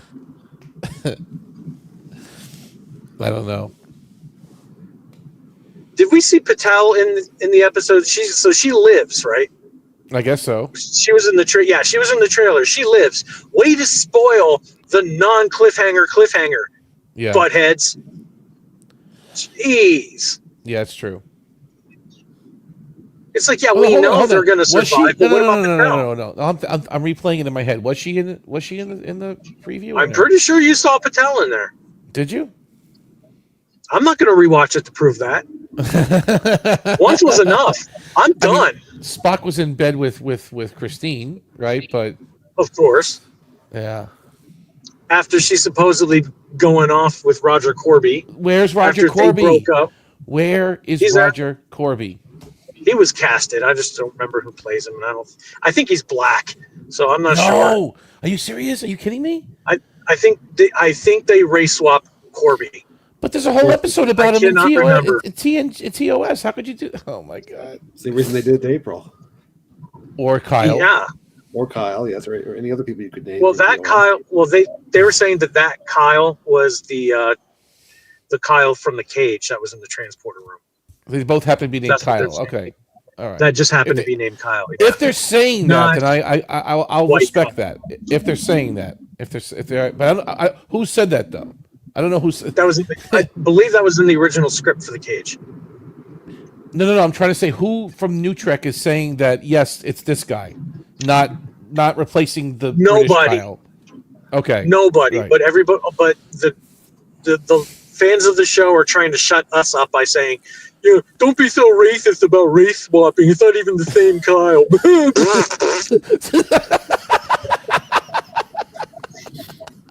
Is that what they do? They go, yes. Yeah. But you don't like it with fun and racist. That's what they sound like. I love it. Talk about geeks. And the latest, those are the geeks. The latest thing I keep hearing is, when does a little diversity ever hurt you? And I'm just like, ever since they've put everything into diversity, all these franchises have sucked. Every single one of them. Yeah. So it's not helping matters any. You're right. Yeah. They've all just went completely crazy. When has diversity ever hurt anyone? But I hate it when they try to shove the message down your throat. They try to, you got to swallow this pill as much as you can. But They Chapo don't is even supposed know to what the fall in message love is. with this person and get engaged to this person, Mhm. right? They're supposed to be engaged. Yep. Yep. But how is she back in bed with? I don't know. I never With knew. Raja. With Raja. It's Raja Corby. Christine, is that you? Yeah, With Raja. Raja. Raja Corby. That's right. He ends up becoming an android, right? That's the end of him. I want to take. Go ahead. I want to take the musical episode and re-edit it with all of the party music from TOS. So, like the whole "I'm Ready" dance. Okay. Yeah. Turn that into. It might be tolerable. And then yes, the Klingon pop has got to go. I'm going to replace it with the Klingon drinking song.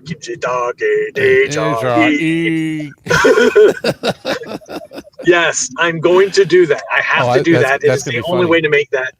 It's the only way to make that show sanely watchable. Private conversation. It took me like 3 hours to watch that episode. I had so much trouble watching that episode. It took me 3 hours to watch it. It's awful. Oh, it's horrid.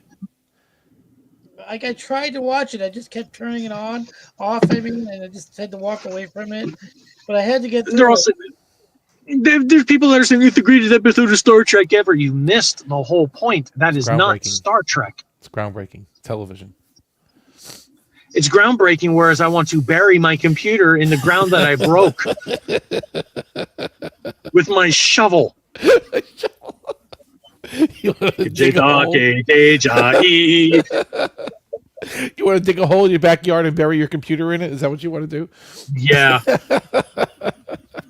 And then I'll have Mikey come over and cut some wires. You got to cut the right ones. Oh my God. They have to be the right ones. If you cut the wrong wires, it won't do anything. You have to cut the right ones. Speaking of cutting wires, I got my new thermal paste should be in for the computer that I've been slowly upgrading. Nice. I just threw in a second 1 terabyte SSD last night. Good. And I'm going to swap out the CPU fans from the computer that bricked. That CPU fan's actually still really, really good. With the one that's in there now, because the one that's in there is like super weak and it sounds like a dead cat going. Yeah, you need some good cooling. That's important. And I only get maybe a half an hour to an hour tops if I'm lucky of gameplay when I'm playing No Man's Sky before it crashes. Oh, then it just overheats. Yeah, okay. Yeah, but it boots right back up. But I can't get a temperature reading on the CPU, but I can feel the case is hotter than hell. That's not good. That's you can tell when the CPU is overloaded. You can just feel it. You know it's too hot. You can smell it. It's like it's burning up in there. You gotta So gotta cool things down.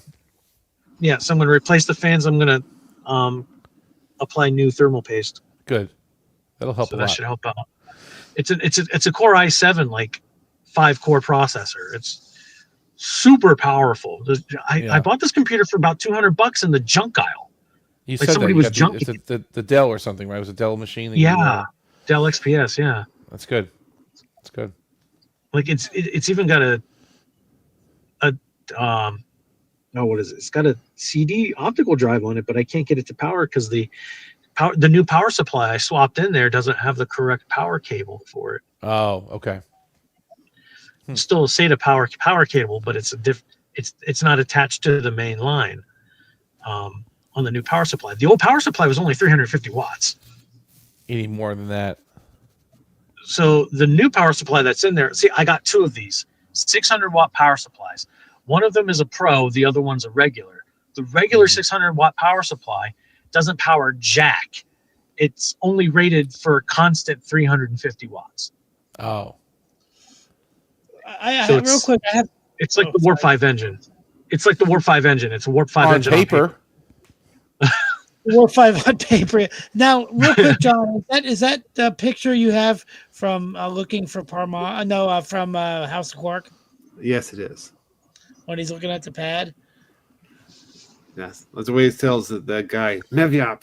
Mevyap. Yeah, it's great. It's one of my favorite Gowron moments ever, and I like the fact that Gowron they just put him in the episode. Like I was reading an interview with Robert O'Reilly, and he's like, they're doing Deep Space Nine. I don't know if they're going to call. I didn't know if they were going to call me or not, but there was always that possibility. And then when they put him in, he just felt like part of the universe. You Yeah, know, he's the They president. They didn't draw too much attention to him. They did, they just he's there. Of course he would be there, and that's the way you write a good universe, which is not what they're doing now. Right. Hey guys, I'm sorry. I'm in front of a convenience store. I gotta have lunch. Go have lunch. Well, I think I'm gonna have lunch and go home. Yeah, I might go to bed soon too. But thanks dude, for this stopping was a by. great night. Yeah, thanks for continuing to host these, and I'm looking forward to looking at And that. Tokyo, Watch it. thank you so much for the recommendation on the game. I think I'm gonna love it. Oh, no problem, man. I'm glad you're I know having it's on fun the with it. Switch. I know it's on the Switch, and there's probably some things that the Switch is gonna miss because it's a Switch. But that's the whole point. Is I want to have something to do if I'm gonna be incapacitated for a while and have something to get into. So Well, I'm glad to be of service. appreciate it. All right, guys. Live long and prosper. Yes. Justice for Tuvix. Justice and was served. no, justice was not Enterprise served because is, Janeway was still on the loose. And I'll catch you guys later. Thanks for joining us. Take care, God buddy. bless, guys. See you later. Omni. Yeah. Have a good one. And we'll have to let me know when we're watching those. Oh yeah. Knight Rider. You'll be the first to know, as Michael would say. Yeah. and then we'll, like, after we have those two episodes to get through, and then you're going to schedule, I guess, the movie for. Yeah, we have two more to go in Friday. 3. I think, and then Night of the Juggernaut, which is we're gonna have to schedule that because we need everybody on board for that one. That's a big one. So We're gonna have to figure that get one out. people we don't even know to watch it. We're gonna have to We're stream it on YouTube for people who pay admission to see it. It is. I'll say this though. It is a 2-hour movie event. It really is. It's. You can watch it just like a little movie. It's fun. That's awesome. Yeah, it's really So good. we're gonna have to do that. Yeah. Yeah. I know I'm working that day, but obviously that's way before we're gonna watch it. So No, we're gonna figure it out. We're gonna plan it out. yeah. I want to see it. I can't wait. But I can't wait to show it to you. So wait. So maybe we can check out those 2 episodes. Yeah. We'll chat about it. Monday or Yeah. Wednesday, whenever. Yep. Sounds good, man. That was fun. But John, those are great questions. Again, the whole next phase thing is going to haunt me all night because I knew it. I knew it. I just couldn't my brain could not find it. Did I miss the question? What was it? What was the question you missed? It was on like the next phase, which something. I think there was an actual clue where they're talking about what was the next phase question, John? Do you remember? I had a visual category about power transfer beams, and you had identified the episode Between the Romulan ship and the No. Enterprise. Yes, it was, but you had 2 next phase questions. Pictures. It was the one with the Romulan ship in the picture. What's the other one from next? The other one was a picture of the Enterprise with the power transfer beam, and it looked like a tractor beam. Oh, I see what you're saying. Okay, gotcha. Yeah. So he had 2, right? You had 2 from the same episode, I think. Yep. And but anyway, I love the next phase, and I just could, and I knew which one it was, and I'm thinking in my head, they're walking through walls, they're doing stuff, and it's one of my favorite episodes, and I couldn't come up with it. And something similar happened to me last week. I got a call from the agency I work for, and they were asking me about what happened the previous day. Something happened. I couldn't remember where I was the previous day. I could remember where I was the previous Friday, but I couldn't remember where I was the previous day or who I was covering for. My memory must be going or something. So It happens. Next phase and Timescape get a little mixed up with me sometimes because there's similar episodes, the Romulans and the power transfer, and right, yeah. I like them And both. the Timescape is such a strange episode because they spent so much time on a runabout, which is the only time they've had runabouts on TNG. Yeah. Yeah. Anyway. Anyway, I love your background there, Professor. You should just make it look like the Enterprise a little bit. That would be cool. Okay. I'll take that into consideration. Yeah. But anyway, I think I'm going to check out for a while. Well, thanks, Mercer, for joining us. All right. Take care, buddy. See you later. See you later, Mercer. Thanks again. And Nermal's still sleeping. She slept right through the whole game. Wow. Yep. Unlike last night where she was having a she was meltdown or something. She was really voicing her disapproval about something. I don't know what it was. She was being very nice just prior to that. So I don't know. I'll talk to you later. Take care later. And we look forward to seeing you all back next week for Jeopardy at our usual time and Babylon 5 this week, right, Professor? As far as I know, I haven't heard any different. Passing through Gethsemane. Oh, it's a good one. Good one. I think you're really going to like this one, John. That's true, John. You especially would like this one. You and Matthew as Matthew well. too. I think you both will really enjoy it. Yeah. I'll look forward to it then. Yes. Well, thanks again, everyone, for joining us. I hope you have a good night and justice for Tuvix. Justice was served.